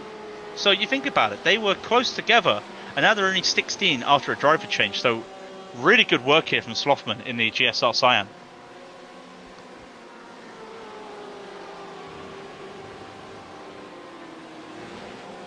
Oh, now you're serving a stop and go, are you? Mm-hmm, You're going to pit. Okay. Mm-hmm. Okay.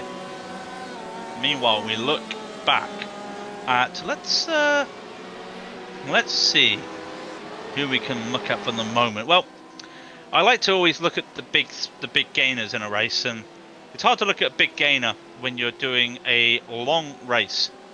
But it's quite interesting to see that the Fury Simsport Midas Simulation have made up 10 spots in this race. Now, granted, there's been a couple Well, there's not been a couple retirements actually in the GTEs, but to make up 10 spots, it's now you can argue, well, it's easy in an endurance race.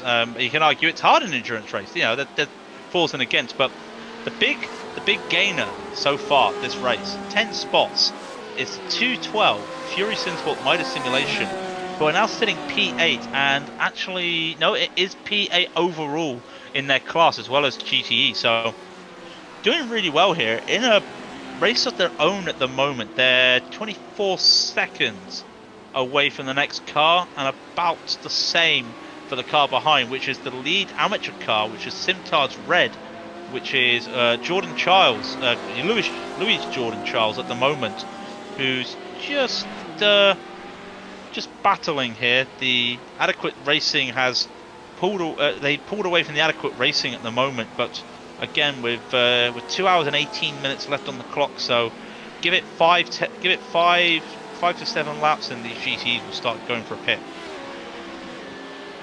And then it'll be sort of down to the 2 hour mark, and that's when you start getting in and around that time. It's basically 2/3 of the race done at that stage, so you know you kind of have to start pushing hard to gain any other positions. But as Timo Reipen said in the chat, Frank Schloffman in the German sim racing Cyan car is pushing hard.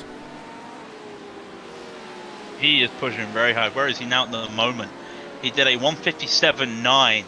The only driver who was faster than him that last time, well, I mean, it's not a surprise. Frank Gissenberg is the only driver that was faster than him on that last lap. Gap between GSR Cyan and Apex Hunters is 8 seconds. But this drive from Frank Schloffman is actually helping them, because I think a lot of people thought, well, Apex, they've got Shane in the car, he's just going to drive and he's going to catch up. Well, he's not catching up because of this, and in fact, again, Frank goes green, a 1:57.763, and we'll wait to see what the time is when Gissenberg comes over the line. But to give you an idea, Core Motorsports number 4, Diogo, he did a 59.3 that last lap. So that's the gap between. It's almost a second and a half he's erased. The gap is 14 seconds as we see Shane Gissenberg across the line, a 58.171. So yeah, Frank in the GSR Cyan is doing laps that nobody else is actually doing at the moment, and especially with 2 hours coming down in a minute, if he stays in the car, which I don't think he will be, this could change the complexion of this GTE race. Yeah, but I mean, it's Timo Reipen, and he was fast as fuck, boy. So, language? Well, I mean, PG-13, you know? You're allowed to say the F word once. We did see some car-on-car violence earlier, so yeah, we're okay. Yeah, we've definitely gone past that point at this stage. I saw a car getting murdered. Timo just asking, I was fast, question mark. Well, yeah, you were doing 58 on a hot track. I was more thinking that you were biding your time and being like, I can sit behind these guys, and then they made a mistake, and you were just like, it was the ripe time for you to make a move. You gotta stop this. You gotta stop this. That you've used the same thing 3 times now. Come on. But I just want to just look at these lap times right here. Core Motorsport have only had 2, maybe 3. I'm just looking. They've only had 2 laps in the 1:57s. You look at Apex Hunters. They've been racing a lot of hot laps. So once Van Gissenberg got into the car, they were just doing nothing but 57s. But before that, because of the temperature of the track, they weren't doing that. And then you look at Core, well, they've done 57s before. They were doing some 59s and 58s when it was hot. Now the track's cooling down. We are seeing a lot of 57s here from the Core, but it's all about the GSR and what they're doing, because they're the only ones capitalizing on this cold track. 31 Celsius now Literally, as I speak, it goes down a degree. I'm pretty sure 10 minutes ago it was 33 Celsius. So now we're hitting the temperatures I would expect to see from Silverstone in real life. Now we're getting into that optimum temperature for the track, and it's gonna see who makes the most of it, because at the moment it's looking like it's GSR. Well, also, when you're saying it's the optimal temperature, it's the optimal temperature for the track when it's absolutely shining down, not what it's like right now where the sun's actually lower in the sky. Alright, fair enough. So iRacing, get on that. I'll give you that, but it's coming up to 5 o'clock in the sim. So doing very well for time. Of course we will be, it's a 6-hour race, but you know what I mean, we're doing well for time in terms of sunlight. There will be fully sun, there will not be any sunsets, don't worry about it. Sun's not due to go down yet, so you don't have to worry about that. The gap now, as GSR cross the line, the gap between them and Core Motorsports is 13 seconds. He's erased another 0.7 of a second, but Van Gissenberg is coming up behind. He has made the gap now 7.6 as he equals. He actually goes faster than Slothman. Slothman was a 57.949 and Van Gissenberg was a 57.857. So finally somebody goes faster than Frank, and really it's going to turn into an interesting battle at the front here. We haven't even looked at the back of the field yet, because there were loads of battles going on near the middle and back of the field, especially for the amateurs, and it's just really gotten interesting at the front that we've forgot about them all of a sudden. Well, they've also just sort of gained little gaps between each other. Doesn't mean to say that it's not interesting at all. Of course, it always is, but you always got to have a look at the battles as they come along. And the long for the endurance races, it's the long ahead battles that you need to be worried about, because especially given that it's coming down to the 2-hour mark, it's coming down towards a time where the strategies have to, have to be keyed in, they have to be slotted in, and they have to be executed at a time. As the 269 and the 372 go through Beckett's, and they do touch wheels. Not too much damage there by either car, so it seems they got away with it, but definitely not something that you want to be seeing going through a corner. Especially at Maggots and Beckett's, my god, that's not a place you want to be making a move. So hopefully no serious damage, and it was just a little touch, but what does that do for the time? The gap now for Van Gissenberg is 8.5. I'm pretty sure it was 7 the last lap, wasn't it? So lost some time. Yeah, he lost almost a second there to the GSR guys. So that's sorry. The team Bushlink car currently being driven by Bushfink Racing Yellow, currently being driven by Stephen Kimmins, had to brake coming out onto the Wellington straight because there was it was booked between two GTEs, and then it got rear-ended by the GT that it had booked. Oh dear. Well, speaking of the LMP ones, quickly, Simtech went purple by a lot. 140.713. Yeah, by a lot. I mean, the next fastest time was a 142.9, as we see Stana Senho at the moment weaving through the traffic as he gets to Maggots, coming around now into Beckett. He's got 2 cars up ahead, and the best thing is he'll just get by them. Well, get by one of them, because one of them's a LMP1. He'll get by them before he even gets up to Stowe. He's not even going to lose any time this time, so he might be on for another fast lap, but this is just... Oh, it's a clinic. He's now 1 minute and 10 ahead. And touch wood, nothing will stop them winning. And I did touch wood, don't worry. I knocked on wood. Do you say knock on wood or touch wood? I always said touch wood.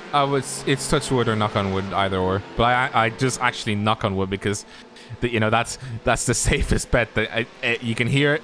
You knocked on the wood, and it's the safe. It's the safe now.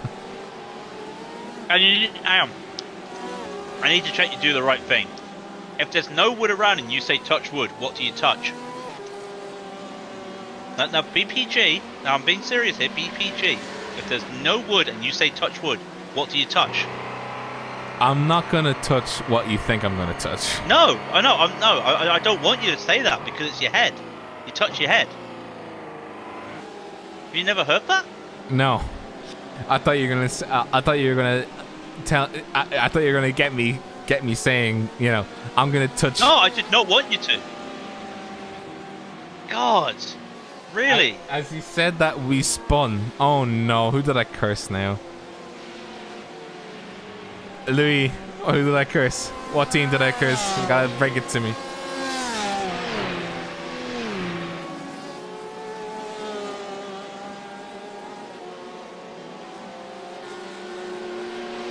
Right. I was just trying to work out what happened. Who spun? Oh no. Simtart's red. You had one job. You were the chosen one, Louis. When did I spin? No idea, but they've lost time to the 304 Porsche of Stage 1 Racing. I'm not sure what happened there. We are starting to see more drivers take pit stops, but again, guess who goes green? It's GSR Cyan again with a 157.741, and I need to check.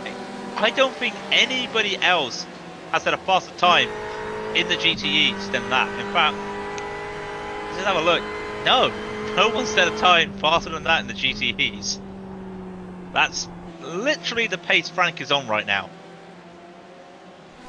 You might want to say that again because Apex Hunters United just went faster. Off track doesn't count. But you can't. You can't just. You can't just say it's off track, therefore it doesn't count. The lap still counts. The lap time's there, but on iRacing it's not highlighted red. There was an off track. iRacing won't count it as his fastest lap.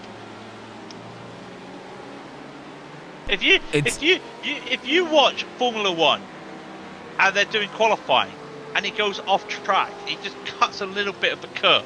They're not going to say, well, you had the fastest lap, so go ahead, because he technically cut the track. It's the race.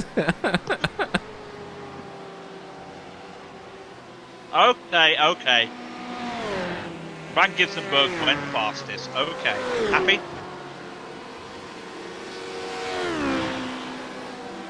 112 break F. Oh, I think Louis is signaling that there's been an F for the red. Simtards red and Simtards blue. They seem to be. Oh well, they've fallen back a bit, but they still seem to be running. We're still looking down at Frank Schlafferman in the German sim racing car. Currently second place, still gaining on the Core Motorsport 4 car. The Core Motorsport 4 car just did a 2-minute 6. Let's see what the German sim racing car can do. Took 2.4 seconds off the gap. Frank Schlafferman is doing an absolute charge. But at the same time, let's watch Gilsenberg. He did a 158. No, it was a 157.965. So at the same time, he's gaining as well. So here's the gaps. You can see the gaps, but I'll just read it out. It's a 7.1 gap, 7-second gap between Core Motorsports 4 and GSR Cyan. Then it's an 8-second gap between GSR Cyan and Apex Hunters. We're in 2 hours and 4 minutes left in the race, and it's looking pretty interesting at the end of this race. Now we know that Apex might put Foster back in the car. We know GSR, I'm pretty sure they'll be doing another driver change. And Core, they have to make another driver change. So, Craig, I'm going to have to cut across you there. You just said it wrong again. It's not Van Gibsonberg. It's Van Gisbergen. what? What? You said it wrong again. Hi everybody, it was nice knowing you. Thank you very much, Ready on TV. I am out of here. Kill me. Kill me. Kill me.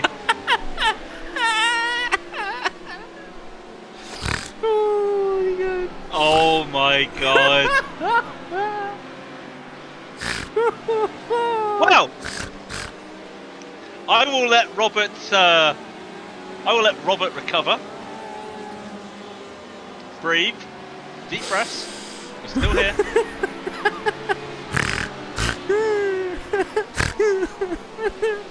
Someone asked, hope things are doing well for you in Twitch. I mean, this is how it is. Wow. I'm not clipping that, Nathan. Nope, you can do it yourself. I'm not going to clip my own fails. I have to clip your fails. It's not fair. How you doing? How you doing? That was great. Okay. I'll give me a right old boost. My cheeks are so sore right now. I'll tell you what else is giving you the boost. I tell you what, it is going crazy again in the GTEs. Core Motorsport did a 1:59.028. GSR Cyan did a 1:58.687. Apex Hunters did a 1:57.741. The gap is down by a second for each of these, for both of these gaps. In fact, Van Gisbergen can actually see Slothman in the distance now. Just if he's on a long on a straight, he can see him. And at the same time, Slothman is so many cars in front of him, he can't see which one is the Core Motorsports car. So this is going to be interesting. And like I said, it will come down to these driver swaps, because I'm pretty sure they'll have a different driver for the final hour. It's what happens shortly when they do these next stops. Remember, Apex will be doing a few laps more due to the penalty at the start of the race. We need a substitution. One of the commentators died from laughing too much. I've recovered by the way, but my cheeks still hurt. What? Thank you, Nathan. That's made me laugh. I'm on a farm and a pig stole his headset. No, it didn't. I don't use a headset. I use a microphone. Damn it, Nathan. Same thing. Anyway, Nathan mentioned something earlier. I gave thanks to Nathan for running us all, but he did want to say he wouldn't be able to do all this without Felix. So shout out to Felix and Nathan for doing this series. Woo! Cheer! Clap! I don't have an applause sound effect on my phone. Oh, I do. So. Oh no! You're gonna get it, aren't you? Maybe. Okay. I'll just look at how crazy these times are. Can we see any battle going on? No. I mean, unless you're like looking at like someone catching, but we're seeing a lot of green times going up ahead, and I must apologise, I had to sneeze. So somebody's clipped it, by the way. Turing 27, thank you very much. Hope you're enjoying the stream. Now all you need to do is someone to send that into a Twitch stream compilation person, and it will be fine. Yeah, I've already started on that. You monster! Have you really? Well, you clipped Nathan and sent that in. It's only right. I get to be the mastermind and the evil mastermind sending everything in. Gisberg Lamo. All right, fair enough. Right. 2 hours mark has hit now. With the 4 hour mark overall has hit. The LMP1 still the same. Simtech, Element, Bushfink, Yellow. The HPD still the same. There's only 4 of them. RSI, Blue Tube Platinum, Blue Tube Blue. This GT battle, Jason Lundy almost goes off-roading trying to get around Silvio Mendes, is heating up big time. As Core Motorsports 4 has had the lead for a while, but GSR has now sliced the lead in half again to 4.5 seconds. So it's Core Motorsports number 4 in the lead, with the GSR from Cyan Racing in second, and Apex Hunters is behind them in third. In the that's also the top 3 for the pros. For the amateurs at the moment, Core Motorsport has the lead in the amateurs, as well as then into second place is the CCTS car. CCTS, yeah. I got that. I always wanted to forget about the S at the end. And then Stage 1 Racing, due to the nature of the pit stops at the moment, is in P3. But I'm pretty sure that will go back to Simtard's red for P3 once the pit stops are over. Rascal the Raccoon in the Twitch chat asks how we're doing. Yeah, we're doing good. And by the way, Turing 27 is Adam State from HCR Scuderia. HCR Scuderia, doing good. Gotta get it back up there, It's an hour and 58 seconds, or an hour and 58 seconds. Oh god, an hour and 58 minutes left. You can still get back up there. I'm cheering for you. I'm cheering for the HCR propaganda ministry. As we see, they are out of pit stop. They are. I'm not sure what's happening to pit stops because Simtech pitted, as I'm just seeing the HCR Scuderia dice through the cars. Simtech pitted lap 135, so it just pitted. Element 114. Bushfink 116 and HDR 122. So everyone's pit strategy is basically, I'm going to do something different. So I'm not sure where they sit in terms of position in the pit windows.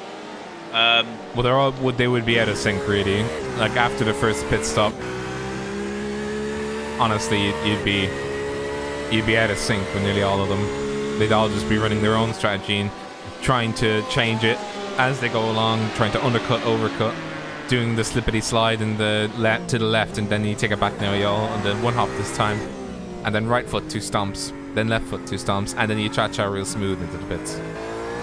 Yeah, Adam was saying that he had some PC issues in the Twitch chat, so had to change their strategy up, so that could explain it, but a minute behind is HCR from the Bushfink Yellow.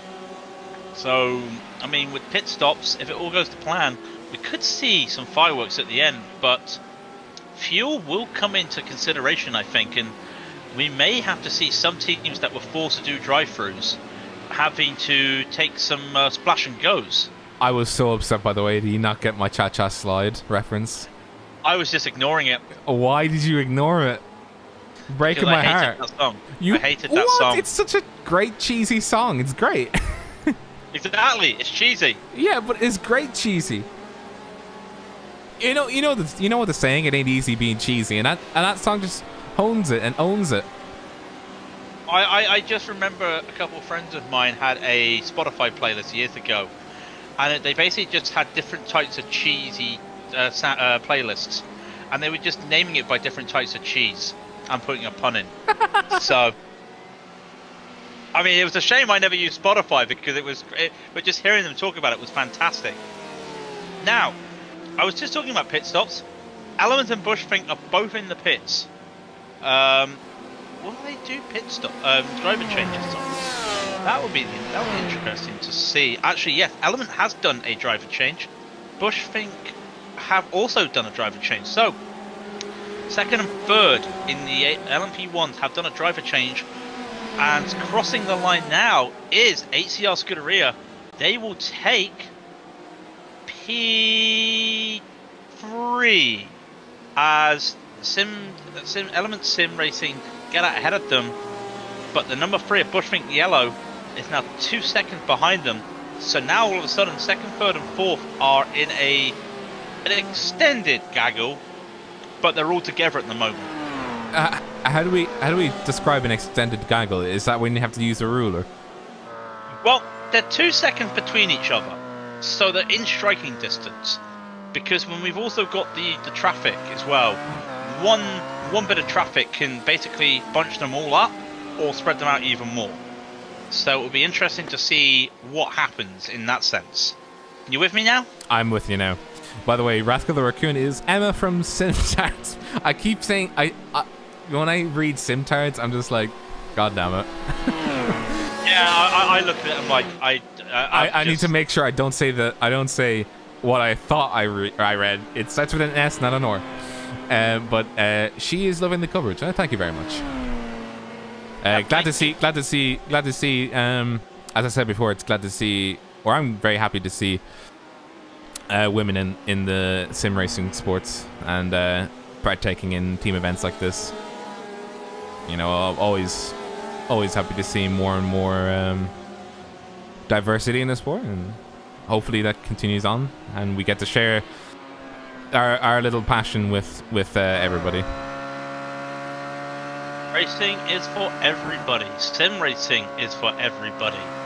We have some pit stops in the GTE, and it comes as no surprise that it's Cool Motorsports 4 and GSR Cyan. And I just need to check. Frank, now I used to know a guy who went by the online name Frank the Tank, and he's driving a BMW, so it's only fair. Frank the Tank, but to take a wrestling comment, he's a tank with a Ferrari engine, but he's in a BMW. If you get it, basically he is blasting away. He's still in the car. For Cool Motorsport, they have done a driver change. Henriquez is in the car now, so they've done the driver change, and Core haven't. We'll wait to see in a few laps to see what Apex do with Gisbergen. But apart from that, it looks like Core Motorsports are set to the end of the race. Christ! Oh, feckin' Christ almighty. Sorry to interrupt you. The Team Bushlink racing car having an incident coming onto the S's maggots. I want to see that again. It gave me a fright because I was merciful Jesus. I got a massive fright. Oh, my little heart. Oh, he. Are you looking at the cockpit? Yeah. Well, I had the camera, and the camera was right there, and it went right by it, and ooh. It's worse than the cockpit. It's worse than the cockpit. All right, I'm gonna give chat a look in the cockpit then. It's oh god. That was not nice. Oh no. Oh no. Exactly. Just comes out of nowhere. If you don't have triple, he's gone wide as well. He's gone wide at Chapel. If he did not have triple monitors, you're dead. Okay? If you've not got VR or triple monitors, you are dead in that situation. I mean, yeah, what is the LMP one? I don't know. It's multi-class racing and overtaking it's a slippery slope sometimes. Because sometimes you look at it and yes, the faster car is to blame, but sometimes it's the slower car, and it's hard to basically decide. But maybe that wasn't the right move. But who's to say? I'm not entirely sure. We do see an incident. There was a warning for the car number 26. That's Greenleaf Red. Now, what have they been given a warning for? Unnecessary slowing of a lapping car. Basically causing car 35 to slow down. Car 35 was HCR Scuderia. That was earlier. Was that during the pit stops? No, that was the HPDs, wasn't it? So, not sure what happened there. I've actually got a headache from that. Like, just seeing that car come up and scare the bejesus out of me was not was not something I was prepared for. I mean, you just came out of nowhere with just profanities, and we have seen our first time in the 56s. Core Motorsport has a 156.978. Wow. I mean, Hey, wait. Hey, I want you to say that again. 156.978. 156. That is a quick ass lap. I mean, to give context, their quali lap was 156.762. It's 2 tenths slower than their quali lap set in 40-degree temperatures, because the temperature now is 29 Celsius. It is getting cold out there. You can no longer boil an egg there. You basically just have to have some water. You can basically make warm Ribena on that track right now. You can no longer cook an egg. So expect a lot of of drivers to go green right now. And basically, if you see an LMP1, you might see some purples. But that is one hell of a time there. Now, he's still 25 seconds behind GSR because GSR did not take a driver swap that time. GSR didn't, so they still have Frank in the car? Is that what you're saying? That's what I mean, yeah. Frank the Tank. Frank the Tank's still in the car. I would assume that they would be able to keep him in the car up until the end, given they have satisfied the fair driver rules, or the fair, what do they call it? The fair share. The fair share rules, yeah. Attempts to be hidden different. It's the same thing, isn't it? The attempts do be like that sometimes. They fluctuate. The attempts do be like that. Let's be honest though, it's the sim time at the moment is 25 past 5.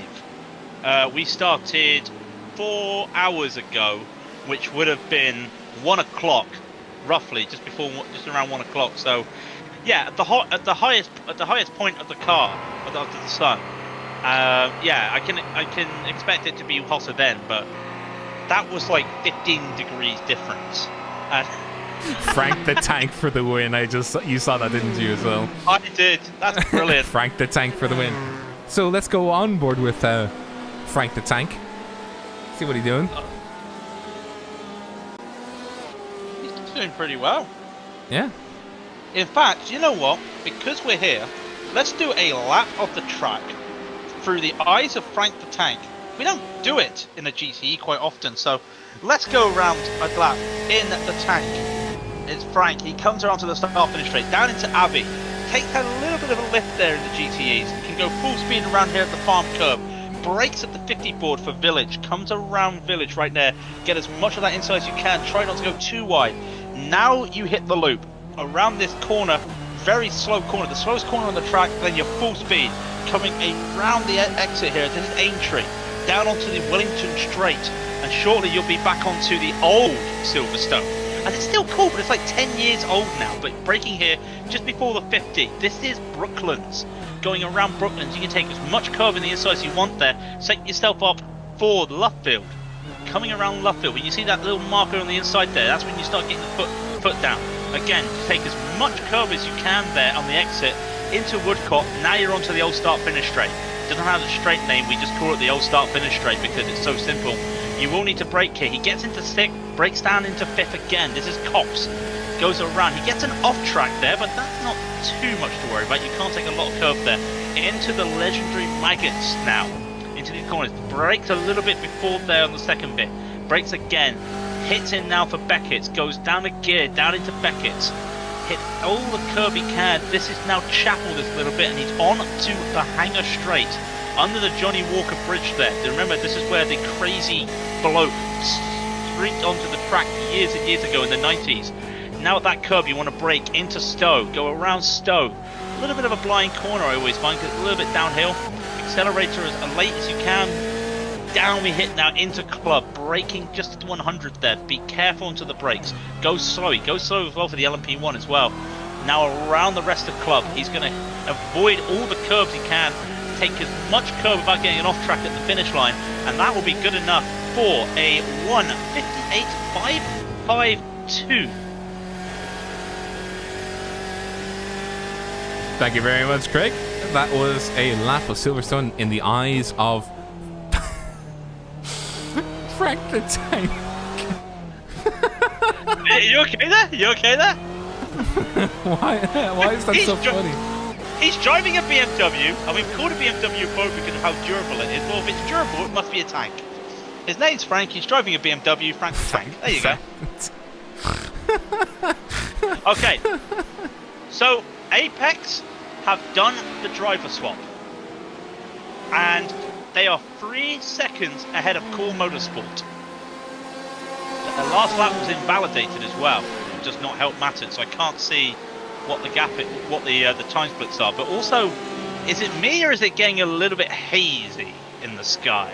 Oh, it's getting very hazy in the sky. Looks like the humidity is dropping as well, or rising. Sorry. So this will be a new factor to play into, as well as the temperature going down. The humidity is rising. The barometer is getting low, and according to all sources, Silverstone is the place to go. You can see in the background there with the trees. That's a cheesy sorry, you didn't get it. Good.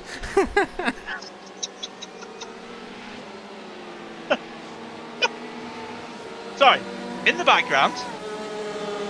Sorry, as I was saying, in the background you could see like the trees. You could see the haze coming on the top of the trees, tippity trees, and you can still kind of see it when the sun's come back out now. So, iRacing has the Phantom Sun. What's that? What's that in the sky? What's sun? Yeah. What's it do? It heats things. Oh, heat makes things warm. Warm brings fire. I'm not a caveman. No, but I am. I don't see the sun enough in England, do I? Come on. Do you even know what the sun is in England? Yeah. That thing that burns things in the sky. Now it's my turn to be like, oh yeah, what's this now? Right. So this is actually quite interesting with this battle. This is a P2 battle between Apex and Core Motorsports 4 because they're matching times. Actually, Henriquez is slightly faster. The gap is 3 seconds. He can see the 269 of Apex Hunters there. So I feel that these two will be in each car to the end of the race. They'll do one more pit stop and then they'll go for the end. And in fact, if they know they're this close with an hour to go, they probably will. Not sure what's happening with GSR. We wait to see, but everyone has done their fair share, so you know that's fine.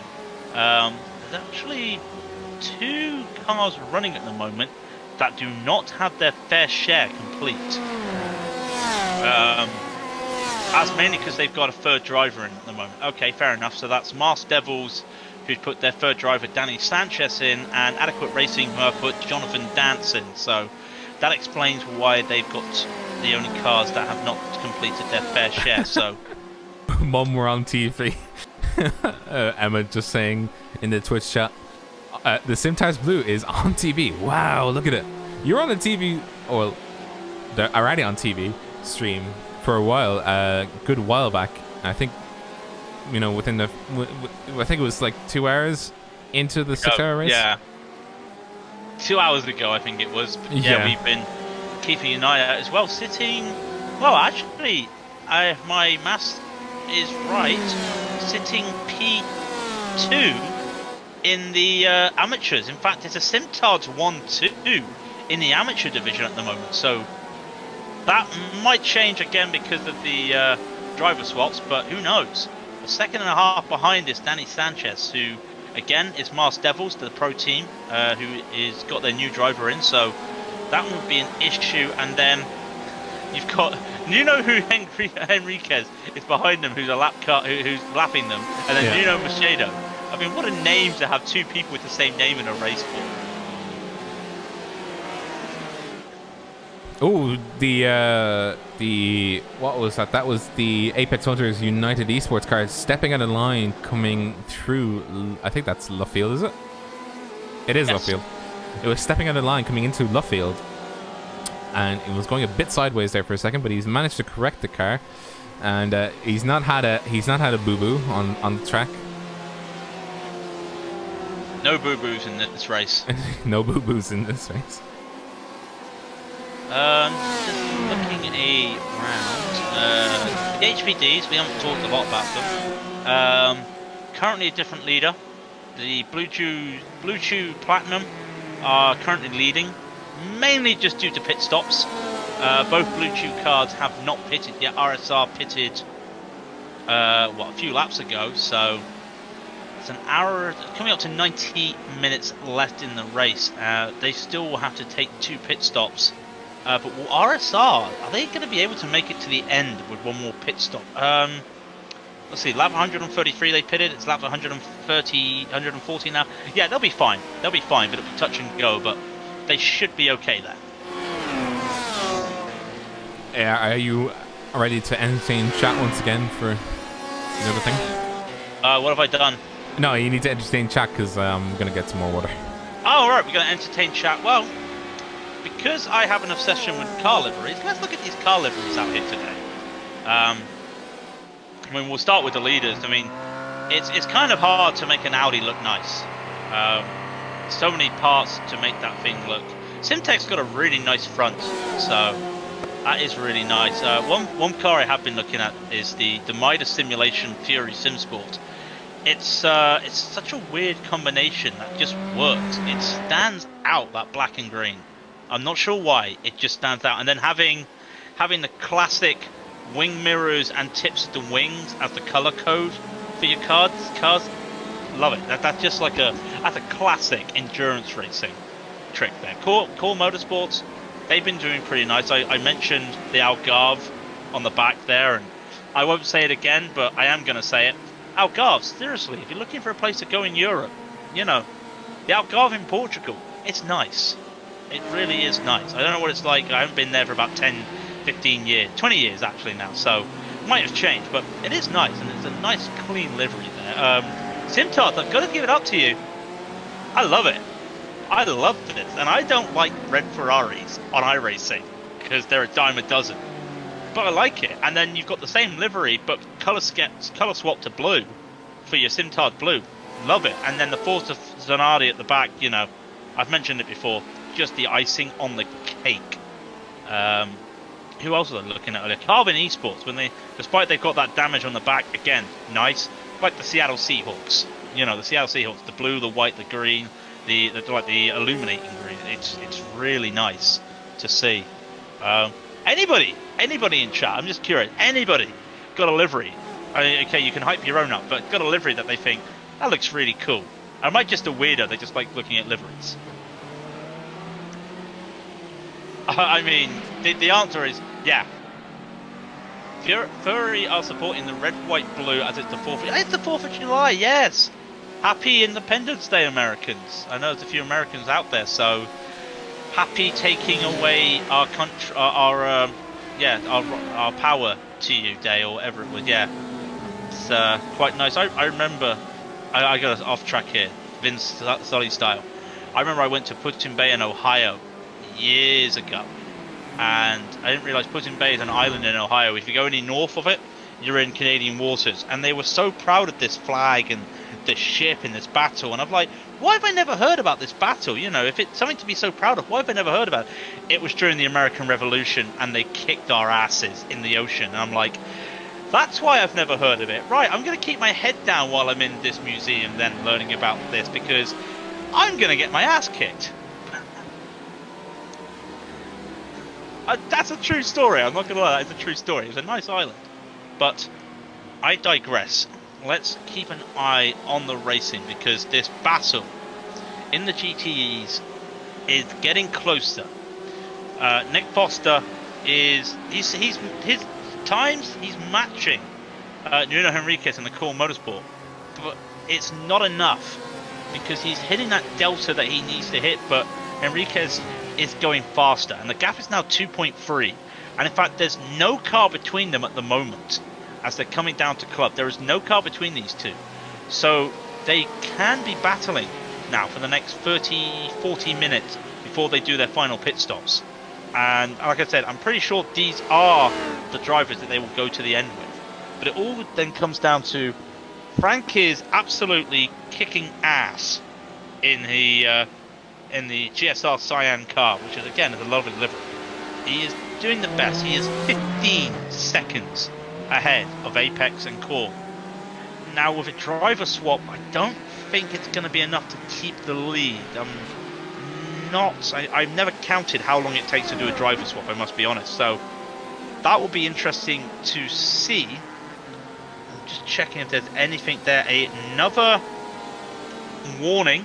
A warning for the 212 Fury Sim Sport. What's a warning for a late reported lap 1 incident? Okay. So nothing serious, just something that happened when I wasn't even around. So I can't even see what happened there. So a warning there as well. So been nice to see the driving has been pretty clean. We've only seen mostly warnings handed out by the by race control today. So good going, everybody. Some nice clean driving for an endurance race. Because Silverstone's not exactly the best for multi-class racing. Despite it's such a beautiful track to race, it can be horrible if you get stuck behind traffic here. So good going, everybody.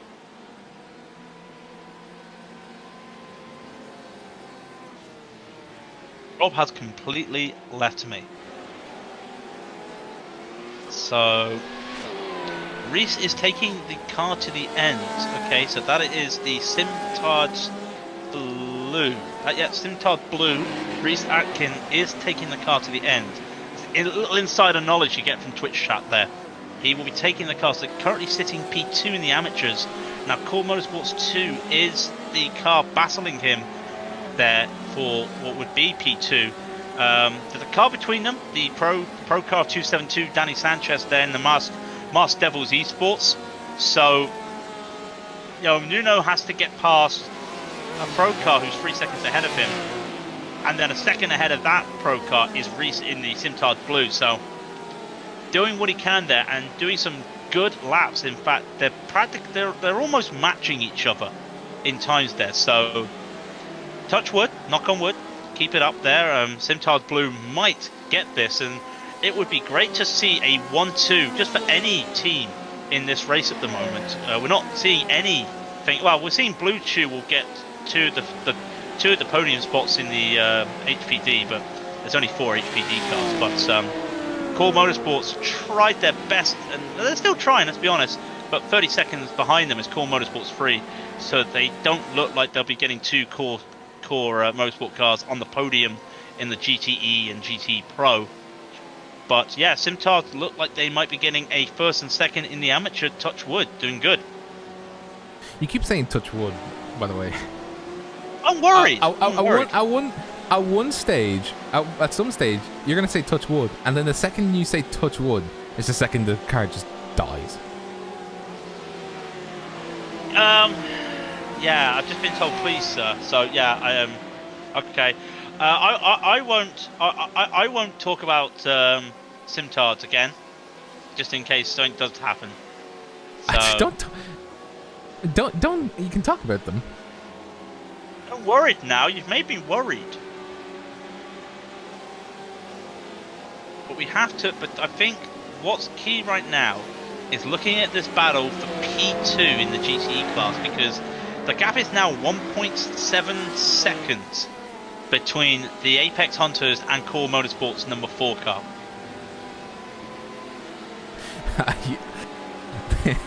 Louis Jordan Charles doesn't want you to curse the car, so don't curse the car.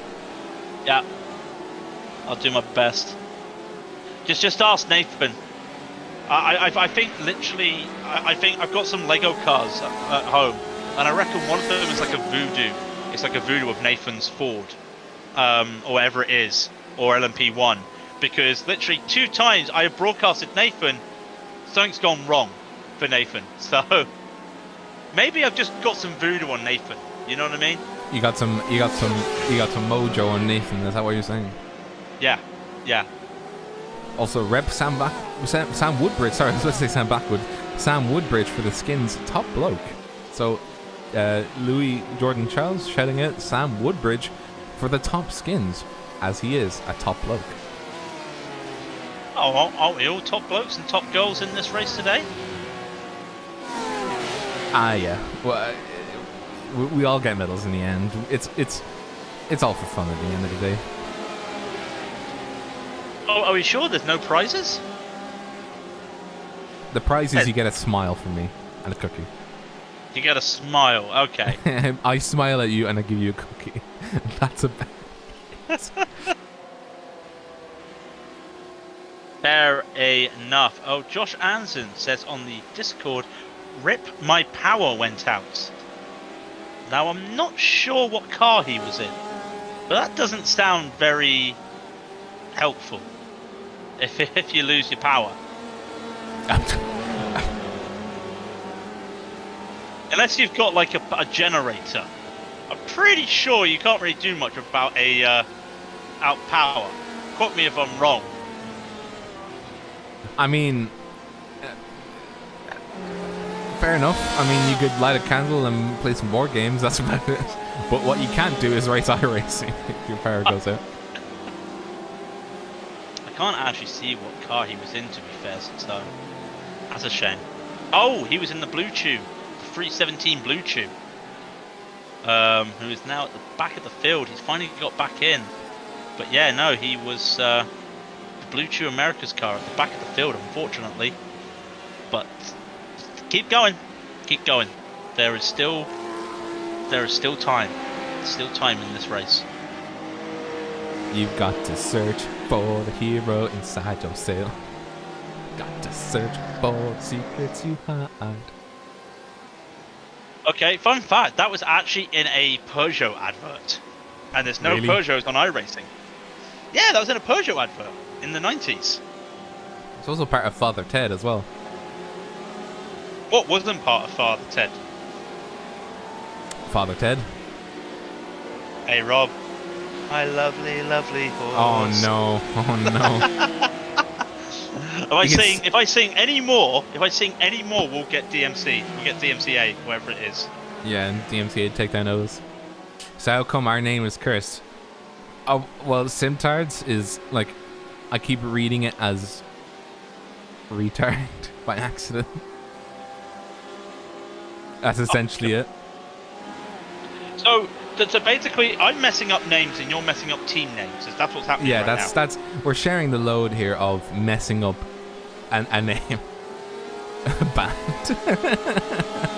Okay, but 1 hour and 26 minutes remaining. We have been going for almost 4.5 hours, and it comes down to this: with Apex Hunters of Nick Foster in the car and Core Motorsports Nuno Henriquez, the gap is now less than a second as they come around to Village and heading down to the loop. This will be the first time that Henriquez gets a slipstream on Foster, and it's going to be down the Wellington Straight. He won't be able to do anything this time, but now he's in striking distance, he can just start to chip away. It is the battle for second place, and it is for position because they have stopped an equal number of times. So unless they have some other strategy going on, I can see that Foster is only 10 laps in the car for this stint, whereas Henrique will be 14 laps at the moment. When they cross the line, will be 11 and 15 respectively. So yeah, we have seen another penalty, by the way. oh, have we? Yeah, Nelson. That's 111 to anybody who doesn't know cricket. Mendes Driving School gets a drive-through penalty for causing a collision on lap 24 with car 111 misses the braking point and takes out car 247, who I believe 247 is the Panera esports team. So that would explain why they're a little bit down there, because they were a few places up earlier. But that is the latest drive-through, and hopefully that's the last drive-through or stop-go that anybody gets this race. The gap is now 0.6 of a second for here in the P2 as they're coming around to start another lap. We'll see the times as they cross the line, just to see, because this is also going to play into the GSR team's hands A 58.1 for Apex and a 57.6 for Core Motorsports. But it's a half a second advantage there in the lap times. It's only going to be a matter of if, not when.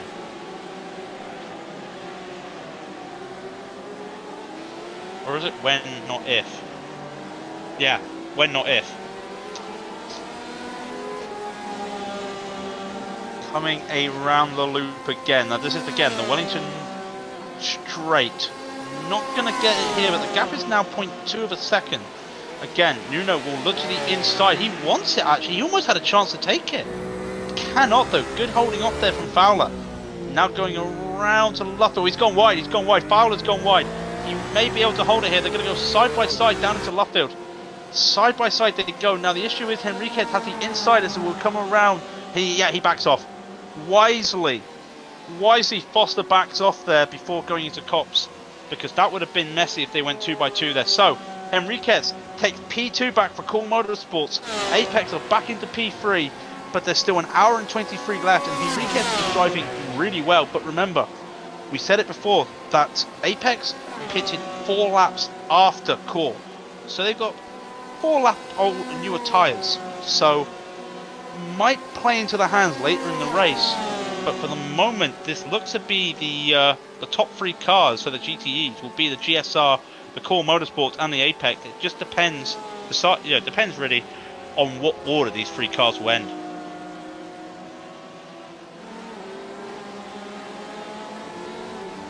Just looking at the battle between the car 269 and car 204 now, they're right on tail to end at the moment.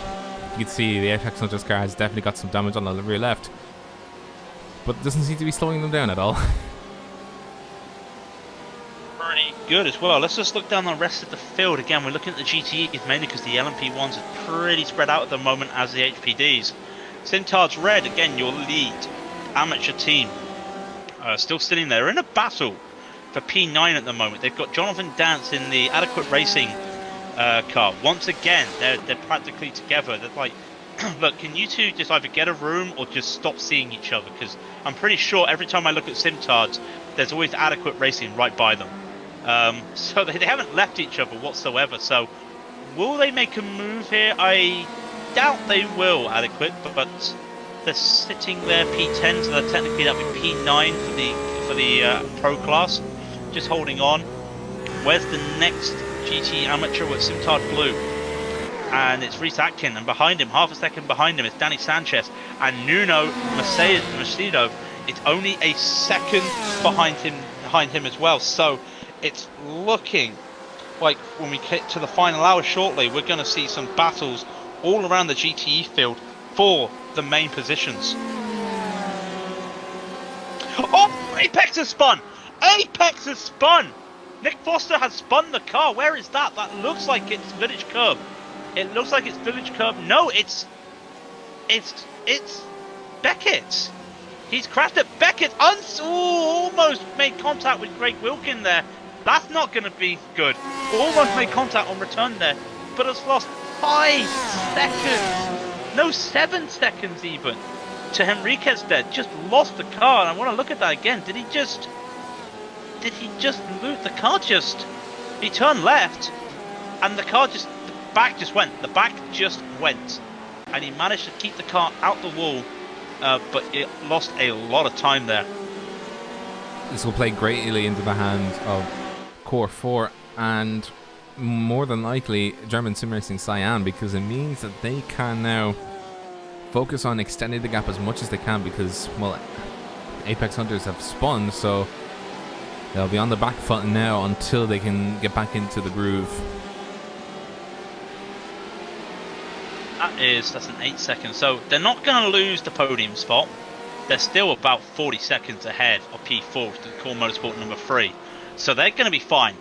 But Henrique is just driving pretty fast at the moment.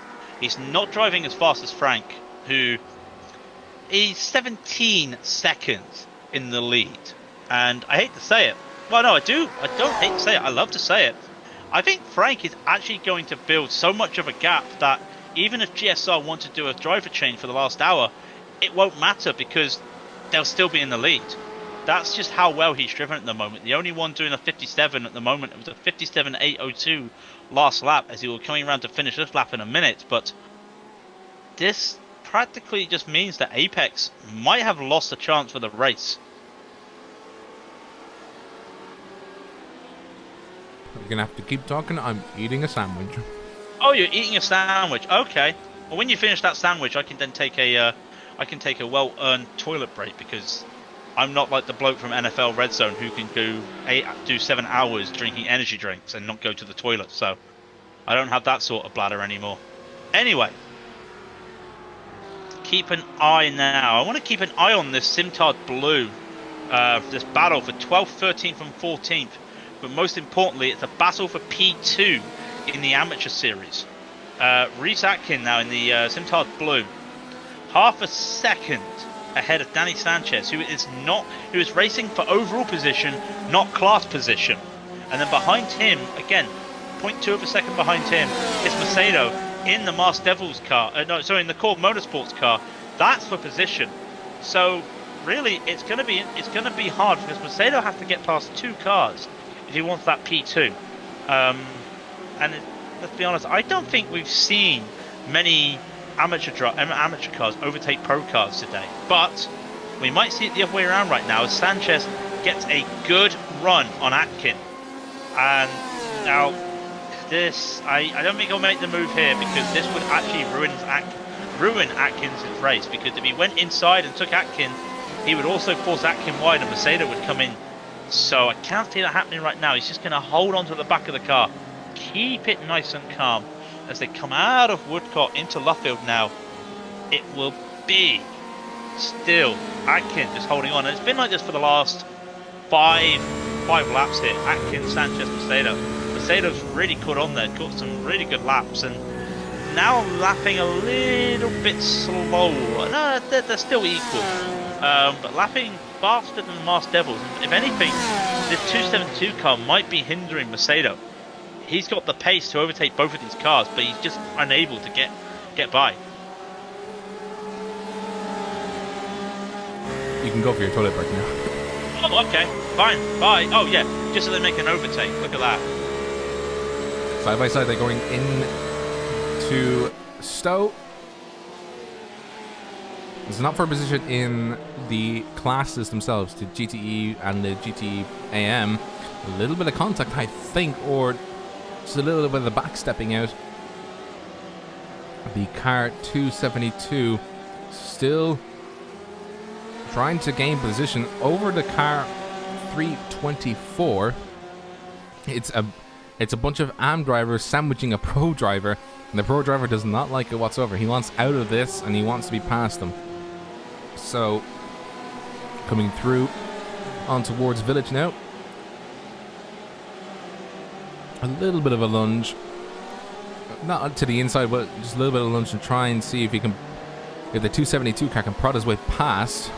It's not going to work just now. Let's see if he can make a move just coming past the Wellington Straight onto Luffield and see if he can make a different move here. He makes it just about. Kind of was deciding on if he was going to make it or not halfway through the corner, and he does.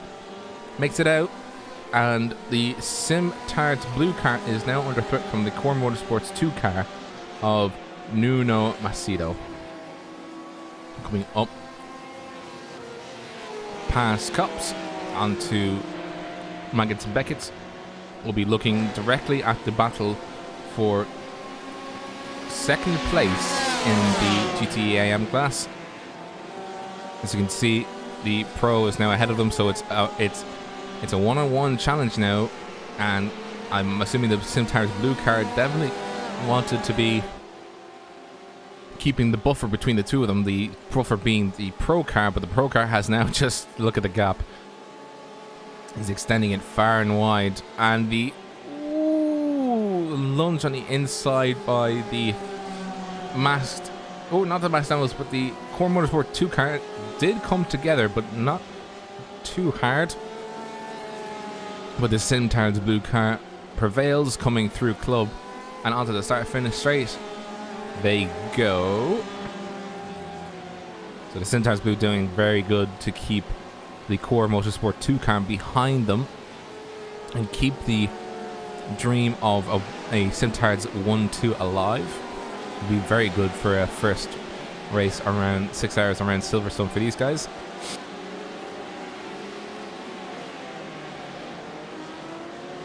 So I'm assuming another move will come down at the end of Wellington near Luffield. It'll probably be the next time that Core Motorsports 2 car makes a move. The Core Motorsports 2 car is stepping out. Does not make a move. The door is shut by the Simtards Blue car. So you'll have to keep... This will be a common theme. The Simtards Blue car will have to keep defending from the Core Motorsports 2 car, who wants by and wants by now. And, you know, it's for position, so the the Simtards Blue car has every right to keep on defending. And he's doing a very good job at it. Yeah, I am. I'll tell you what, we did miss a drive-through penalty there. 207, Carbon Esports gets a drive-through. I was saying, and I didn't touch wood that time, I was saying, I hope the last drive-through with 111 would be the last drive-through of the race. Nope. Carbon Esports gets a drive-through for causing a collision. Collided with 259, which was the Core Motorsports #1 car. So, drive-through for them, and Derek Smith is just going to force his nose in there on Macedo. So he loses a bit of time there going around. I always get these corners wrong between Cops and Stowe. I always get each one wrong. I always call Stowe Cops and vice versa. Lost a bit of time, gained it back as Reese had to yield off a little bit to let Smith go by around Club. These guys have been battling and battling. Don't want to look away from it, but at the same time you have to keep looking at the other battles up the field, because we have to still keep an eye on what is happening with Apex at the moment with Core Motorsport, and at the same time can Core try and etch away this deficit of 18 seconds, because the more they can etch now, the better it will be when they come and do, if they do, any driver swaps at the end for German GSR Cyan.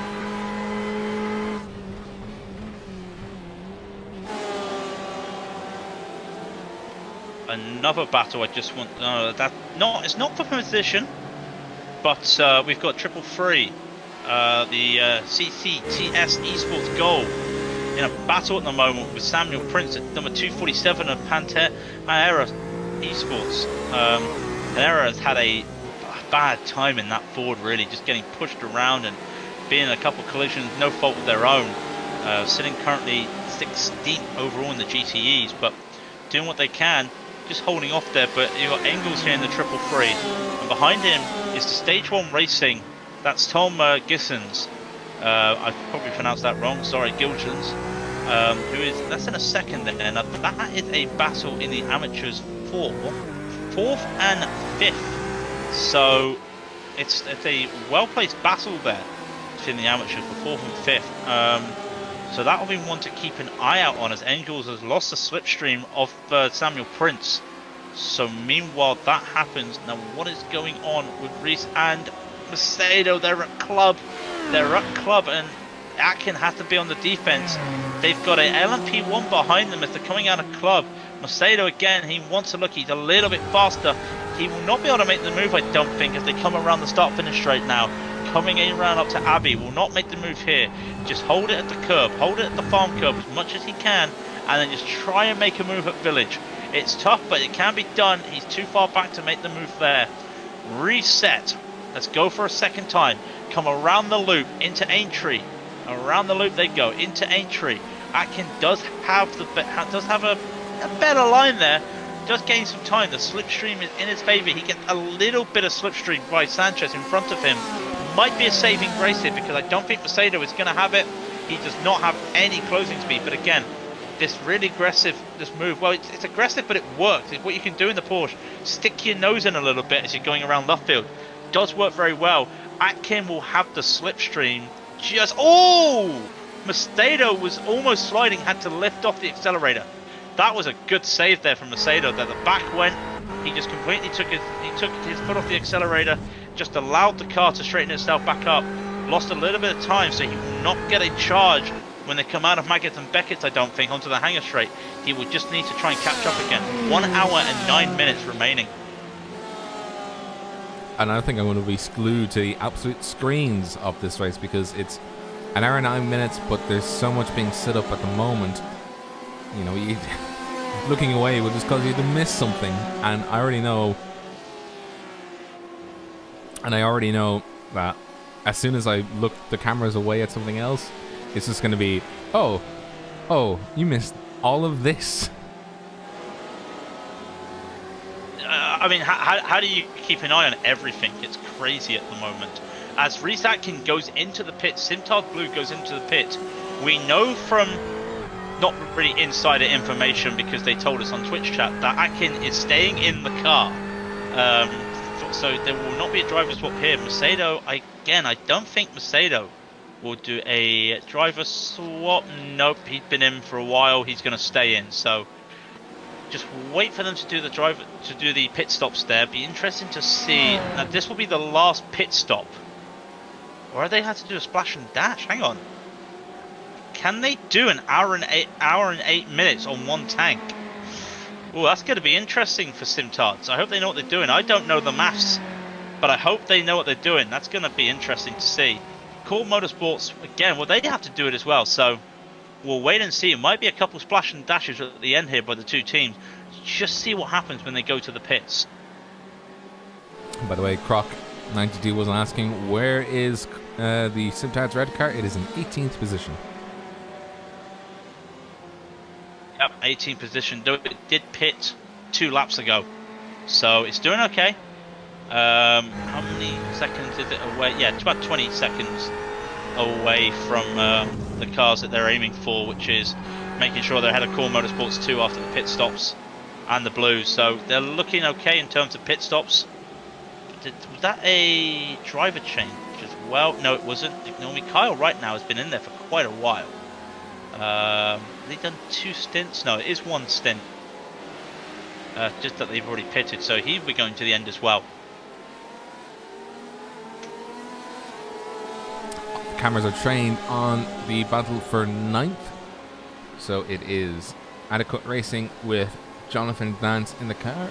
And we have Fury Simsport Paddock Promotions being driven by this man, James Bume to, I think it's a Bume? Or is it Bume? I don't know. Hopefully Bume. somebody can correct me. But the two of them are battling it out. There's a group of lapped cars now just hanging around in between them, so not a lot that they can do other than try and pass them as best they can. That's the car 250. Oh, no, it's not a lapped car. It's a car that's lapping them. So the car 258 and 262 are battling it out now. I don't think he'll be able to put, or the 262 car, so the Fury Simsport car, will be able to make a move this time around. It's not possible because the 258 car is just getting a tow from one of the Core Motorsport cars in front of them. Holding on nicely though, holding on nicely through Beckett into Chapel. The 262 here, a Paddock Promotion. He's not even in the slipstream here. Has he had to take a slowdown there? He's very slow. I think he's just had a slowdown. Just checking that. Might have cut the inside.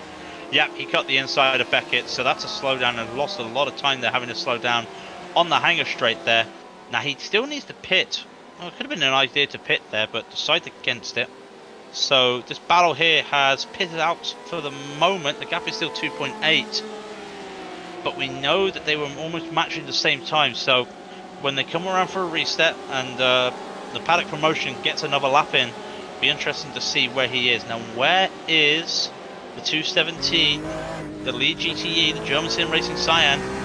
He is coming down to Club No, he's coming down to Luffield. Sorry, I do apologise. It's Woodcott and Luffield. Just keep an eye on that because he has to pitch soon. Update elsewhere. There is a 6-second gap between second and third in the LMP ones between Element and Team Bushfink Yellow. But do they have to do another driver swap? Bushfink does not need to. Element probably will. We'll have to look into that. Not entirely sure, but Hoffman has been in there for quite a while, so there might be a driver swap there. But they are also out after the pit stop. I did not realise that they are out in the pit stops element, so Hoffman is not getting out the car. So it all depends now on the number 3 of Blankers, who, yeah, they've already pitted as well. So in theory, these will be the final drivers for them. And Simtech can do whatever the hell they want. They could put a driver in, then put another driver in, and they would still be in the lead. They're 1 minute and 10 up the field. Only 3 cars are on the lead lap now, just to give an idea of the gap. I don't think you can put a driver in and do 2 driver swaps and still be ahead, but I can get what you mean by the gap. I think they'd be able to take a free stop if they needed to, but I don't think they'd even chance that because, especially in an endurance race, there's still an hour left to go, so they're not putting anything up to chance. No, we all know what happened with Toyota, so never over until you get past that checkered flag, so just wait until the end there. So do we have any battles going on around the field? Well, Fury and Adequate, they had a battle, but of course we're in the middle of the pit stops, the final pit stops, so it's hard to see what's happening. But at the moment, here's one for you. We've got Simtard Blue has came at the pits, as we were saying. Simtard Red is behind them, 3.5, and these are your 1 and 2. Well, at the time before pit stop, were first and second in the amateur series, and they're practically racing together now. In fact, they can go up the straight now, can Simtard Red, and see their counterpart. Well, see their teammates in the blue car up ahead, about to take Stowe. Yep, I got it right that time. About to take Stowe. And it was Stowe, yeah. Yeah, I always get those 2 corners confused. Stowe and Cops. I don't know why. Meanwhile, Cool Motorsport took the P11 away from Danny Sanchez again. Now, battling when you're trying to not save fuel, but trying to make sure you're in a good window due to pit stops, I can understand. You just don't want to lose a lot of time here. They could get held up here in doing this, but we will wait and see what happens. They still yet to pit is Core Motorsports 2, as are the leaders of the GT race, and I'm waiting for that more than anything. Just on board, or cameras have pointed out, it's a 272 car currently being driven by Sanchez, sitting behind Nuno Macedo, sorry, keep pronouncing his name wrong. Oh, a drive-through penalty. Indeed, I was about to get onto that. Yeah, for 247, which is the Pantera Esports, does not slow down enough for a corner and collides with the 207, which was Carbon. Does Carbon have like a magnet to cars at the moment? It feels like they're getting a little bit shaken up at the moment. That's their. Well, Carbon have had 2 drive-through penalties and have been involved in about 4 other accidents. So it's been an eventful race for them. It has indeed. I think a lot of that stems from there's a lot of cars on the track and it's close racing, so unfortunately these things can happen. But they've been on the receiving end of quite a lot this race. Like as I said, they've been involved in 4 incidents where they've been where the incident has been against them. You just can't. Sometimes you just can't catch a break really when you're doing these kinds of things. But there's been, as you said, a drive-through penalty for car number 247, Panthera Esports, for collision with car 207. So we are now under an hour. We're into the final hour. It's not the final countdown because, well, there is no countdown, but we're in the final hour at the moment. Now, we're pretty much aware of what the final positions in the top 2 classes are, unless there's an accident. But we will keep an eye on them, just in case anything does happen. But safe to say I can't see anything. They're so spread out. It's these battles right now as Frank comes in to the pits. He is out of the car, and I think that in due truthfulness, that is a round of applause for Frank the Tank for one hell of a stint. He's put that car at the top for them, and you can now have your jokes. And it's ripe for Timo Ripen to get in the car. But they have lost the lead during these pit stops. It'll be interesting to see. They're now taking tyres, and the others are way ahead. So it looks like they're just going to have to be complacent. Oh no, the others have still got to pit. The others have still got to pit. Still have to pit, yes.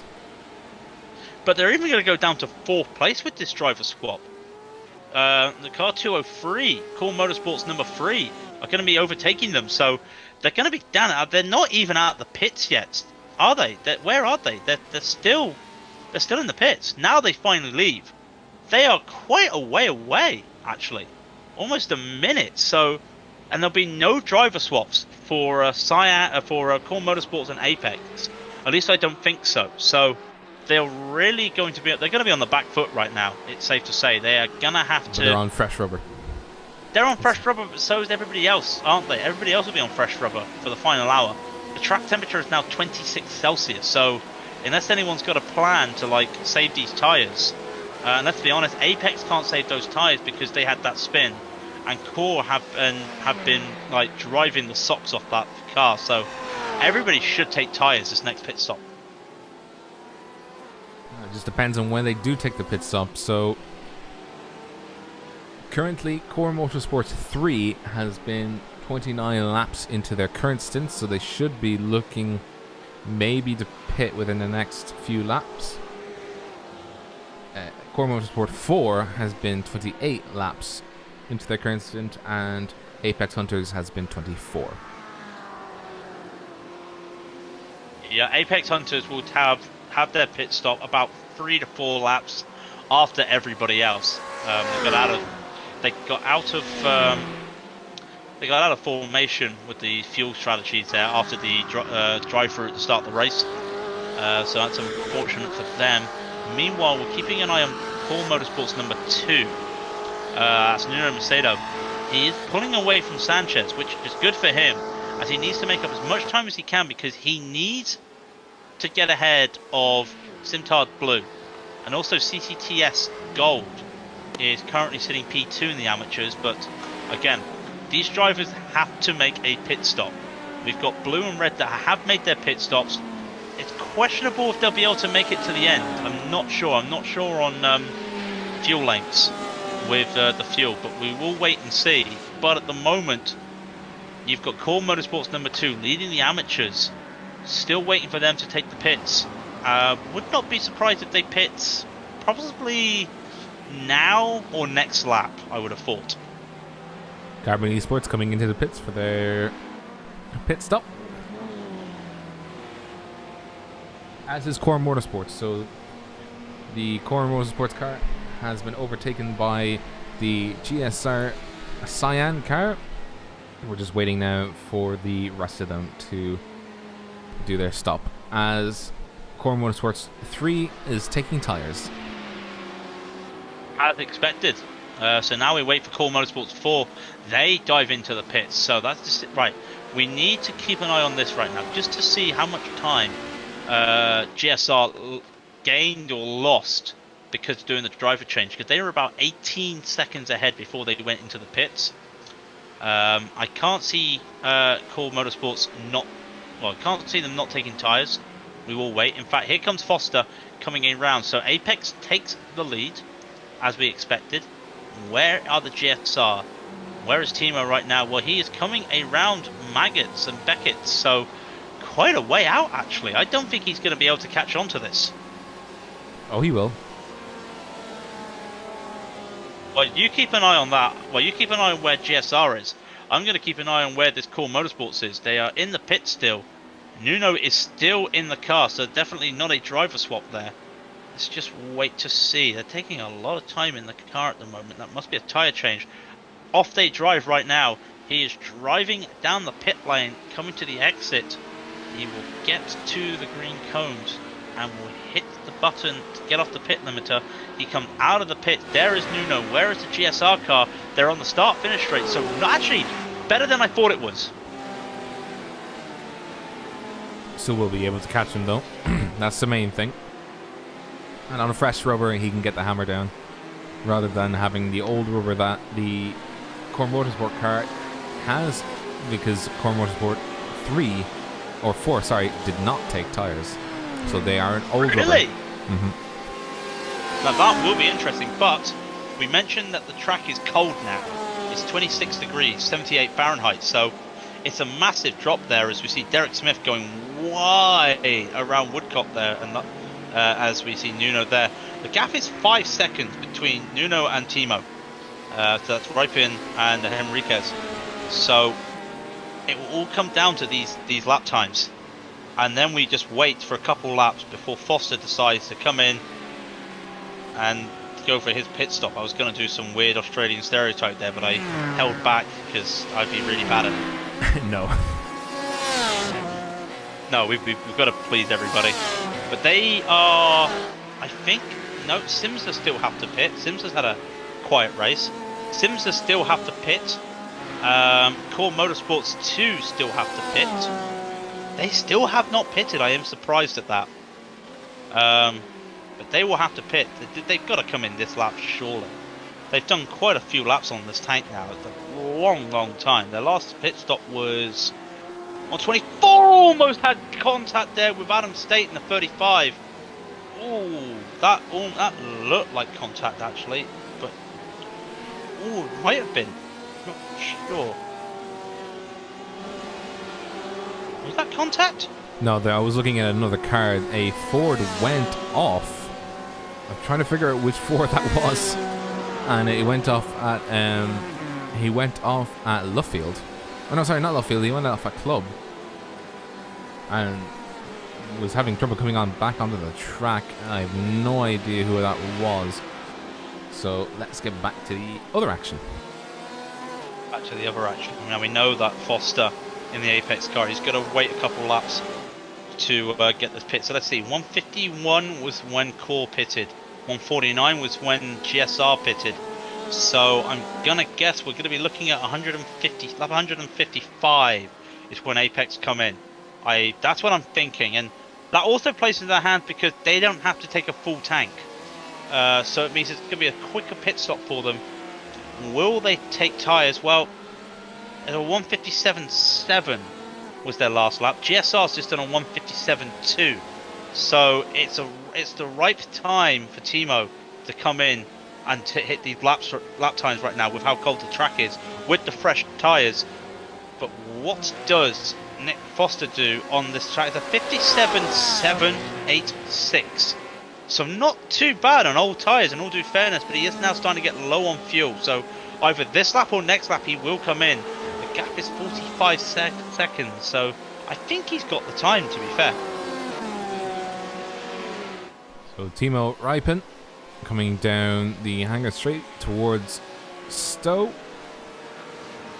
He's an absolute pilot of that machine. He's barely made a mistake or missed a heartbeat. He has the Simtech Motorsports LMP1 car behind him now, looking to make a move to pass him. He doesn't. He waits for the straight. Good. So it is now 50 minutes remaining. So there's 50 minutes remaining.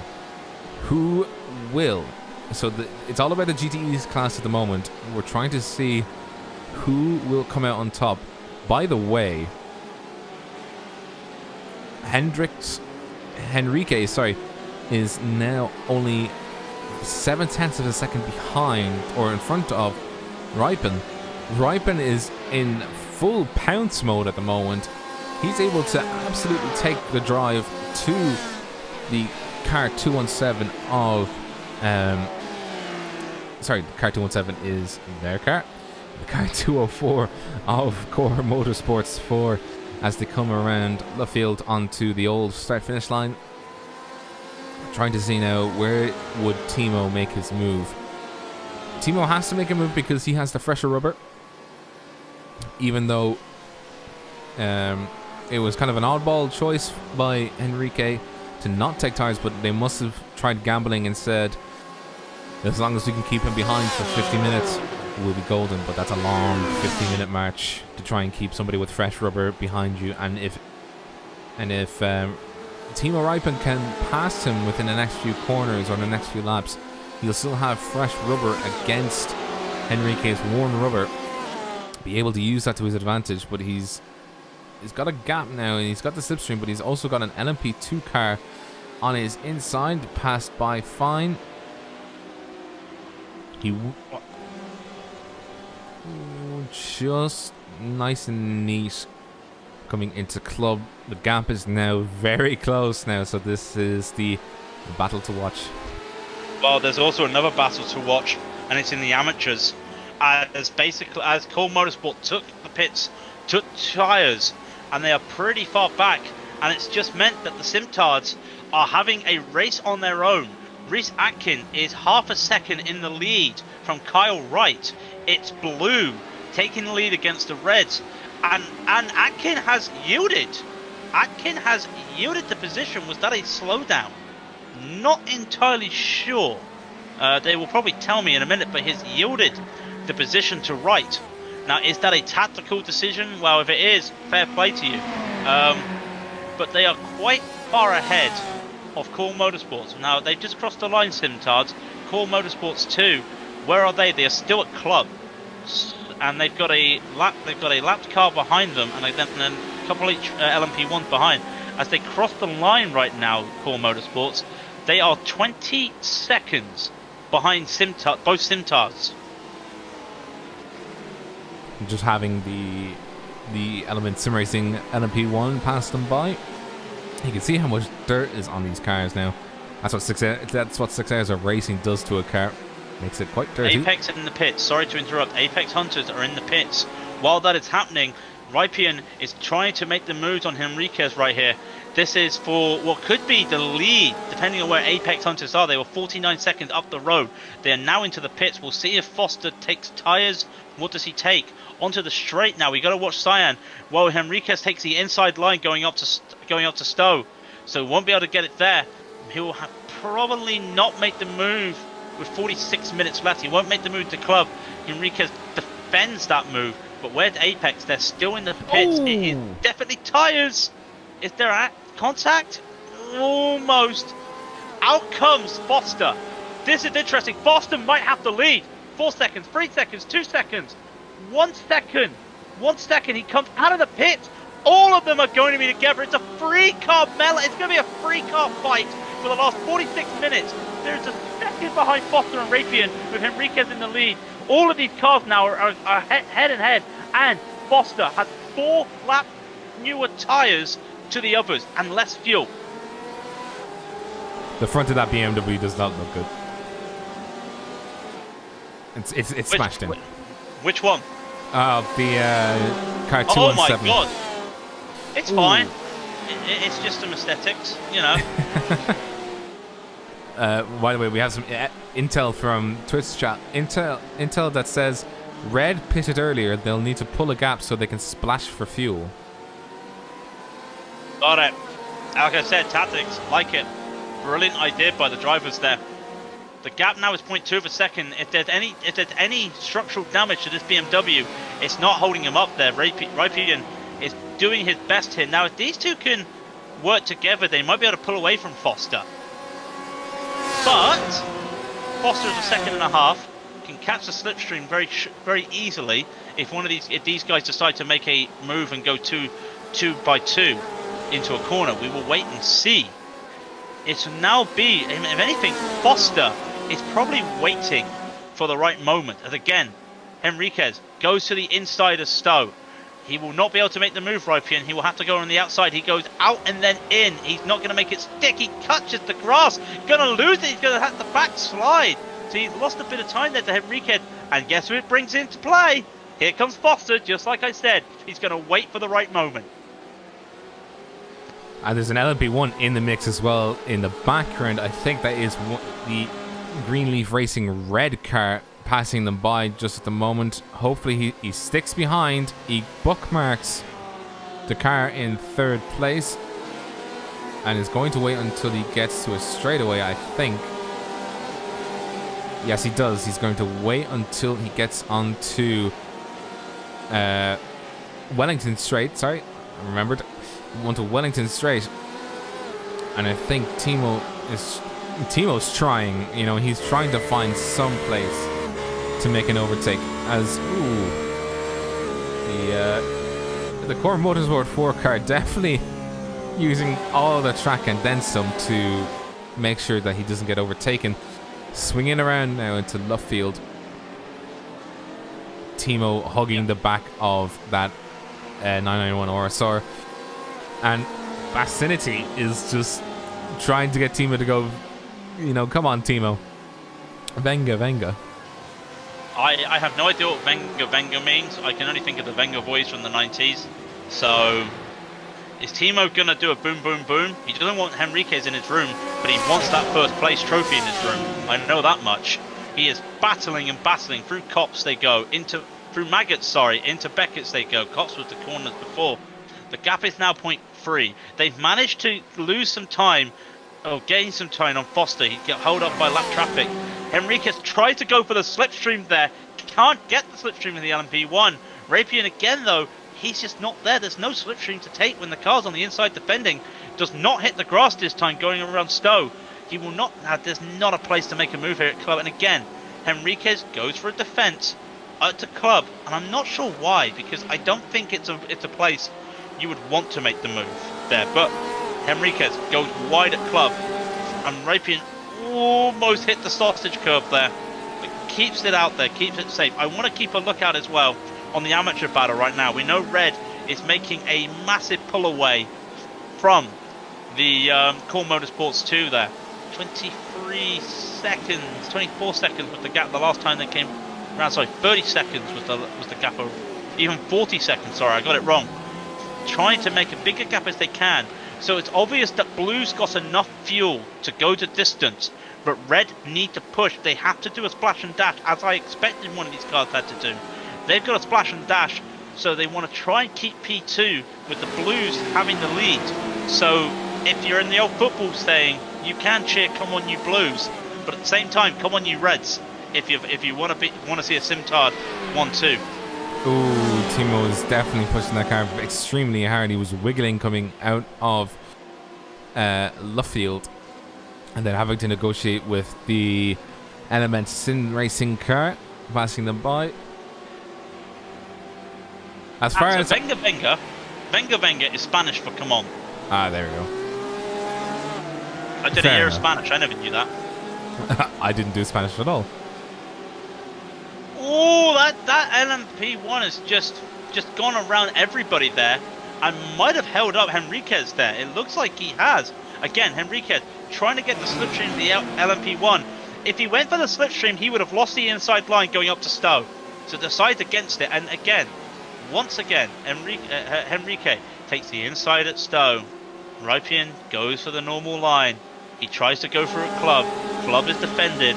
It's like that for the last 3 laps, though. This is what we get. This is how we're seeing it. The moment he spins, Rapian spins. He kicks it so he does not contact with Foster. That is good driving there. That could have been a lot worse there. Foster takes P2. Rypian is now 1.5 seconds behind Foster. He probably will be able to keep pushing, but that's a good save.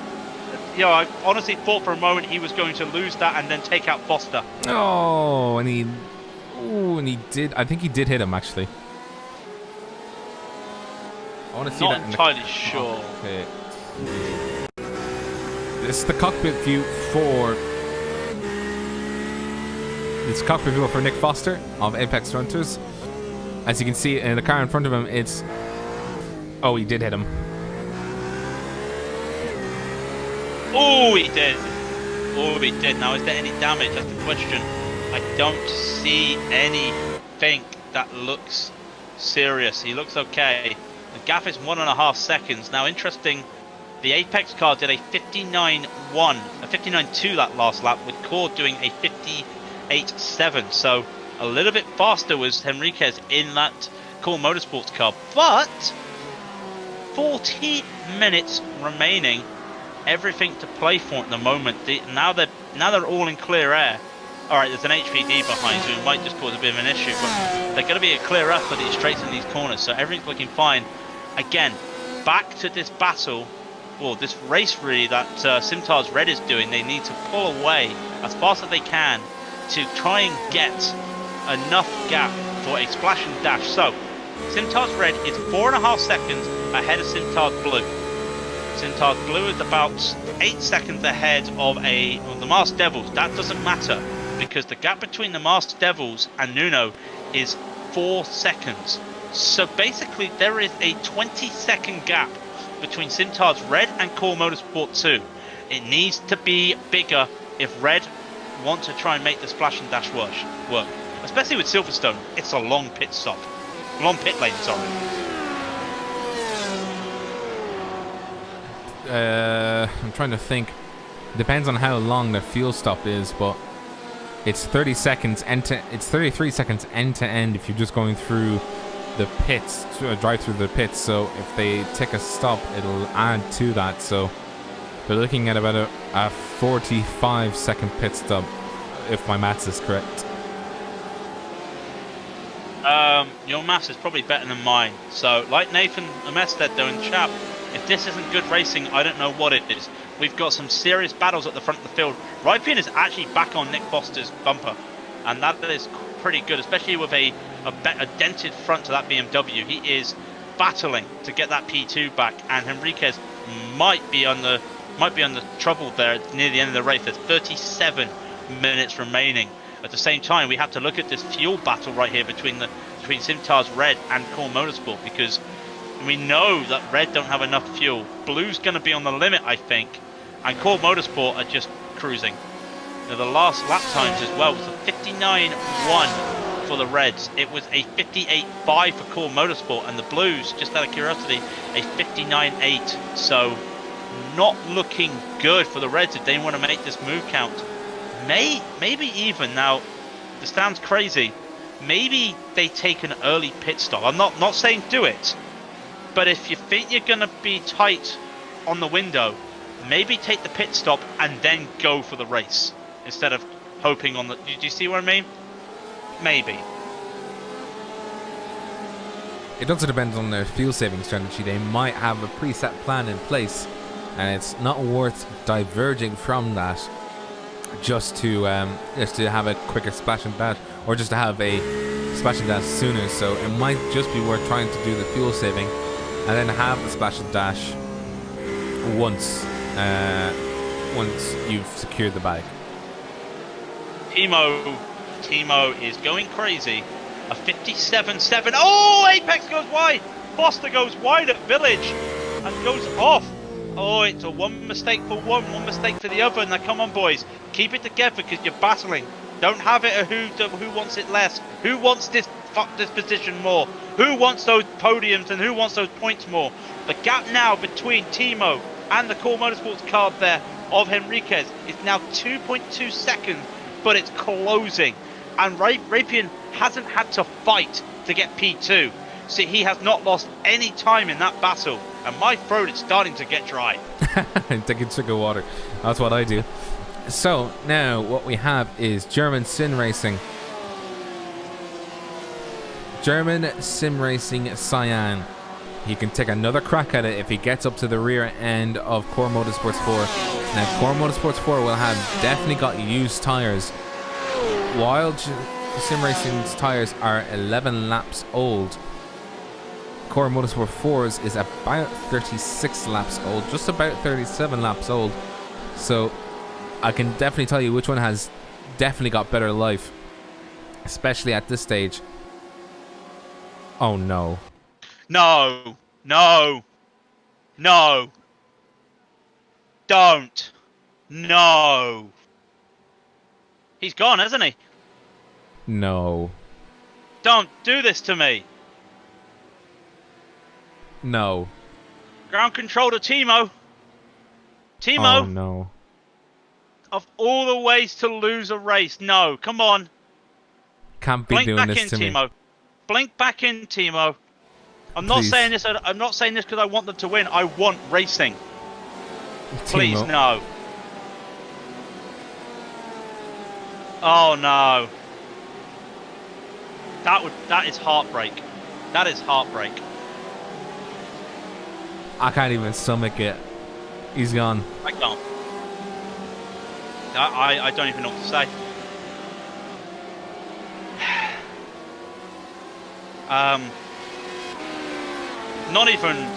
Not even worth saying F. That's just horrible. Like, they had that win. They had a chance at that win and Poof. it's gone. Hasn't even been timed out yet, so I don't know what's going on. But that is horrible.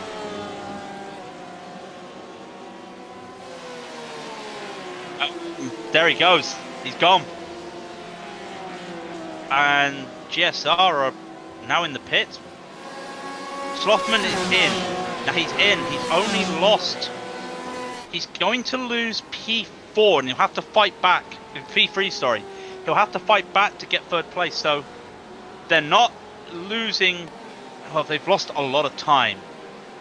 But how much, you know, I'm sure Frank can come back. Would he come back and take that P3? Yes. But the win's out. The win is out of the question. Enriquez is now 4 seconds up the road from Foster. I don't want to say it. I think that's it.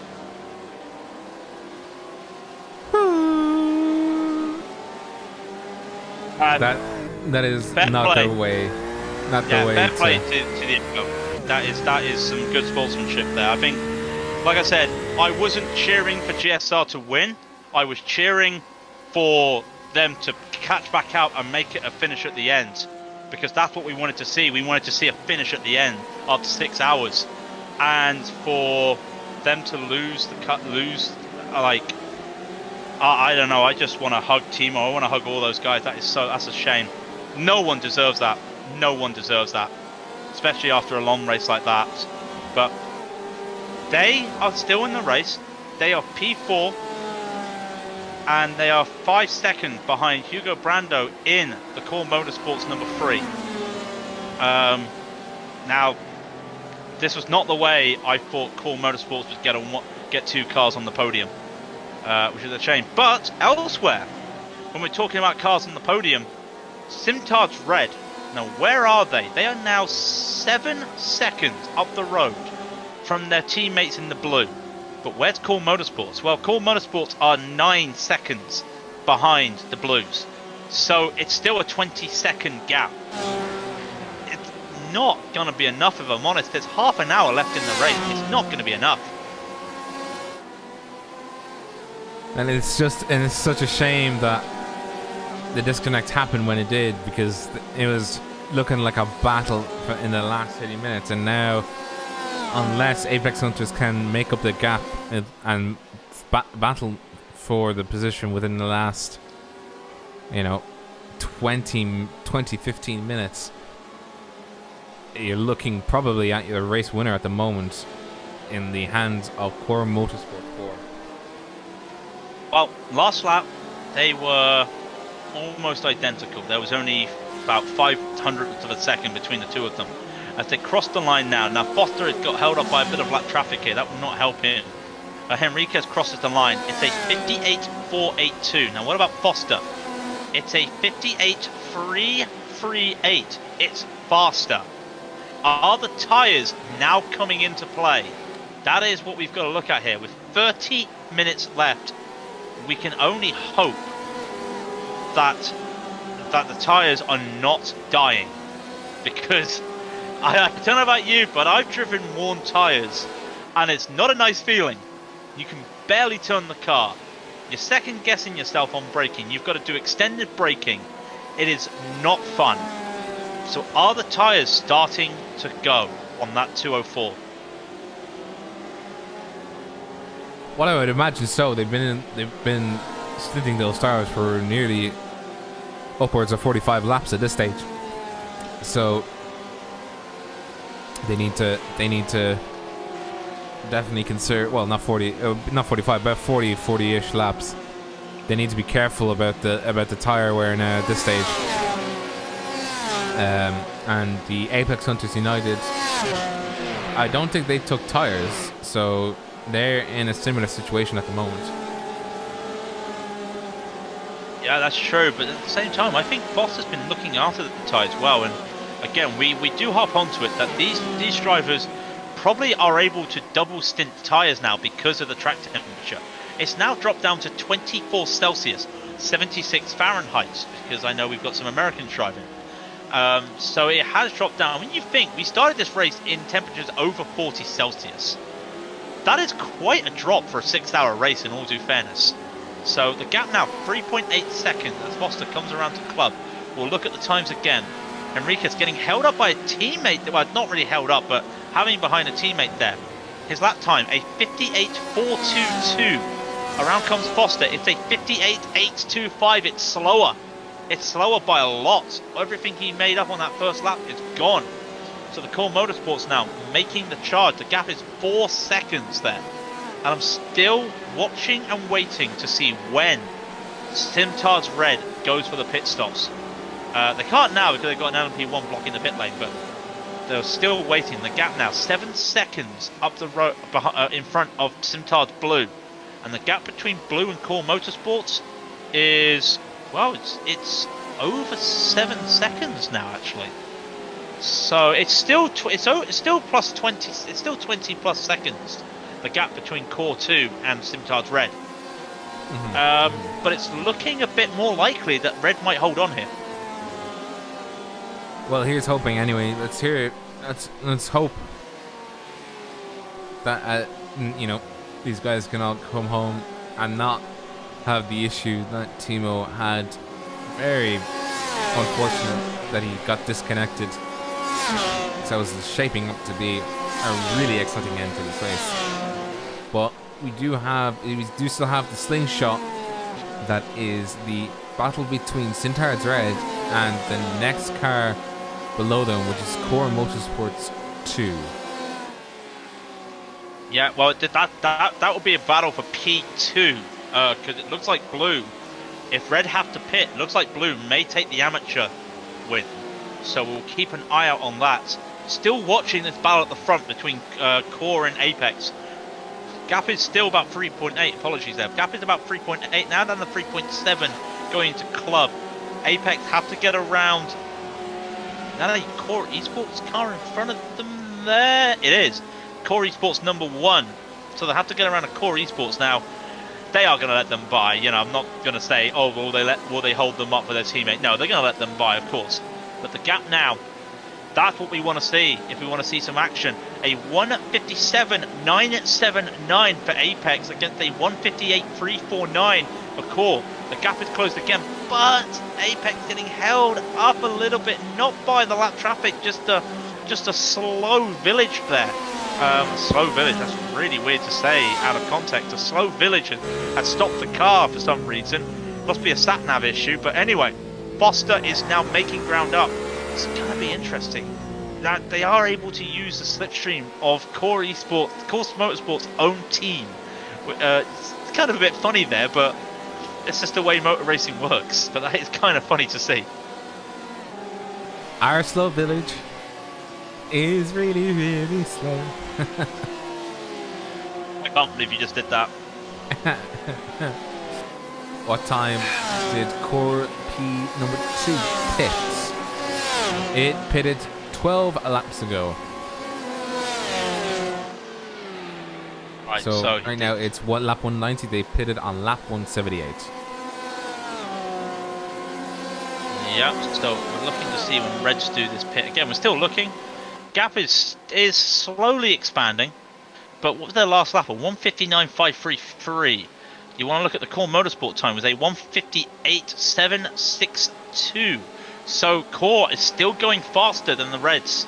And this is going to be a tough battle. And this is what I was saying.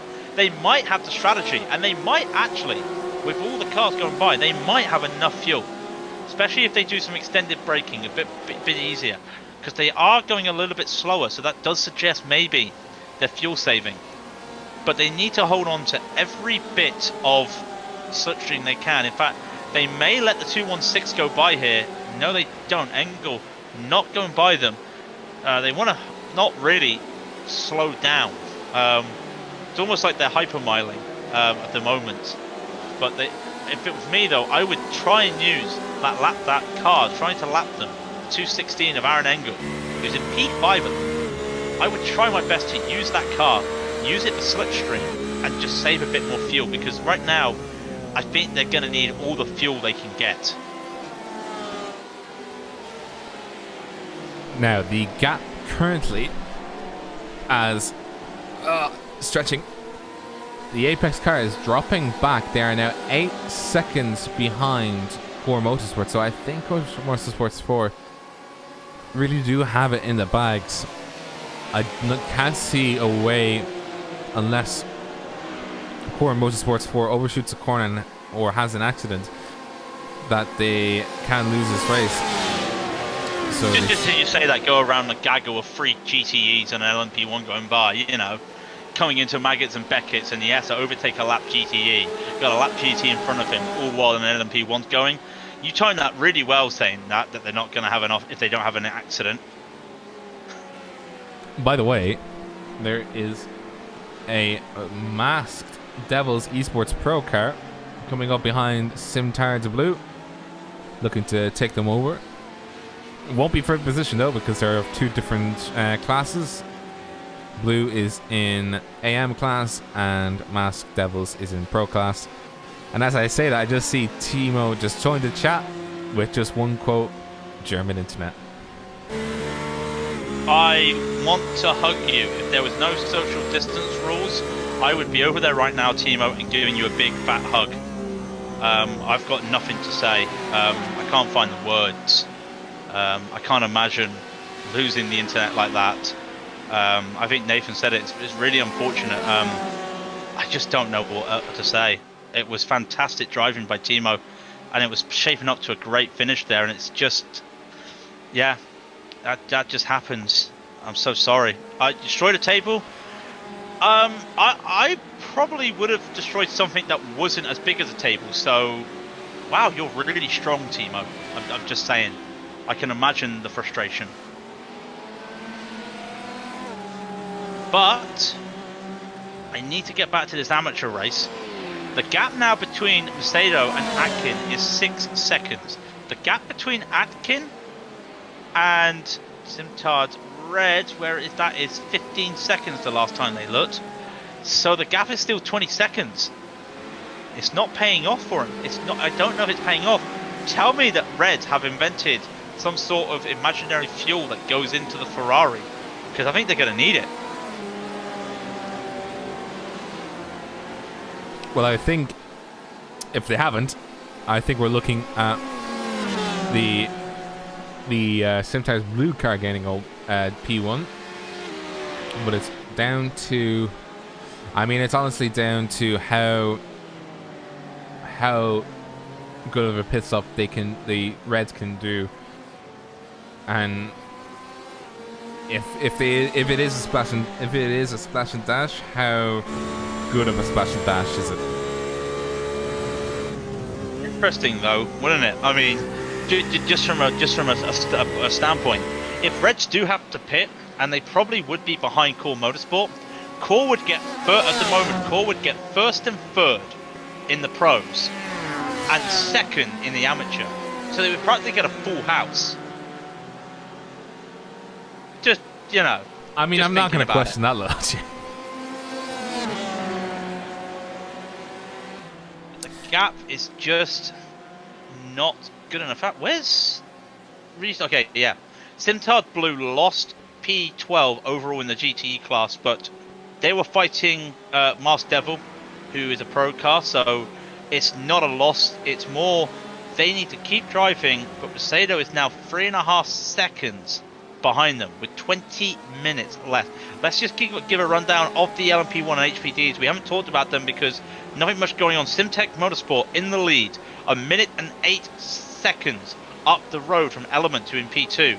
The gap between P2 and P3 is 3 seconds, with Team Bushfink Racing Yellow into P3, just as he almost runs into the back of a GTE as I look at him.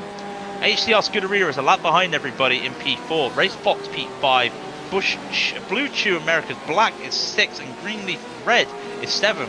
In the HPDs, well, it's been the same since the start of the race. RSR Esports started first, is in first. Blue Chew Platinum started second, is in second. Blue Chew Blue is in third, started third. And Medina's Driving School is fourth, and you can guess where they started. Fifth? Let me just check. No, Race Control was an LMP1, so no, they started fourth.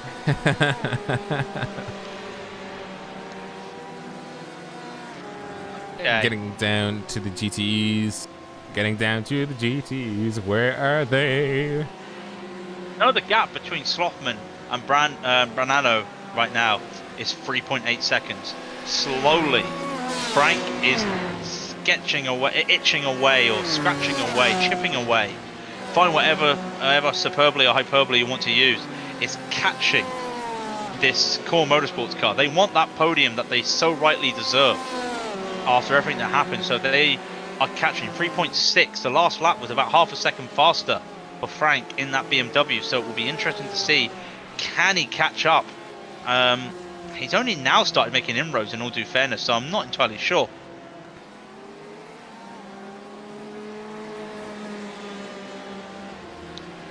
I know one thing. I'm trying to look at the gaps now. The math is hard. Math is definitely hard. I'm not entirely sure. What is the gap now? Red? Simtard's Red. They have a 9. Is that right? That's a 9-second lead between Red and the Mars Devils. That's the car you want to see, because then there's a 4-second gap between Mars Devils and Simtard and Core Motorsports 2, which means that the gap that Simtard Reds have is only 14 seconds. So if they pit, they're not going to keep P2. This pace that Mercedes has been putting over the last stint with these used tyres, been consistent, been nothing from 58. It's been good enough for them, and it's working.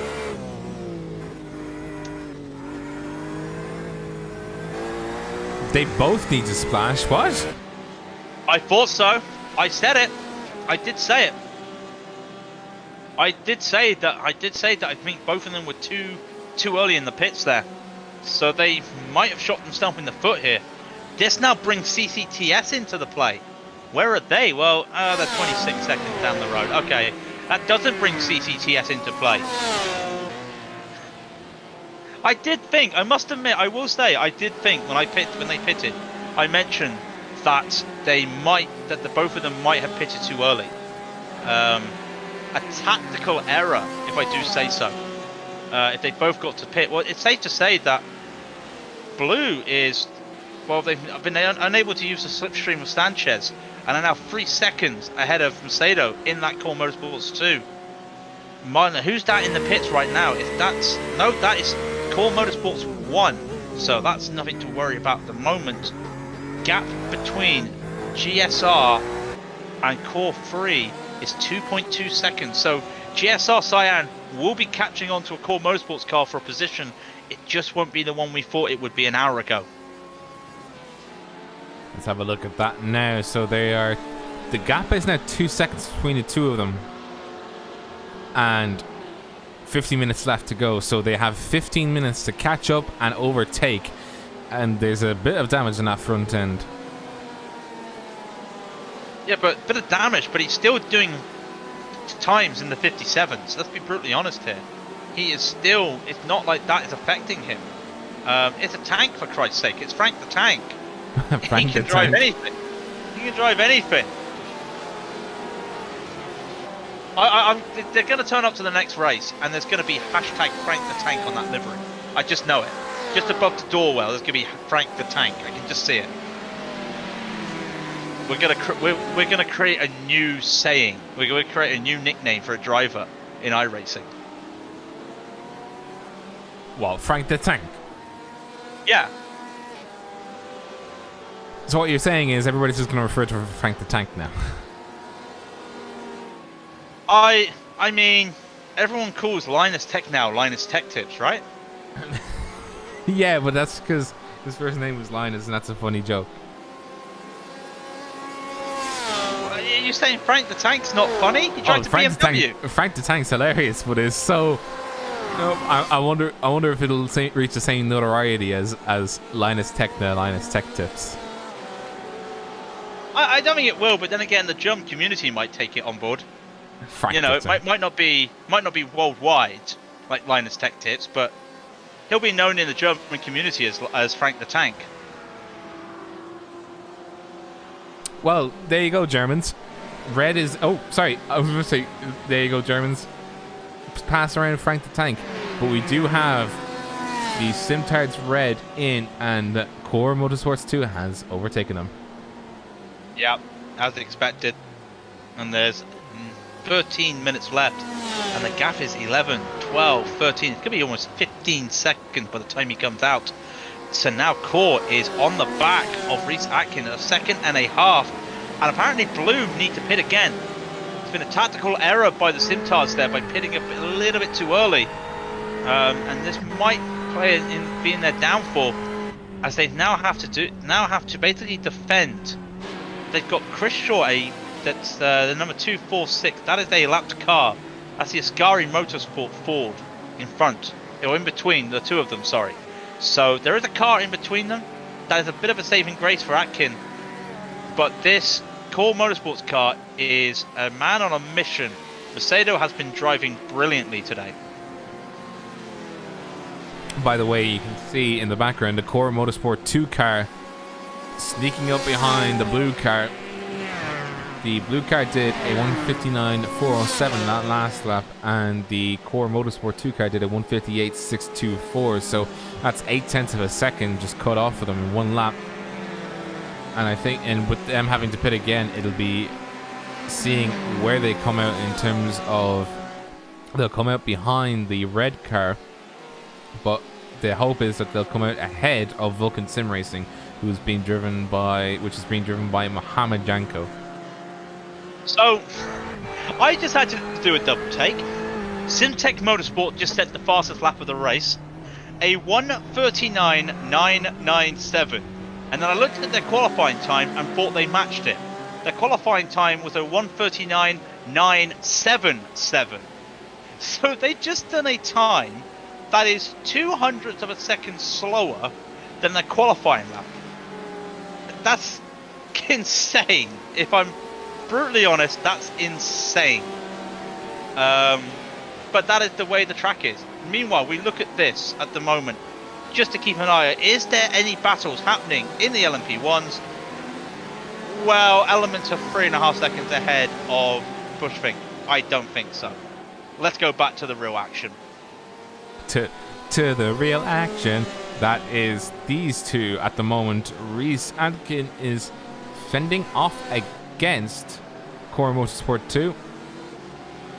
Even though they'll have to pit again, he doesn't want to let them by that easily. It'll still be for position. So they're coming up the old start finish straight now. Start a new lap. Or not start a new lap, it's the old start finish straight. Or is it the old? It is the old. I was correct the first time. We've been going for 6 hours. I'm exhausted. Well, going around Maggots, going around Beckett's, doing it nice and weaving. Atkin does have a car in front. That Chris Shaw Ford got in front of him, and it might have been a blessing. Now an LMP1 comes in front, just have to do a little bit of a twitch there, keeps it all safe. So Atkin gets a bit of slipstream. Now I'm not sure how much fuel he has, or how much he needs to save. But there's 10 minutes left, which means there's going to be about. He's gone wide. He's gone wide at Stowe. Macedo is going to take it. That's the lead. That's the lead for the amateurs. And in fact, is that Atkin going for the pit? Yes.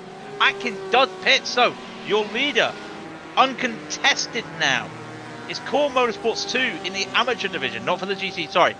Core Motorsports 2 leads the amateur division. Now, the question will be, where is red when it comes out of the pits? Will it be in front of blue or behind blue? That will be the next question. And in fact, right comes around the corner now. 6 seconds, 5 seconds, 4 seconds, 3 seconds, 2 seconds. Right will take P2 in the amateurs. So blue will still get 2 and will get second and third at the moment. Let's just see. Out he comes now, 15-14. Looking now at the next car down the road, CCTS, the next amateur, will not catch them.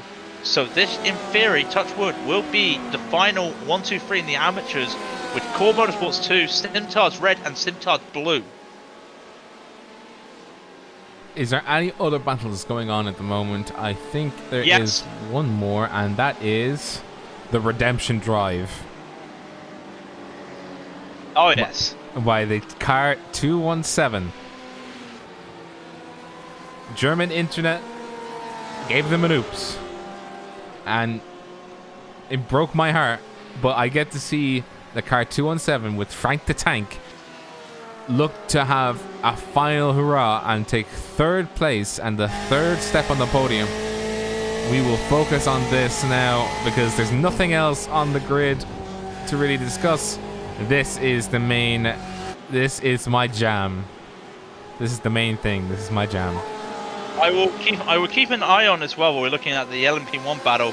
It looks like Bushfink might be catching elements, but we'll keep an eye on that. The gap is now 2.5 seconds, but we got to keep an eye on the GSR battle. 0.3 of a second is the gap as they come around to Stowe. Around Stowe. Now Brando has been struggling. I have seen a bit of sliding there, but nothing too serious to write home about. The gap keeps increasing, but this is probably the first time Slothman has had to battle around the Core Motorsports number 3 car. So it's different driving styles. It will not be like a Mercedes at the front. A Henriquez, sorry, not Mercedes in the amateur car. A Henriquez who was doing a lot of defending and taking the inside line pretty successfully. So it will be interesting as they come around. Where are they now? I've lost it. It's Village. Just lost my bearings for a moment. Village into the loop. It's a 0.3 gap. It takes a bit of a line there, Slothman. A really nice line. Will push and push. He's lost a bit of time. Will try and get as much slipstream as he can up the Wellington straight. Gap is 0.4. He lost a bit of time going through the loop. Can he make it up now before he gets into, well, if he gets a good line out of Luffield, Woodcott and Luffield, might make a move going down into Cops, but I can't see it. He'll have to wait until the hangar straight. On around Luffield now, on to the old start finish line. The gap currently is just under half a second, so you know there's not a lot of time left. 6 minutes left of this race. The Redemption Drive has to make it stick within the next 5 minutes. There's only really, well, according to the clock, it says there's 10 laps left, but I think that's a vast overestimate. I think there's yeah, according to my timing screen, it says there's 12 laps, there's 11 laps left, or 10 laps left now. That's not right. No, for the GTEs it's lap 175 and they're looking at 179 laps, so there's 4 laps to go, but there's 6 minutes left on the clock, so I'm thinking it might be 3 laps to go actually. 0.5 is the gap now, 0.4 is the gap. Slothman cannot catch up here. It'll be interesting to see when they cross the line what the times are. Slothman had a bit of a moment going through the loop. We'll see now as they cross the line. It's going to be for Brando a 57.144. The 57.373 for Slothman. He is unable to make any advance, and look at him pushing it around Vale. Look at it now going to Village. He is really pushing this BMW right now. Now if he gets a good line out of the loop, which he did not get last time, that's a better line. Missed the apex, so a bit of sliding from Brando there. So that might help Slothman in the straight, no. And an HPD is going to come up beside them. And actually, who gets the slipstream? Nobody gets the slipstream. And it's a bookend there. It's a bookend there. But Daniel had put himself in the middle of these two. I'm not sure if that's right. Cody Smith goes off. Oh, he's gone off there right at the middle of Luffield Woodcott there, sorry. of Woodcock. That could have been dangerous. It was good thing it was on the outside. The HPD goes around. So now Branado, I gotta get that name right. Brando. The ace? Brandeo. Whatever. There you Brandeo, go. thank you. Brandeo. Sorry, Hugo. Brandeo gets a bit of slipstream as they come around into Maggots and Beckett's. Slipping and sliding through the S's of Maggots and Beckett's, then on to the Hanger Straight. Now the gap currently is 0.7 of a second exactly, and I think Schlottmann is using as much toe as he can to try and... Oh, there's been a mistake! Oh, there's been a mistake from Brandeo. Brandeo lost it coming into Stowe. Schlottmann has made the move, and he is now in third position. Oh! Redemption! And the gap is 0.0 seconds. I've got to go back. I said we got to keep an eye on the LMP1 battle. Hoffman has now been caught up by traffic. It blankers now for Bushfink. Is now half a second behind the Element Sim racing car of Matthias Hoffman here. Half a second. There's 3:32 left on the clock right now. They will do 2 more laps, I reckon. So these two will be battling. They're coming onto the start line. They're now coming around Village. A late move from Blankers there. He overshoots Village. Will he make a better line into the loop? He does. Lost a bit of time there, but Hoffman got hounded by the looks of it by traffic there. Has lost all that time and was just being pushed there into the slipstream. No idea what happened to Blankers there on that corner. Oh, there's an LMP1 battle right behind them.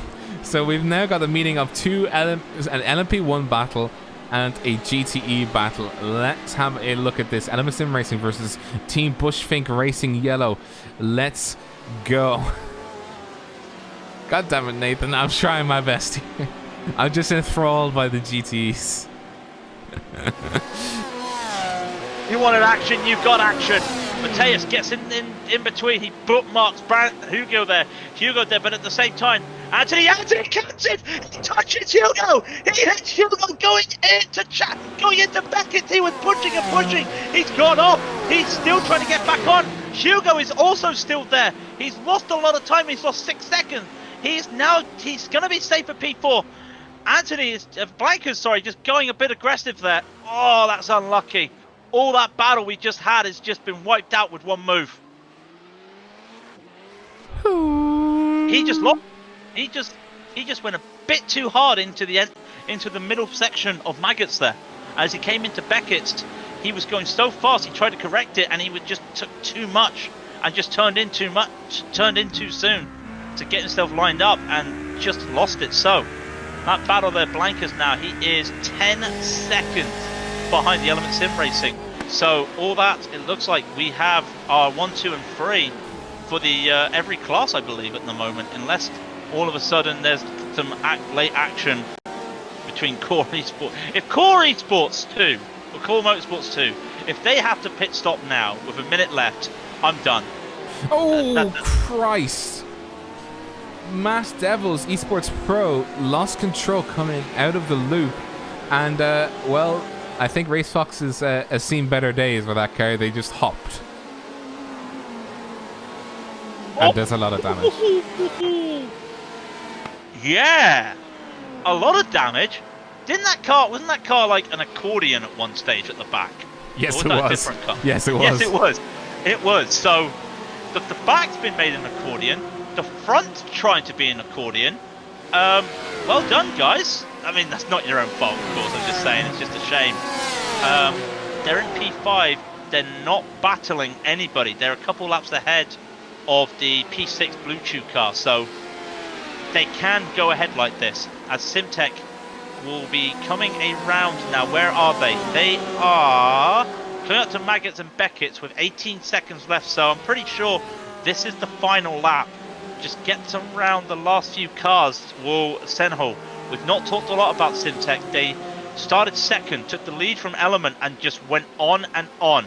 So they are literally so far ahead. The Element's just taken the white flag. Just taking the white flag. And Yep.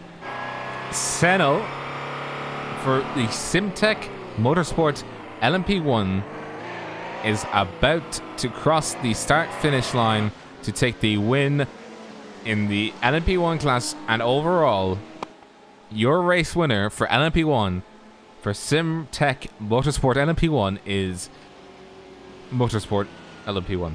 That's your winner. The driver is Stan Stella.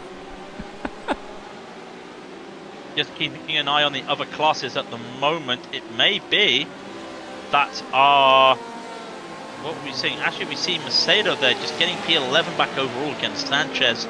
Just waiting for the next class to cross the line. And coming around club it is at the moment. The GTE winners, after an unfortunate internet issue, Core Motorsport number 4 will take the GTE, overall GTE and GTE Pro win for the team. And Henriquez drove his socks off at the end there, and I believe just coming around shortly, started pole, had a penalty issue, couple spins, but fought back to second.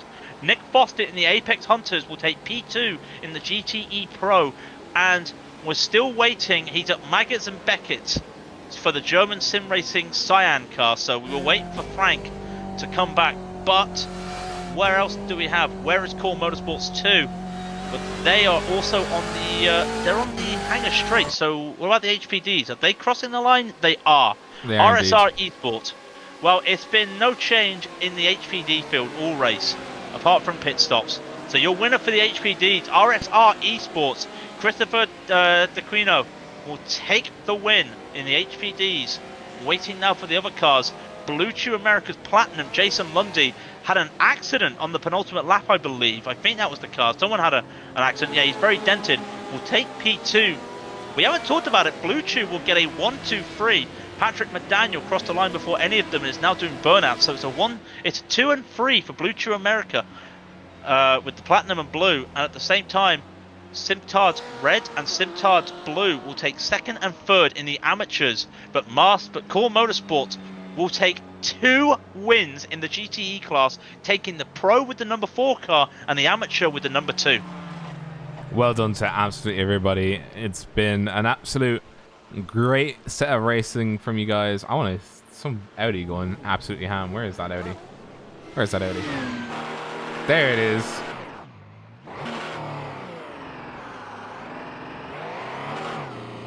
Brilliant racing. Well done to the going a bit sideways. Well done to the Simtards Red and Simtards Blue. Simtards Red, forgetting where the pit stall is, or where the pit box, or where the pit entrance is, as they come in. Well done to you guys as well. So, I say let's go over the race results, shall we? Yeah, let's go over the LMP ones first. We mentioned the leaders, but we'll just quickly go through them. Simtech Motorsport LMP 1 gained a spot and finished the overall winners for the race. Behind them was the number 71 of Element Sim Racing, started pole, finished second in P2, of course. Team Bushfink had a chance at P2 at the end of the race there, had an unfortunate accident. Will finish P3. The HCR Scuderia was a lap down in P4. 2 laps behind was the Racefox car in P5. Blue Chew America's Black was P6 and Greenleaf Racing was P7. There were a couple of retirements. We will go over them later as we go into the HPDs. And in the HPDs, it is for the first race of the season, the car 155 crossing the line for RSR Esports by FHN, being driven by Christopher D'Aquino when the car crossed the line. Then we had Blue Chew America's Platinum coming 16 seconds down the road, and that was driven by Jason Lundy. Patrick McDaniel drove the Blue Chew America's Blue car, and that came 2 laps down, and Bizani drove the Medina's Driving School car 111, and that was 5 laps down the road. I can see the pork is inferior. You're damn right. The pork is inferior in the LMP ones, but they're not inferior in the GTEs because 9 of the top 10 cars were Porsches. So in the GTE now, we will go over all the GTEs and we'll mention the amateurs when we get to them. But the first cars we're going to be saying, the top 10, I believe, are all pro cars. So, Core Motorsports 4 takes the win after a good race there at the end, with Apex Hunters starting pole, a drive-through penalty at the start of the race, and they had to fight back all the way. They fought back to P2. German Sim Racing Cyan, the unfortunate story there of GSR Cyan, finishes P3 when they had a chance for the win at one stage with 30 to go. Core Motorsports number 3 take P4. Simza Esports Endurance takes P5. Carbon will take P6. Team Bushfink Blue will take P7. Fury SimSport Midas Simulation will take P8. Adequate Racing will take P9. And Fury SimSport Paddock Promotion will take P10. Core Motorsport 2 is P11, but most importantly, the winning amateur team is Core Motorsports number 2. Behind them is the pro team of Masked Devil Esports in P12. P13 and P2 in the amateurs is Simtard's Red.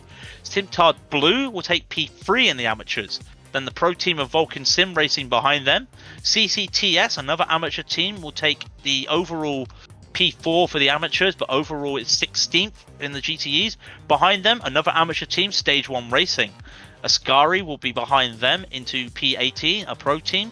And then another amateur, Dynamics Racing, the 399, will take overall P19. Pantera Esports will take the P20th, with and that's a pro, as well as Fury SimSport 4040 Racing. Another pro team, Writer Engineering, will take 22nd. Core Motorsports number 1 will take 23rd. Masked Devil Esports will take 24th, or another amateur team. Kilometer Zero will take 25th, and Blue Chew Americas and another amateur team will take the 26th place overall, and I believe they were a non-finisher as they were 56 laps down, and there are a couple LMP ones that did not finish as well. Yes, we will go over them just now. So that is the Greenleaf Racing Green retired after completing how many was that? So it was 125 laps down, so it only completed about 75 laps. Then the RSR Esport by G Performance, we saw that crash. It only got 50 laps in. The RSR Esport by Abruzzi had a screen freeze in the VR headset and chose to retire because the damage was too great. The HCR Propaganda Ministry was a misregistration. HCR giving me tons of laughs with that. And ERO Race Control, as always, in last place. Well, what a race we had there. An entertaining finish. You know, when we said, wait for the last hour, it provided a lot of fireworks that last hour. It was fantastic to watch. What is your team of the day? Oh, man. You know, I think I have to. It's got to be GSR. I mean, to fight back after everything that happened at the end there, let's be fair, I think everybody had their hearts in their mouth when Timo had the internet drop there. I think everybody wanted to see the finish. It just wasn't meant to be. Technology, it's so good for us until it decides it doesn't want to work for us, and unfortunately that happened for the GSR with the internet. But to fight back and get that P3 just said a lot about the team. They were right in that car right away. They didn't want to go a lap down. They wanted to make sure they were fighting, so they deserved that P3. They could have had some more though, but to get back was important for them. I'd agree with that. Definitely the absolute heart pumping drive that both Timo and Frank the Tank did. We coined a new phrase now, Frank the Tank. But the both of them drove their absolute hearts out. It was only German internet that could have stopped them, and it did. And we hope you guys definitely give them props and, send your commiserations to Timo. It's the most heart-wrenching thing when something like that happens. And unfortunately, it still can happen in this day and age. But that is it for us, guys.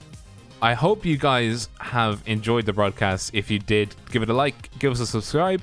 Let us know what you thought about the broadcast. We'll have the next race in 3 weeks' time. We'll have a online live split timings for you guys. So you guys can go to a website for Radeon TV and check out the live timings there without having to ask for current position. You can just get it and have it delivered right to your door. We'll also have the GTAMs color coded. I wasn't able to get it working this time around. It was just the system just wasn't cooperating with me at the moment.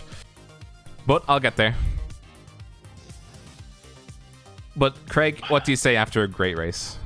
You stole my line by saying like, comment, and subscribe. I mean, I can say if you're on Twitch, please hit the follow button. Thank you very much, everybody watching there. I know we've got a split audience here. It's great to be on 2 different platforms. If you do like us, like I said, we have some more races that we're broadcasting later on. Or not later on now, but later on this week. Tomorrow again, we mentioned at 1945 UCT or GMT, as I like to call it, not what the Americans call it.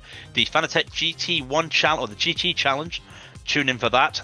We'll be back again Wednesday night for some more league racing, and then again, as always, every Friday night for the ILMS. So if you have enjoyed us, please come around and keep watching us, and thank you for the support once again. And I think me and Rob are now going to go home, absolutely douse our mouths in something cold, and alcohol maybe, because we're absolutely shattered. Yeah. I think I'm going to agree with that sentiment, so I'm going to end it off there. Thanks, guys, for joining us. Enjoy it and have an awesome evening. And we hope to see you again very soon.